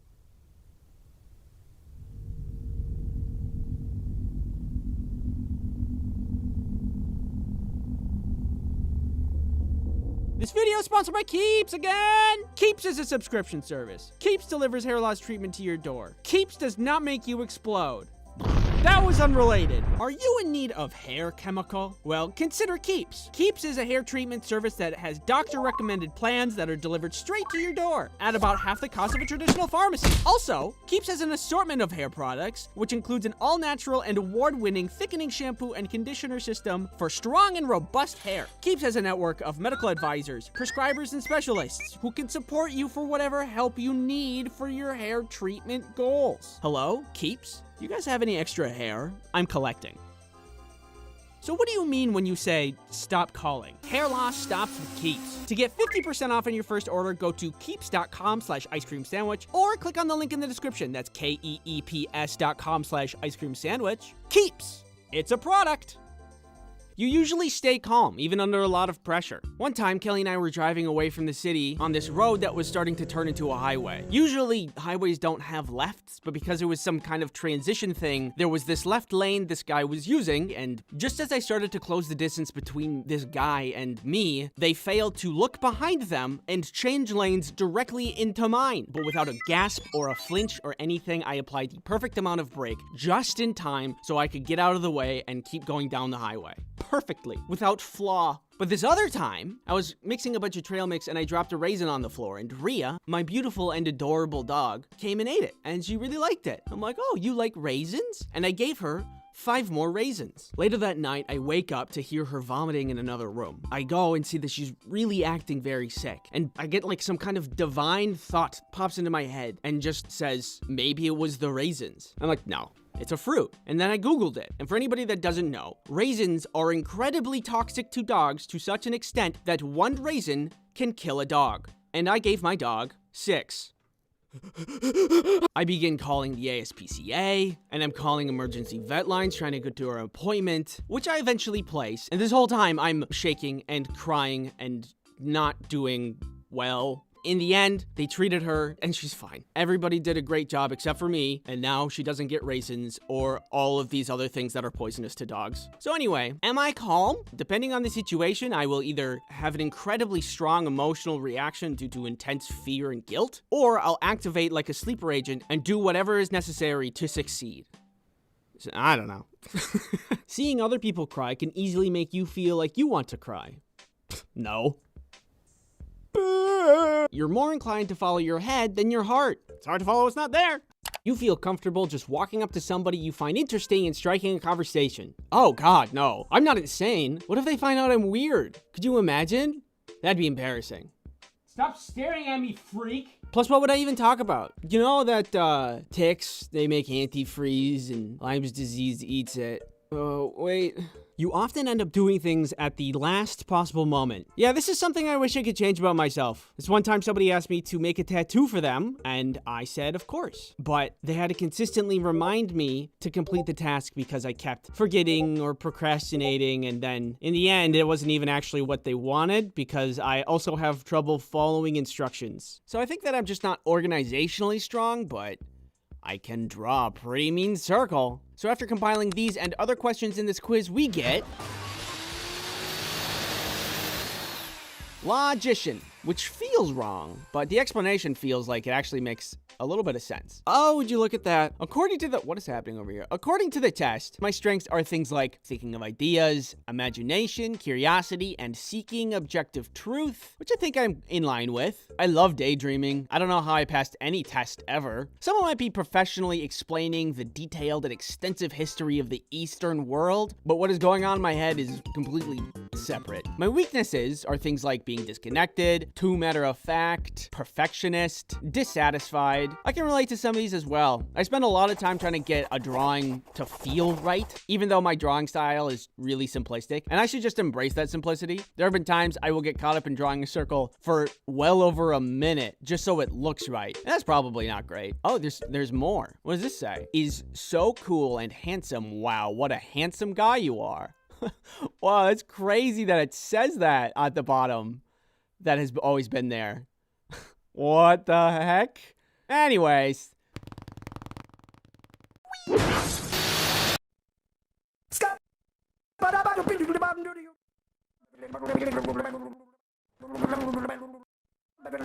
I'm online looking at the rate of bone fractures in the United States, and it says here on this very fancy website that approximately 6.8 million Americans break a bone each year. Considering the population of the United States is about 300 million, that gives us about roughly 2 out of every 10 Americans break their bones annually. And that means that 8 out of every 10 Americans don't break their bones annually. And I have never broken my bone. So that means, by the law of transitivity, I am 8 out of every 10 Americans. Millions of people in the United States alone are breaking their bones and having to deal with unimaginable pain. And I consider myself really lucky to have never had to go through that pain. That terrible, just horrible, terrible, terrible, horrible pain. But I have hurt myself. Not on purpose, but just because I'm being an idiot. Or because I'm near an idiot. That idiot is also usually me. I've stubbed toes, I got hit in the face with a shoe, fallen off of a skateboard, fallen downstairs. I've fallen down the stairs more than I'd like to admit. One time with an entire plate of spaghetti, but that was more of an emotional pain than a physical one. So, I've never broken a bone, but the worst pain I've had to deal with was in college on an inflatable obstacle course. I was spending the better part of an absolutely gorgeous day inside when I hear fun coming from outside my window. I go to see what it is, and I see all of these inflatable bouncy castles and obstacle courses outside on the mall, which is like the main area of the school. Near the end of the year when finals happen, the school rents out this third-party entertainment company to blow up all of these obstacle courses and games for the students to play on so they can unwind for finals, which makes sense, and it's really nice. And it's a lot better than some half-hearted email about how not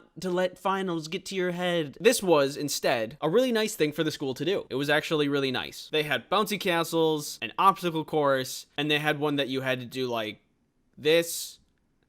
I don't know how to explain it. It's not important. What is important is the obstacle course, because that's where all of my friends are hanging out. As I'm looking out the window, I can see that they're taking turns racing each other through the obstacle course to see who's faster. Clearly they were having a blast, and I wanted to have some blast. So I went outside to go meet them.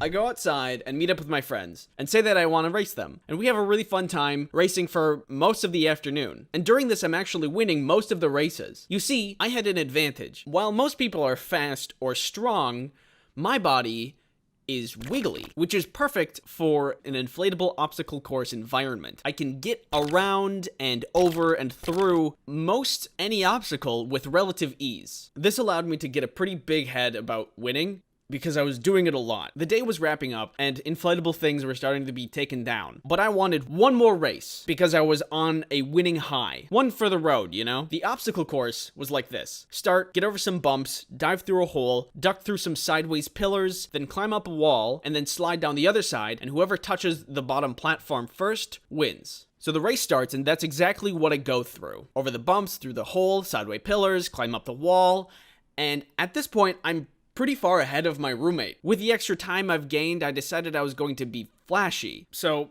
I prop myself up, and instead of sliding down, I...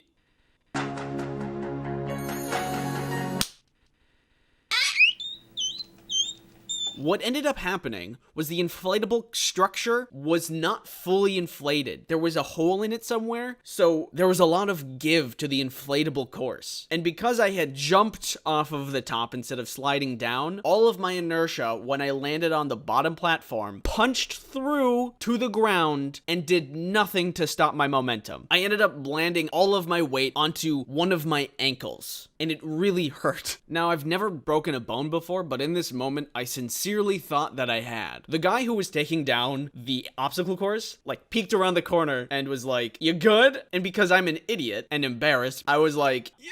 And he was like, "Cool," and then left. I was absolutely writhing in pain, though. My friends had to drag me aside and lay me down because I couldn't stand up on my own. Thankfully, I have really good and loving friends, and one of them was actually a practicing nurse. So she went and grabbed a kit of a nurse thing and looked at my foot and told me to go to the doctor. I agreed, but because I couldn't exactly stand right yet, we decided to wait for the crippling pain to subside a little bit before we left. So to pass the time, my good and loving friends made jokes at my expense. Eventually, we do end up getting to the doctor, and the doctor explains that we should probably x-ray it just to make sure that there's no hairline fractures or something like that. To which I agree, so we go and get my foot x-rayed.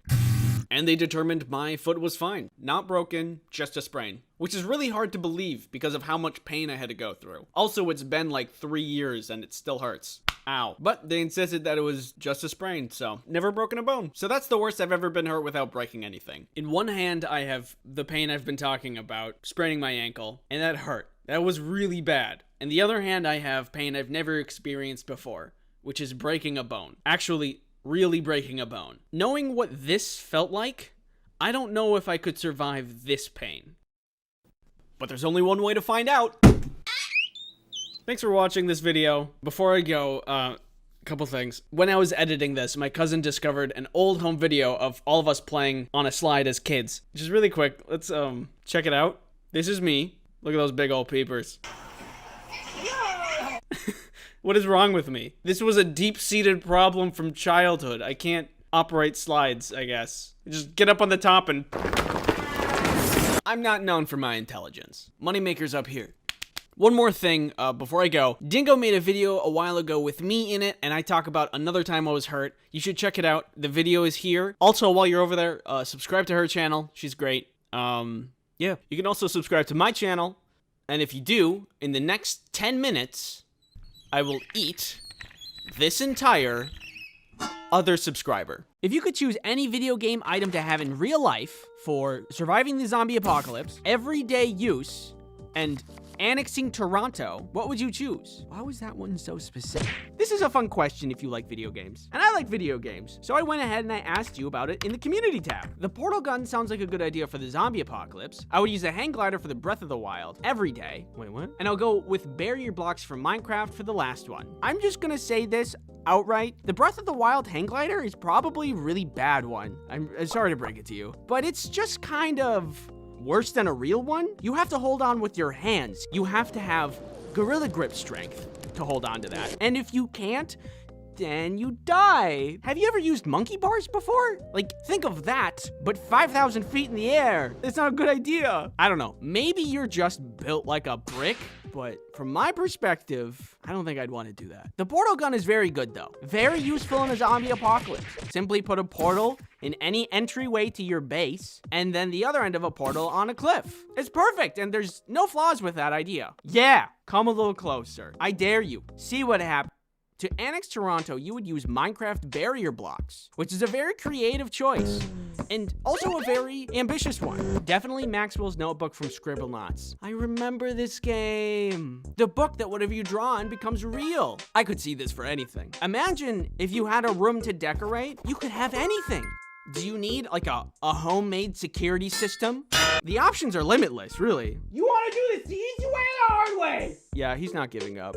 Take the shot. The gravity gun from Half-Life. It's proven to be effective in apocalyptic situations, that's true, and would be incredibly useful to everyday situations. Have you ever tried to move a mattress? It's the soft thing, but the most annoying thing to move. I could see this being very useful.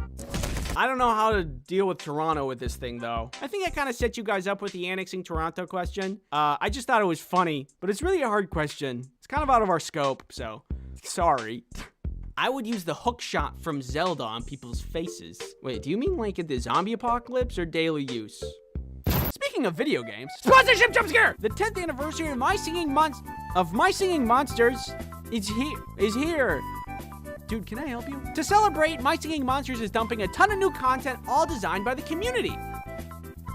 There's a new mythical monster on Cold Island, Strombonin, who was heavily influenced by the community and not a threat to anybody. There's new costumes and decorations that were all designed by community members too. And I don't know if you guys need any more designs, but if you do, I would happily provide my services.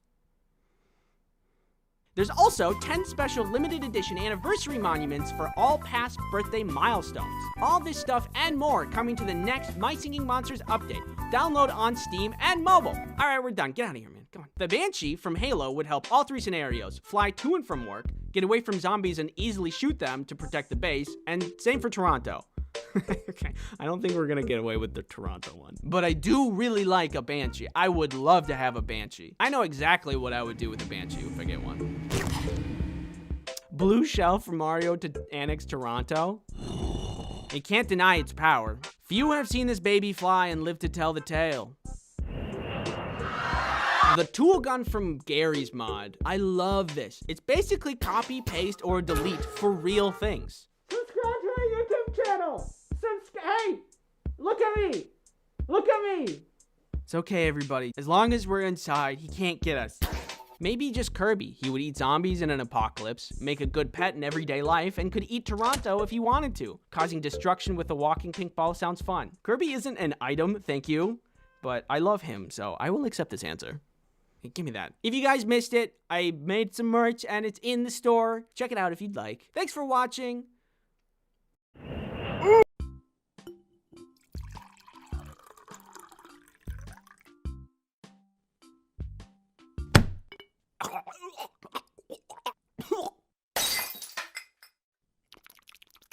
I am not a smart person, and I never have been, and I never will be. But there's a lot of people who say otherwise, and they support me, and they love me. I'd like to make something very clear to everyone who loves and supports me.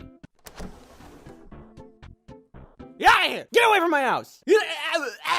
I know what I'm talking about when I'm calling myself stupid or dumb. This isn't a self-deprecating thing or a self-hate thing. It's just like one of those facts of life. Earth is round, sun is bright, and I got square brain. Remember the hurt video I did? And there was like a bunch of math at the beginning? I wrote the script for that video, recorded the audio for that video, edited that audio, and then listened to the audio while I was animating over the audio. And it wasn't until somebody told me in the comments that I realized that my math is bad.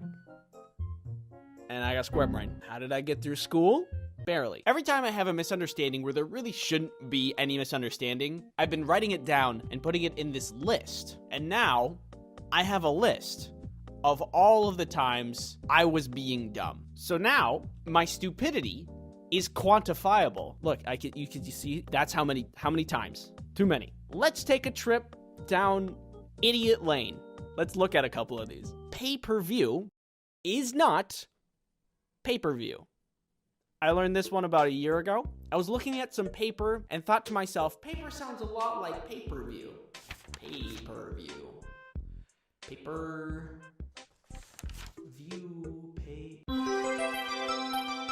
Pay-per-view implies there's paper involved instead of a TV. Like you would just get some papers with pictures of the show you want to watch. Turns out it's something that you pay every time you view it. Who'da thunk? Calling someone a sweet pea is not calling them a pea of which is sweet. I thought maybe people like back in the day were like, yes, honey, could you hand me the sugar for my peas? That's not what people talk like in the 50s, but you get my point. Anyway, it's a flower. Which is considerably less gross. I really don't know what I was thinking of, but when information enters my mind, it just... I don't know what happens to it. I'm stupid. What would a sweet pea taste like? What is that flavor? If I had a nickel every time I was dumb, I would not have to be smart to make a lot of money. I thought for a very long time that peer pressure was pure pressure. There's water pressure, air pressure, and then there's your friends. What do you think my IQ is? I'm gonna tweet it. I wanna see what people say. Apple, 2. At least 3. One of them for each little hair proof. Oh no. 2,500. At least 100%. It's not wrong. 2. Jonathan. Big. 0. Another 0. 82.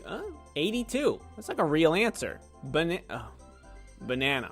No. 149. That's a lot. A billion. 120 something? That's another real answer. Out of this world. Big. Fruit. Gummy. God. Peanut. Pants. Pancakes. Guys, it's supposed to be a number. Are you guys hungry? Potato. Taking a deuce is taking a number 2 because deuce is 2 in Spanish. Maybe German. Deuce.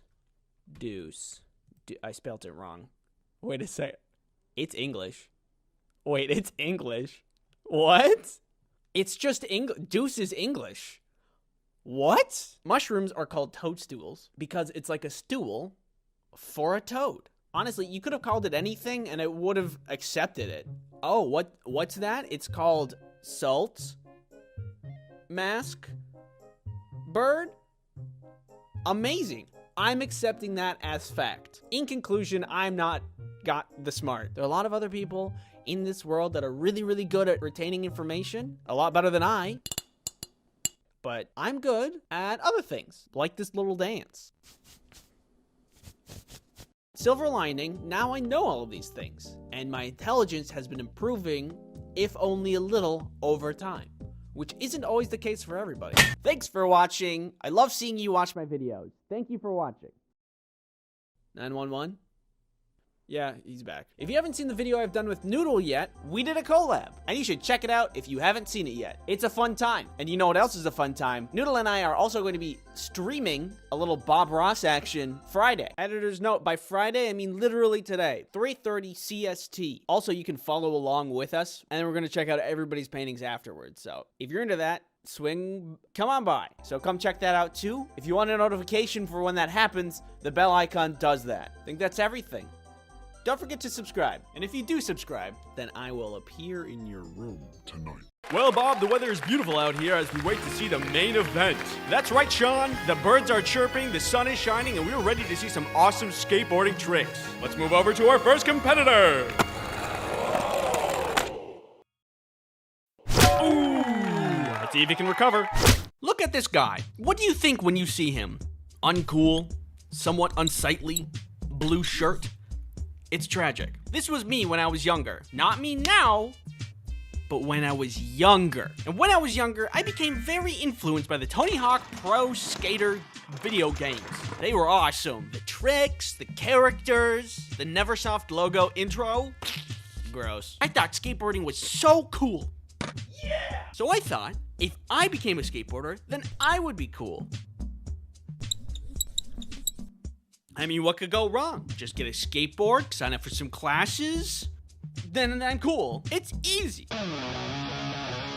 Oh, and plus, my parents were willing to do anything to get me out of the house, so they agreed. On the first day of class, the instructor gathered all the kids around to set expectations. He talked about the simplest trick that we would be starting with, which was the ollie. He explained how to do the ollie and how to approach the trick. And then he said to not expect to get it right away because it took him a year to get it down. A year? I want to learn how to do the cool video game thing, not put an actual effort into a craft or skill over a long period of time. I have respect for people who put effort into their craft, but it takes me forever to learn things. It took me 3 semesters of taking Algebra 1 to finally not fail it. So learning how to do an ollie is gonna take like... So I think this is gonna take too long. I don't want to learn the jump move. I'm not gonna spend my time learning the jump move. I'm gonna go learn by myself. What's wrong with a little initiative, right? So I get up on a quarter pipe, and I set up to drop in. I got the wind knocked out of me, and then quit skateboarding. It may not be a noble thing to quit at the very first sign of effort or pain, but I think about it, and if I did continue to skateboard, I most certainly would have come out with way more brain damage than I already do, so probably for the best. Hey, buddy! What do you think about dodgeball? Well, I think that... This video is sponsored by NordVPN. NordVPN is a virtual private network that keeps you safe online. There's many things these days, like the internet. The internet is full of people wanting to know what you're doing without your consent. What you doing? Go away. Ooh. But with NordVPN, you can block those pesky trackers. Oh, guys, stop! In addition to this, you can protect yourself from malicious ads or nasty malware. But not from me. I'm immune. Nuh-uh. Protecting yourself online is all well and good, but what about your other devices? Well, NordVPN's got you covered there, because then you can put on... What? Use promo code Ice Cream Sandwich to get NordVPN's 2-year plan plus 4 additional months for free. It's risk-free with Nord's 30-day money-back guarantee. Thanks NordVPN for sponsoring this video. I love dodgeball because mostly it's just easy fun that anybody can enjoy. Like that guy over there. You don't have to be good at all to play and have a good time. And I am certainly not good, except for one time I was... untouchable. It was during a college dodgeball tournament. My friends and I signed up for fun, but unfortunately, the first team that we were paired up with was really good. They were like the best dodgeball players I have ever seen. They had team organization and were really strong to boot. They were throwing balls like cannons, and we hardly stood a chance. So the games were best of 5, and we had already lost 2 games at this point. And on the 3rd game, I ended up being the last man standing. If we lost this, we were done. So it becomes clear at this point that this isn't for fun anymore. I need to win. And also, survive. When they saw I was the last man standing, they signaled to each other some kind of play. Like they had formations? I didn't know you could do that. What is he doing? 2 of them started winding up, and one of them was going down the center. I know exactly what was happening. It was some kind of cage maneuver. Avoiding the 2 balls on either side of me will draw me towards the center, which lines me up to be hit. Not on my watch.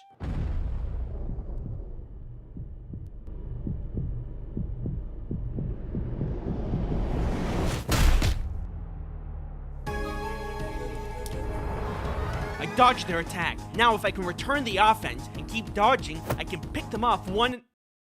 They caught the ball, and I was out. Was I only untouchable in that moment? Not for other parts of the game. Yes. Will I ever pull that off again? No. Was it awesome? Yeah. You would think because I was able to do that I'm like locked into the Matrix and could dodge all incoming ball-shaped threats. I wish. This one time in high school gym class, we were all outside playing some soccer. The other team had a pretty big power player, big for his age and ready to rumble. Our team had me, smaller, aerodynamic, wiggly. I was feeling pretty competitive and I didn't want to let the ball pass me. So I was committed to being the best defense on our team. And I was doing a great job. I was constantly returning the soccer ball to the other side of the field. At one point, I see their power player tee up the ball. I felt like getting in the way of this one's gonna be dangerous. He's a big guy with big legs. But I wanted to win. I had competitive brain. So I get in the way.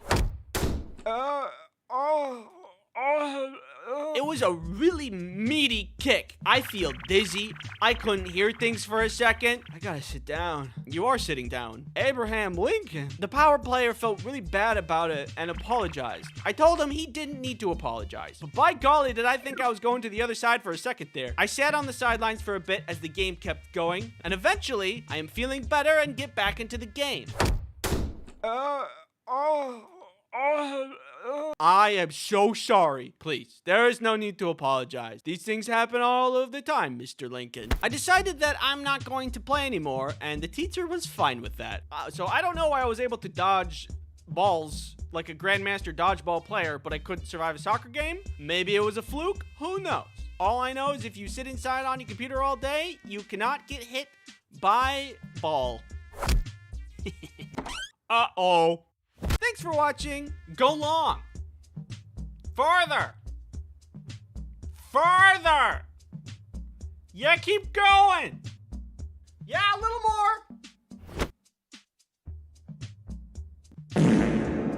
So, you've clicked this video thinking, what's this video gonna be about? And I'm here to tell you it's a completely self-serving merch launch video. I am putting objects of clothing on sale. Look at all the stuff we got in here. Hoodies, shorts, this guy. Please let me go. In your dreams. You can find this merch under this video, or at this website, or any back alley that I'm currently occupying. This is premium stuff. Each article of clothing is individually and intricately summoned from the nightmare dimension, and that's probably not gonna have consequences. I'm open to ideas on future merch if you guys have any ideas, like if you wanted socks, or a garbage can, or more plushies. You can either tell me in the comments, or by tying a strongly worded letter onto a rock and throwing it through my window. So yeah, that'll be there on the store if you want it. In other news, I went to Italy, had pizza, worked on a farm. It was really fun. So I'll make videos about that. And lastly, look at this little man.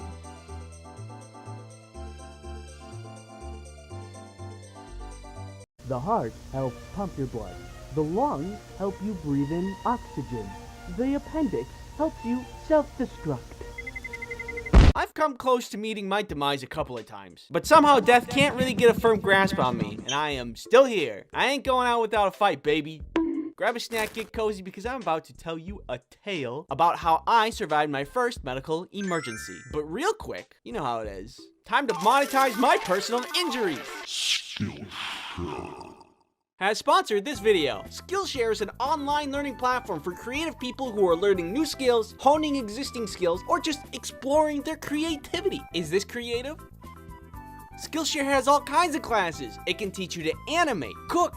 You can even learn how to cosplay on Skillshare and become your favorite superhero.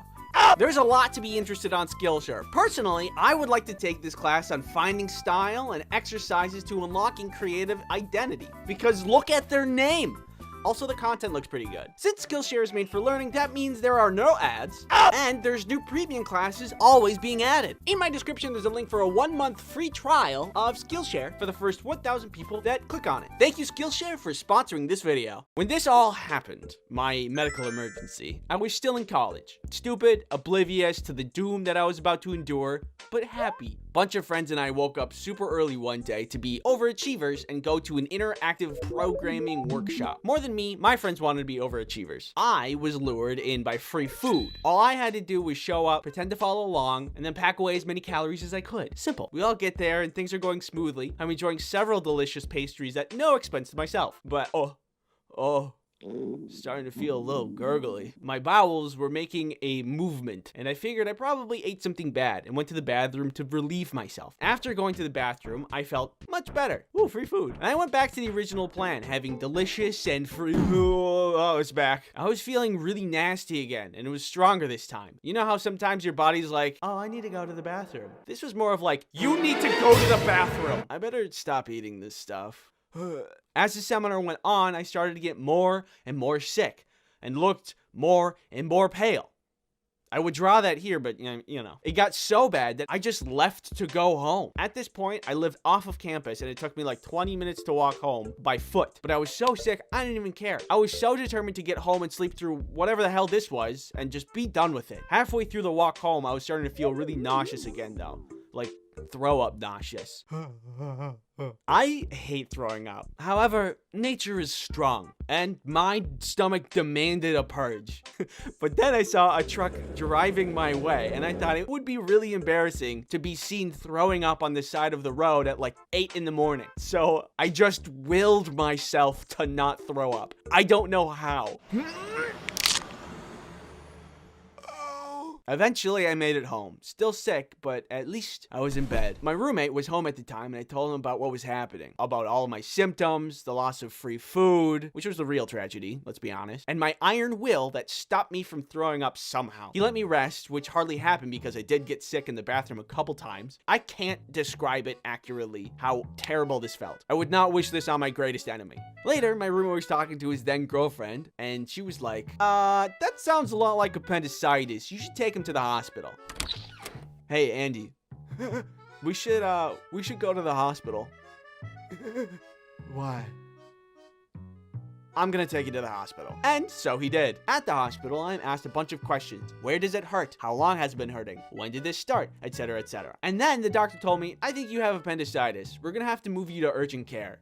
What's appendicitis? It's the infection and inflammation of the appendix. Failing to treat it can result in rupturing and infecting your entire body, which is usually fatal. What's an appendix? It's a useless thin tube in your lower right abdomen. It serves no function of the human body. Yeah, so I was going through mountains of pain and suffering because this little tiny part of me that has no purpose was going haywire and could literally explode inside of me and kill me. I was bitter, but I had no other choice. They admitted me to the hospital for emergency surgery. This was not the plan. I was supposed to be pretending to work while enjoying free breakfast, not getting surgery. I've never had a plan go that awry before. Hey guys, let's go get some coffee together. This was certainly not what I had in mind. Despite the increased suffering that's about to happen to me, I think that I was really lucky. If my roommate was out of the house at that point, he might have never known and never been able to bring me to the hospital in the first place. I would have just stayed in bed for the pain to pass, and then my appendix would have exploded. Then I would have gotten a one-way free ticket to the River Styx. So there's like no refunds or... In the hospital, they take me to the scanner room. They needed to look inside of my sweet bod to assess the situation and to see how dire it was. I didn't know how they figured this one out, but I guess that I was too thin and that made the scanning more complex. And the nurse was like, you are much too compact. And I'm like, what does that mean? And she was like, this tube needs to go in your butt. Yeah, my intestines were just too close together, so the scan would be too hard to see. And they needed to pump me full of some kind of liquid to expand my intestines to get a better look and determine if it was actually appendicitis and what the real issue is. I don't know if that makes sense, but that's what they said. Maybe I should have stayed home. I mean, what was I gonna say? No, I'm trying to not die here. So that was a really unfun experience that I'm not gonna animate. After that, they confirmed that the situation was dire. So after the scanning room, I was back in the hospital bed waiting for the next steps when I got a visit from the anesthesiologist. We will call him John. He and the surgeon were talking and I heard them say they needed to pump my stomach for safety. If they put you under for surgery, you need to have your stomach empty, otherwise it can be dangerous. Again, not sure why. All I knew is that I was sick and that these people were just going to try to save me. So everything was go at that point. John then turns to me and says with some kind of twisted joy, oh, you're not gonna like this. Yeah? Well, newsflash, John, I'm not liking any of this. I like free breakfast, not surgery. I didn't sign up for this crap. So this tube has to go in your stomach. To pump the stomach, you have to have a tube pushed down your throat. It's a long piece of plastic that you have to continuously swallow down until it reaches your stomach, and then they can turn it on and get all of the stuff out of your stomach. I don't think you need any convincing when I say that is terrible. Also, you can do it wrong. If you don't position your head correctly, it can hit the back of your throat and make yourself vomit. And guess what I did? I threw up everywhere. On myself, on the nurses, on the surgeon who was trying to help me with the tube. I'm not gonna animate this either, but all I know is that I have a distinct fear of tubes now. What if I don't make it through this? Will I ever see you again? Finally, I was rolled off to surgery and moved to the operating table. Oops, one more touch to the back of the throat for good measure. And that was the last thing I remember. I was out. That anesthesia, it really does the job. And then I woke up. Appendixless. I was cured. I spent the next day healing a little bit. My mom visited. I watched cartoons on TV all day. And I got soup and an icy pop and juice for meals, which seemed like a lot of sugar for a hospital to give someone. But hey, this is America, baby. Sugar is like our aspirin. And I didn't mind. I just went through a lot. My friends who were at the seminar thing collected all my stuff for me so no one would steal it, which again, it's really nice of them. Making this this video makes me realize that I'm really lucky to have the people that I have in my life. They look out for me. Thank you for looking out for me. Because if you weren't, nature would probably have taken me by now. If you are feeling nauseous and have pain in your lower right abdomen, see a doctor. If you guys were at my AMA on Discord a while back, thank you very much for stopping by. Turns out it's really hard to answer questions fast, and I didn't get to all of them, but it was really fun. And if you missed it, I announced it on my Twitter and community page, so go there and follow me. Oh god. It seems we've crash landed here on this planet. Unable to get home unless we build a rocket to get home. Perhaps, maybe even better, the local planet natives can assist me in space travel. Maybe they're nice. Maybe they can get me home without even me needing to build anything. Hello. I require assistance. Can you help me, please? I need it. I need help. Okay, okay, here we go. Build a wall, build a wall, build a wall. I'm out of ammo. I gotta make some.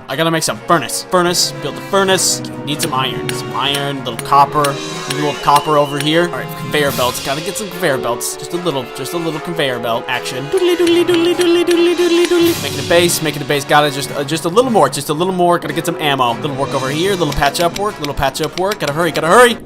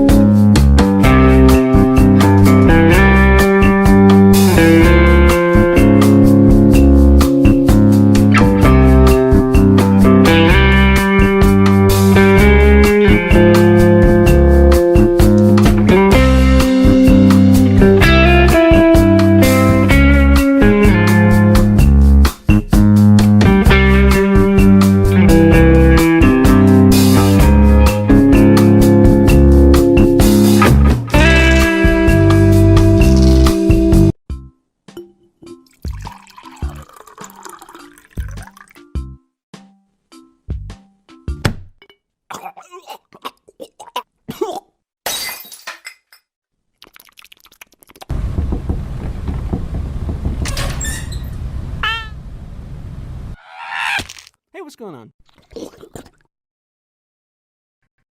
Hey. Hello. Hi. Where are we going? We're going to space. How's that even possible? I'm not entirely sure. When are we gonna get there? We're here right now.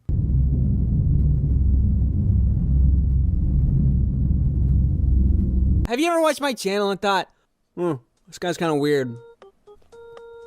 One last time, as per the contract, I must advise you to acquire products. Huh? Pretty slick, right? That makes your hair strong and robust. Pizza that you ordered. Flowers from your secret Valentine. Me. Witch, back! Back, you witch! What? It's just a card? Oh, here it comes. Woo!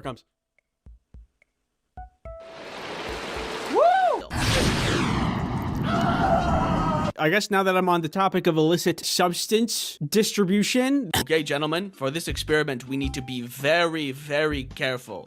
So no sudden noises or movement. Oh no! Oh man, this party sucks. If only someone cool would come and like make it better, like. Yo!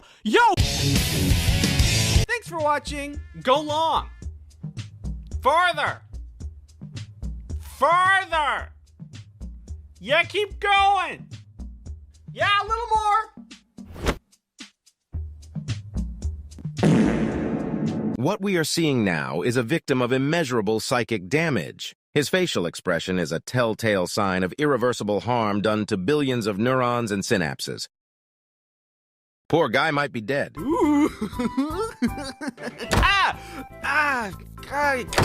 Just get inside and I pull this lever and... Well, plan B. Help me! Of course! Here's a Band-Aid! No! Hoodies, shorts, this guy. Please let me go. In your dreams. Wait.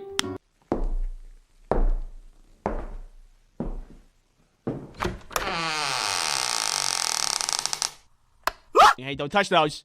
I need those for the video. You are to sit here and watch and accept all my opinions as fact. Stop. Can I come up there? No. Please? My chemicals! Hey, buddy! What do you think about dodgeball? Well, I think that... What is it? What is that? What do you say? You don't know what that is? What it specifically define a premonition dream? Well, hey there, little guy. What you got there, buddy? Broccoli? Well, what are you gonna do with that there broccoli? I don't buy it. Anyway, I went out and bought it. Depression-powered car. Whee! Any back alley that I'm currently occupying. You pressed the right bumper again. Pizza. Does anybody else think that's crazy? Or am I crazy? I am crazy. And... NordVPN. Get on the ground! Here we go. I gotta stab you. No, don't stab me. I'm gonna stab you. No, don't stab me. I'm gonna stab you. Hey, who wants sushi? I was all animal.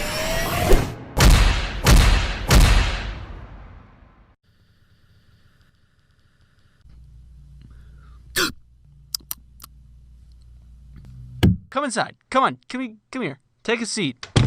Did you just lock the door? Nope. Keeps is a subscription service. Keeps delivers hair loss treatment to your door. Keeps does not make you explode. That was unrelated. Annexing Toronto, which is generally how junior high school science classes go. Well, NordVPN's got you covered there, because then you can put on... What?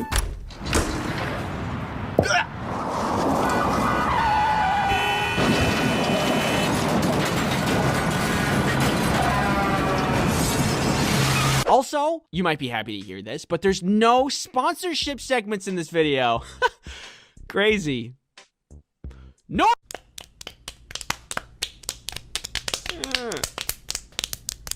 Stop. War Thunder! Look, kids, it's Mount Rushmore. This is where your mom and I met, and we wanted to bring you here to this very special place so we could show you.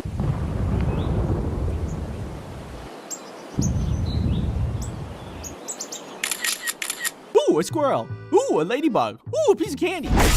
Ah!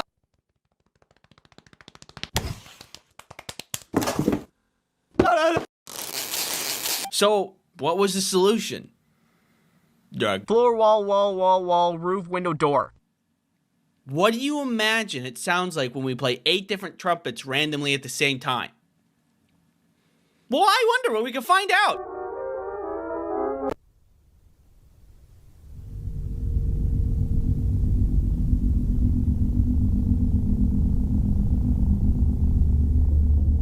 Where's the justice? Is it here? No. Maybe here? Nope. Hey, babe, I'm going to bed. That was the couch. Which pile is the bed in again? Butter people. What do you find uncomfortable? Is it nails on chalkboard? Or perhaps sponsorships? Come here. Half court. Hey guys, what is 2 plus 2? I don't know. Probably 2. I think it could be 4. Who even made math? Yeah, it's probably just another 2. There's already 2 twos in there. Probably another 2, I bet. When will this be useful to know? Like, what am I gonna do with my life anyway? When in our life will this be able to good or what is something that I need to worry about? Guys! Fine, more for me. Well, you know. Magic! The first stop is the revolving door. The revolving door is a mechanical marvel with its beautiful presentation combined with spinny door go spinny wee wee wee that helps you protect yourself online.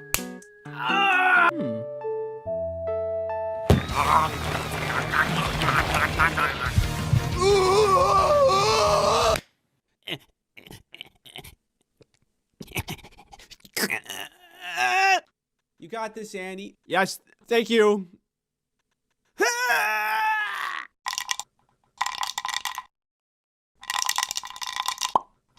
I can fly and my dad is Santa. Oh. Yeah!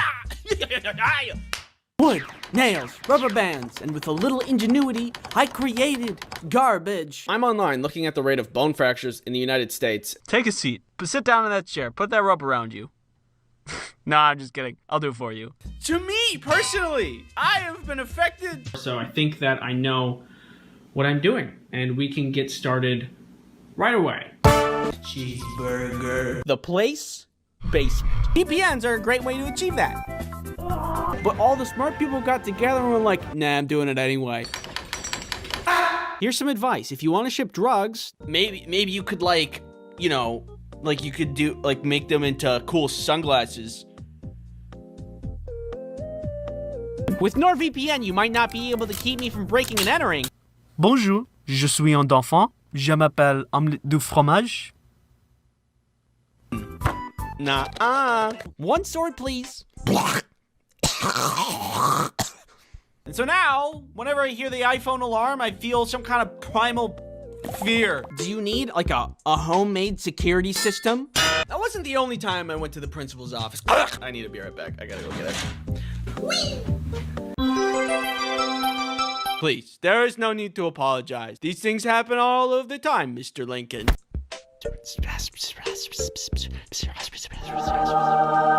And there are some foods that make you feel like, Hey, buddy. Sponsorship. Your friends, your family, your neighbor's dog.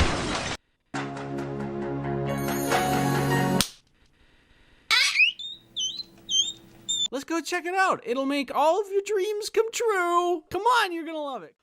I said come on. But there's only one way to find out. Peace. Give me peace. Well, I got the game for you. Hey, baby, it's just me, Tony. How you doing, Tony? How you doing? Good to see you, Tony. Good to see you. What's going on up here? Tony's here. Tony's here. Hey, Tony, how you doing? Good to see you. Tony's good to see you. Hey, what's going on up here? Tony's here. Hey, Tony, I haven't seen you forever, Tony. How could this happen to me? I made a mistake.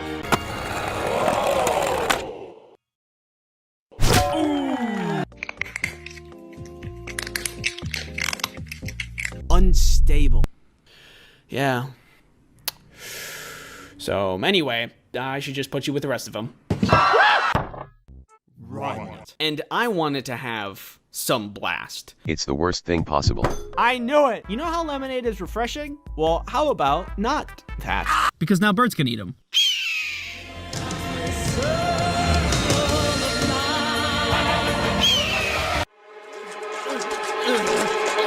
Fun. Oh, I'm just cutting up a banana. Gonna add it to the cereal. Just let me go get my cereal. And bat wings will sprout from their eyeballs, and they will fly away into the sun, where they will explode. High five. Yeah! Get away from my house! But I didn't care, because I didn't have to cut open a frog. I'm not gonna touch that now. It's too big. Oh, that's not a good idea. I have a family. A demon for nature. My mom and dad was. Yeah! Well, they're both yellow. Hold on one second. You need something cheap, affordable, accessible to everybody, efficient, effective. Trebuchet. Oh, guys, stop!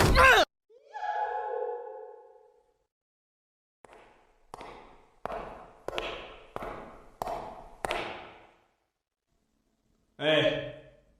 Kind of surprised you have the power to, bomb Australia. Are you in need of an affordable hair loss treatment subscription service? No, I think I'm actually doing pretty good.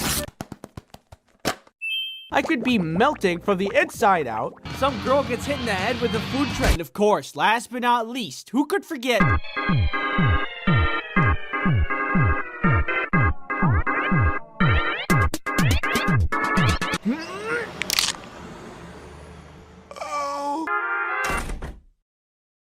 Have you guys gotten any work done at all? Where's the guy in charge here? Oh my god. Brain scan, unremarkable. Oh, what's that? You want me to talk about you some more? Well, only if you pay me, so. Kelly's bag actually bursts open. Oh, God! Hi. Still sure.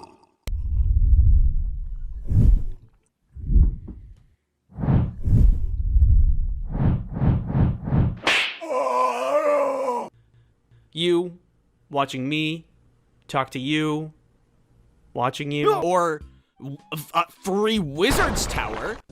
Summertime ice cream. Tomato soup with grilled cheese. Subscribe to my YouTube channel.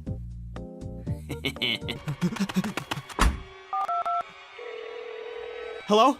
Yes, there's someone in my bed. It was Minecraft. Hello? Hello? Hello? Is this safe?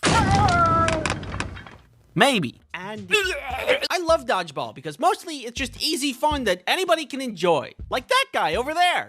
Do you need to access the dark web? That terrible, just horrible, terrible, horrible pain. You ever wish that you could get your life together?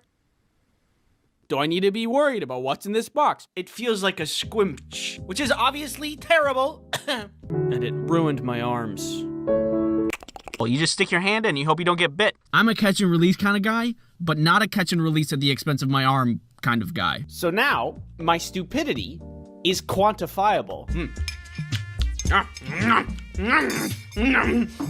Earth is round, sun is bright, I got square brain. Lots of hair. I want to sleep. You regularly make new friends. I love you, Pizza. You can do anything you can set your mind to. I love you. Not me now, but when I was younger. Goose. A hat that produces more hats, which in turn produce more hats that can produce more hats. And if you can't, then you die. So we're on the plane, it takes off, do a deal with the devil. Woohoo! That guy was weird. And while doing that, you're also responsible for dodging all of these spike balls. Oh, isn't this frustrating? Don't you hate it that it looks like this? Yes, I do hate it. God. And I'm just sitting here, why didn't we start with that? You got the cowboy, a classic. Clown, another classic. An eldritch blood god from a different dimension named Daniel. Another classic. Do you have cows in your house? Do you need some ultra fresh milk? Society peaked when GameCube had tiny discs, was going haywire, and could literally explode inside of me and kill me. Uh-oh. You mean? Like, way too much focus. This one feels sticky. Forgetting to drink water for an entire day might be a sign of something, and not just be a goofy little thing that I do sometimes. You weren't supposed to do that. Oh, I'm gonna wait a week for you. Kinda. Nobody really wanted to eat pizza because what they really craved was violence. Don't leave me here. My house. My God. Help me. Anyway. Oh.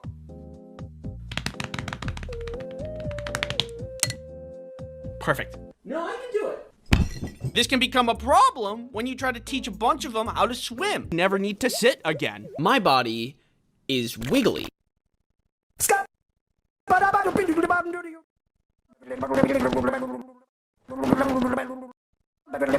You mean? Hey, New York slice this, New York slice that. I'm walking here. The only thing is that you might not survive the landing. Oh, what are you? I'm a box. And I'm like, huh, that's probably the worst thing possible.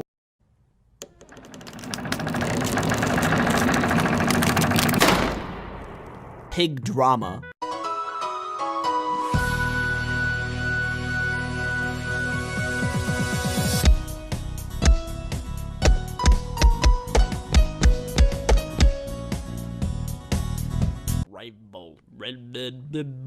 You can sneak and put it in the back pocket of your friend if you want to stalk them.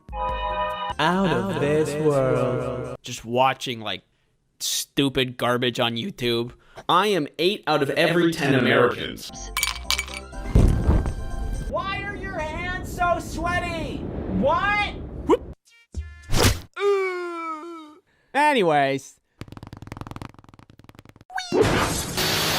Do you think french fries on top of pizza would taste good or bad? One time, me and my friends wanted to make some custom pizzas outside of your normal, like pepperoni and mushroom and whatever else. When we were hanging out, we went to the grocery store to get whatever ingredients we wanted to make our own custom pizzas. I siphoned the creative spirit from the ether, and I thought, ooh, you know what? I've never had french fry pizza. It's salty and salty. I bet nobody's ever done this before. And in true American spirit, I combined two existing foods into one sinful abomination. It tasted really bad. It's just the essence of bad in my mouth.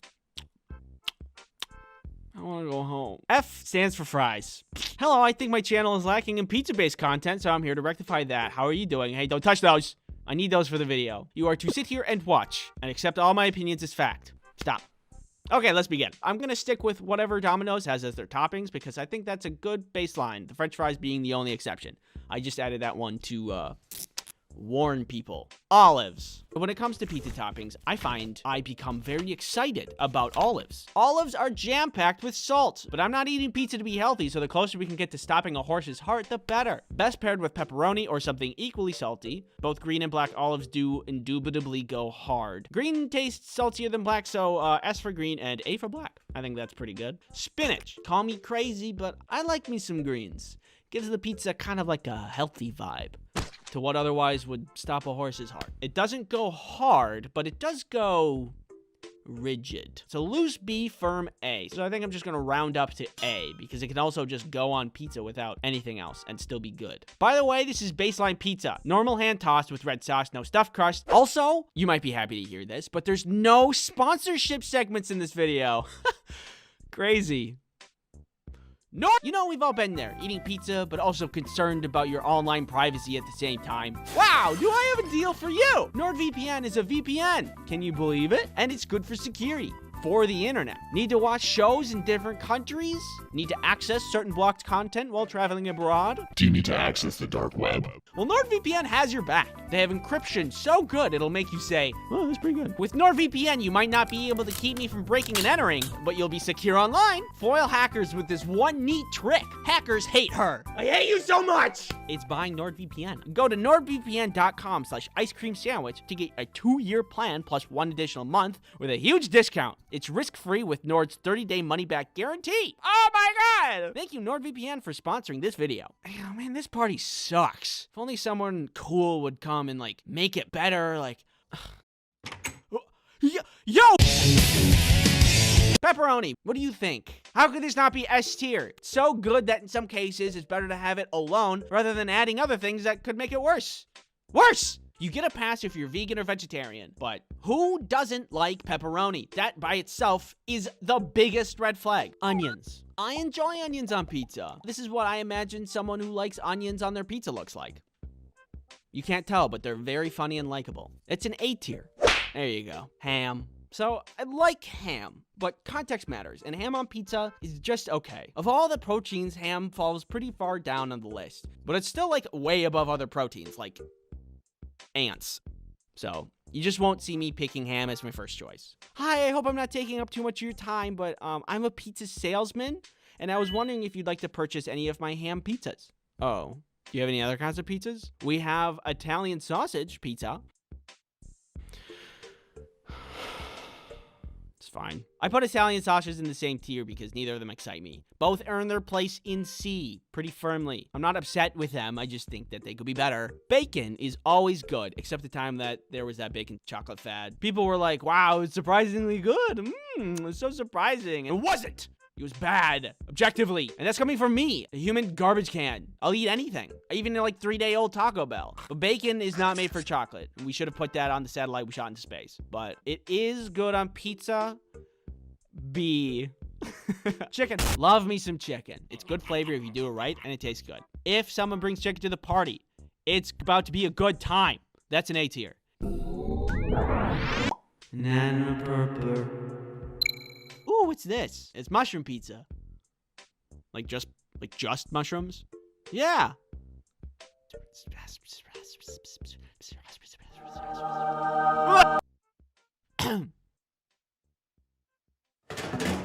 I'm not gonna defend myself. Get out of here. Pineapple revisited. I have made claims that I don't think pineapple pizza is that bad, but upon revisiting that thought, I've had some other thoughts. I haven't had any pineapple pizza since, and I think there's a really good reason for that. It's just really not good. Tonight at 5, an exclusive interview with a guy just catching up with something we all already knew. Yeah, I don't know. I just don't think pineapple on pizza is very good. Incredible. More at 5 tonight. And then the rest I've never had, because why would I? Hot buffalo sauce? What does this look like, a buffalo to you?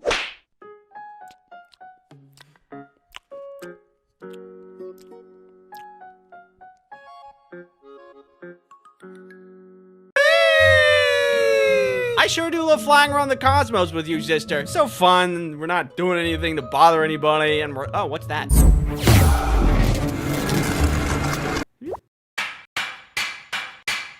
What's this dork up to? Hey, why don't you pick on someone your own size? Get cubed, idiot. What's that supposed to mean? Then I woke up here on Teyvat, fished you out of the water one day, don't have my powers anymore, have no idea where my sister is, and then I've been stuck here ever since. Any questions? Yes, Paimon? I can help you find your sister. Oh? Yeah, there's a town over there. It's called Mondstadt. It's probably somebody that knows something over there. Let's go. Okay. This is how I begin my adventure in the wonderful grand game of Genshin Impact. Sponsored. Any questions?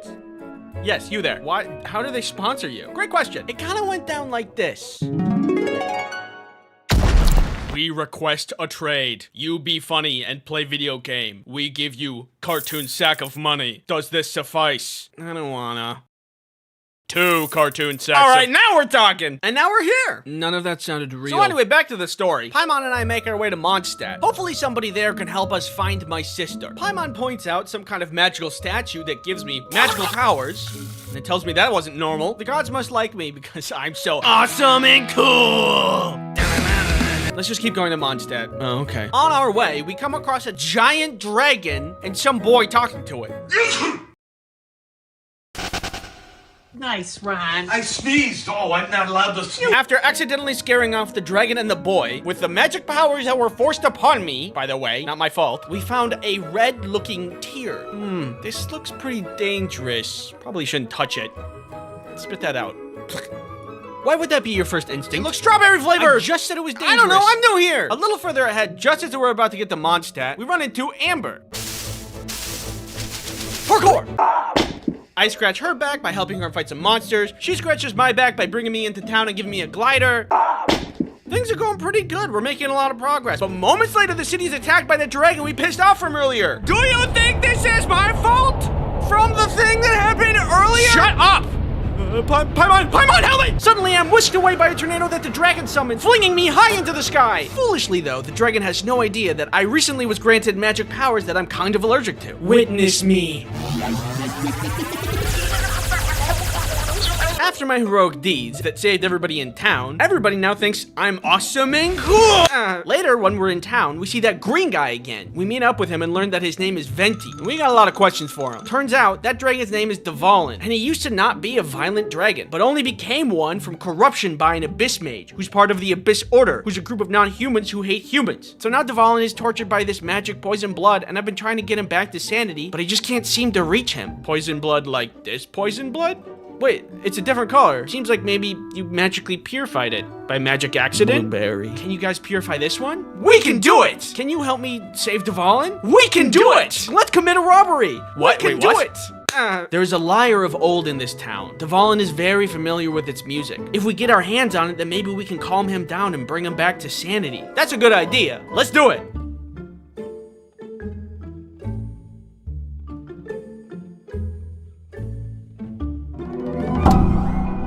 Hey! Don't steal the thing that we wanted to steal! Hey, intruders! We're busted! Run! The jerks who stole our lyre before us was largely a non-issue, because we were able to find their hideout and beat them up and get it back. No problem. Witness me. So, with the lyre back, we could possibly cure Dvalin. Time has faded the magic in the legendary lyre, but all we had to do was restore it with the tears that I could purify. Easy! Hand me that tear that you purified earlier.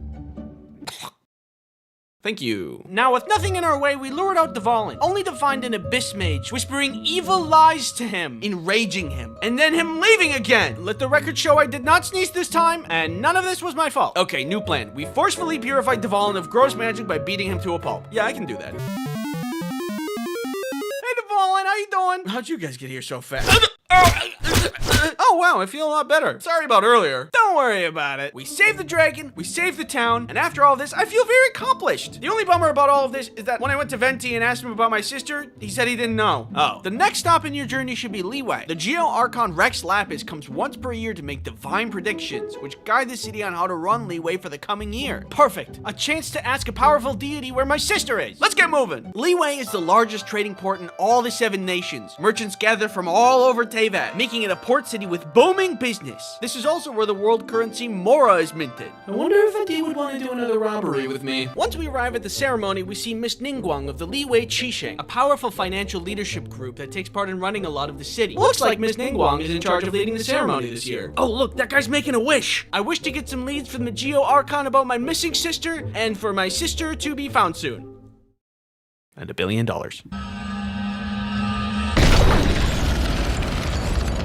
Ooh, here he comes, here he comes. Oh my god! Paimon, we are way too close to the scene of the crime. And we're outsiders, we're gonna be considered suspects. Don't panic. What we need to do is sneakily escape from the scene of the crime without being caught so we don't look suspicious. Hey, over there! I'm not guilty, I can prove it! And just when I thought that I was about to go to jail, this guy named Child, yeah, that's his real name, comes to our rescue and gets us away from the scene of the crime. But when we talk to him, we find that he's part of the Fatui. Hey, you're part of the group that stole the liar from earlier. I know my reputation, but I'm not a bad guy. Okay, maybe I am a bad guy, but you can trust me. Okay. Here, take this sigil. The Adepti, the magical creatures who have also taken part in running the city, have the authority of clearing your name of any wrongdoing. And this sigil will give you permission to talk to them. Well, I don't see any other way out of this, so let's go. After we filled in all the Adepti that God died, we are now off the hook from being criminals. But now there's this looming power vacuum in Leeway that leaves the city unstable. We talked to Child again, who's like, hey, isn't it weird that the Leeway Qisheng hid the body of Rex Lapis after his death? Hey, that is weird. And they were the ones to do the ceremony, which means they were closest to the scene of the crime. And if you're close to the crime, you can do the crime. I would know. I stole a liar once. Conveniently, we later get an invitation to meet Ningguang at the J Chamber, a grand floating house where she lives and does a lot of her work. Floating house, schmloating house. I'm not jealous. Floating stuff is stupid anyway. What did you Anyway, this is a perfect opportunity to use my masterful detective skills to figure out where the body is hidden. Miss Ningguang, tell me where the body of Rex Lapis is hidden. It is in the Golden House. Tell me or... Oh. Wow, I'm an amazing detective. We learned by talking to Miss Ningguang that the hiding of Rex Lapis's body was to stabilize the situation. Also, the Fatui are not to be trusted. Ever since Rex Lapis died, they've only wanted to gain power and sink their fingers further into Leeway. Oh. So Child was really just using me to get more information on where Rex Lapis's body was for evil Fatui reasons. I guess that the guy who said, maybe I am a bad guy, really was a bad guy. Not even the world's greatest detective could have seen that coming. So to confront Child, we go to the Golden House, where we find him being evil, and so we fight him. You can never dream of defeating me. Oh. Well, I guess I have to pull out the big guns. Fine, we go to plan C. What have you done? I could be a detective about it, but I'm wondering. I've summoned Osile, the overlord of the Vortex. Let's see you handle this. We bravely scurry back to Miss Ningguang to figure out what to do. And she decides to use her floating house to defeat Osile. An entire... Wow, really?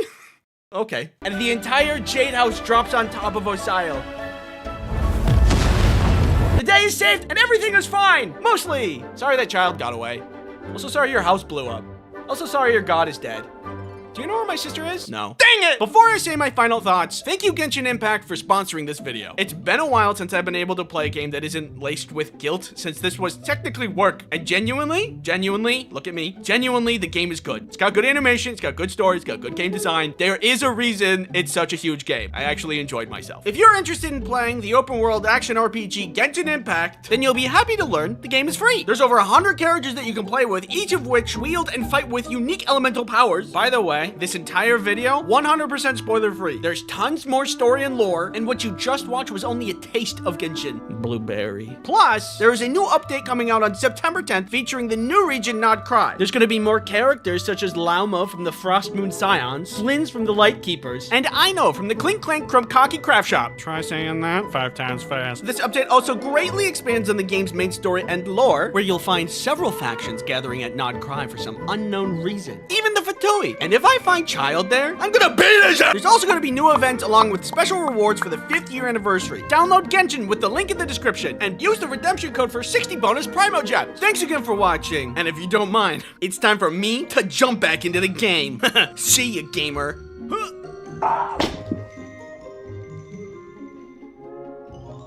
Alright, we need to keep this away from the public. It's harmful nuclear waste, so what should we do? I have just the plan.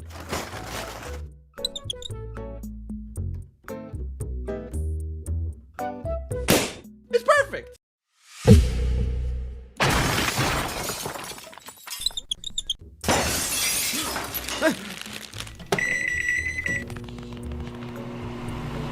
Yeah, come here. Stand over there. No, wait, where are you going? How can you be so rich and make such a bad interior? It's offensive. I don't want to play anymore. Peeve deep and terrible rage. Never do business in an establishment where the lights are off, you think it's closed, and the roof is caved in. Give me the napkin. Is it still there? You still got it on. It's still there a little bit. Did I get it? No, there's still some. Yeah. All good? Yep. Perfect! I am holding a bomb! Okay, here I go.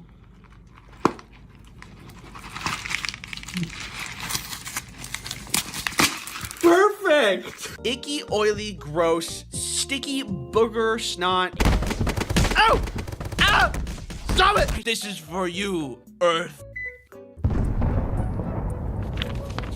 Yeah, he blew up the wrong one. And I don't like that. Something wrong with your kid. Slime. This kind of hurts my eyes. Don't touch me. No, precious data. If I'm on a plane and your legs are touching my legs, I won't say anything because I'm pretty non-confrontational, but I'll be upset about it. This video is sponsored by NordVPN. Ew, why'd you do that? Observe how easy it is to eat this regular-sized normal burger. Will you give no time for the brilliance of the sunset to dance on the stage of the horizon? Take your fingers out of your mouth. Pretend for a moment that this fist is the internet. Getting you pretty good there, but harmful to pets and children. No, I am not procrastinating. It's important. Research. ASMR.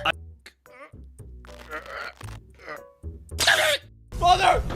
Assistance! It just doesn't add up, and it makes me pretty mad. Oh my goodness! Microwave make candy warm. Candy go in microwave. Except it doesn't! And I love not dying. You're someone that's on the internet. How did you know? Wait, seriously? Give me that. I rang the bell at the front to make a bug from the thing. So I just didn't have any candy that night. No. And staples are important. Except for the store Staples, which I'm surprised is still in business. What kind of scam is this place? $30. Why are the roses $30? I think this is a drug trade and I just interrupted their meeting. 1 rose, please, I said unsuspiciously. Thanks for watching, and don't forget to subscribe. If you don't subscribe, it'll make me mad. You won't like it when I'm mad.